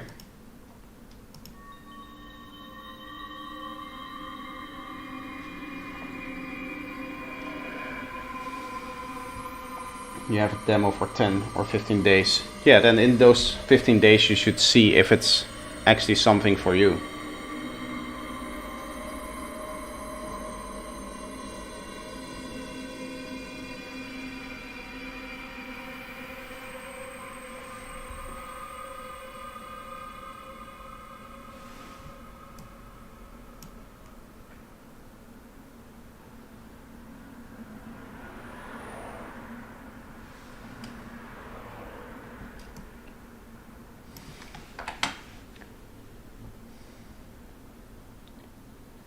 Okay.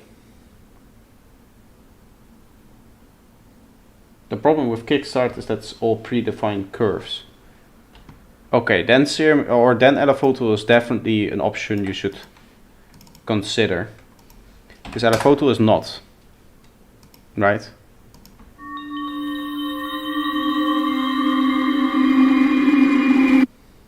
Why is this now so loud? Ah, this thing is here.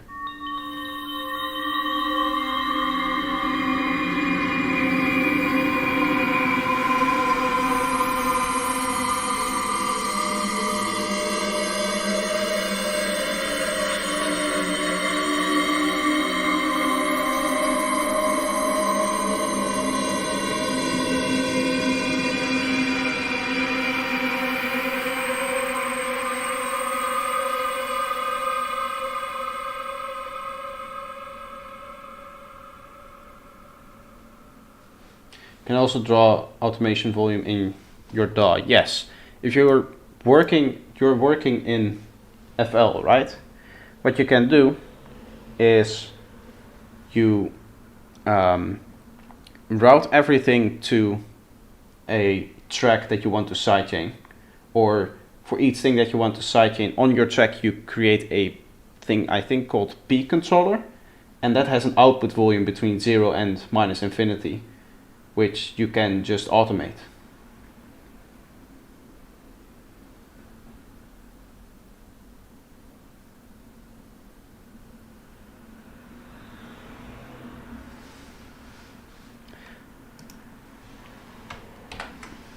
I believe you use peak control for this, so maybe I'm wrong here, but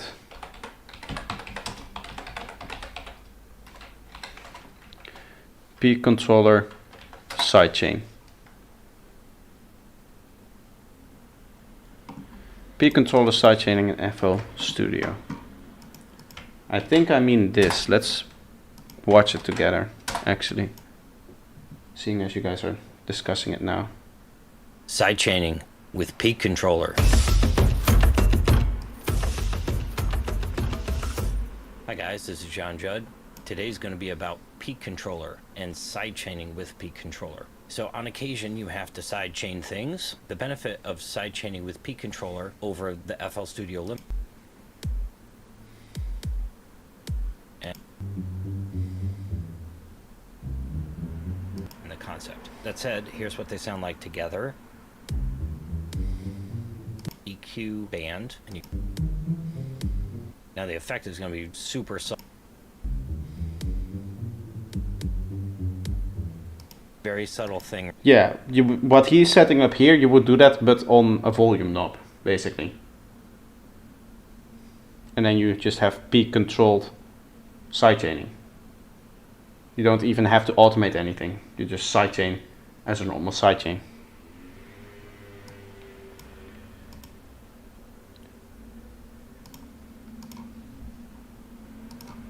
Okay, let's save this. Then we have done 5 samples today. That's not a lot, but there's some very interesting sounds. I'm very happy with this last one, even though you guys were talking about the other things that were happening. I hope you guys did hear this sound and are as excited as I am about it,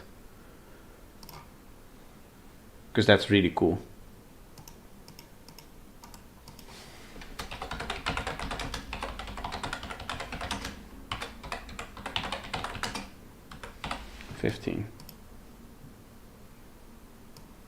Let's go down here.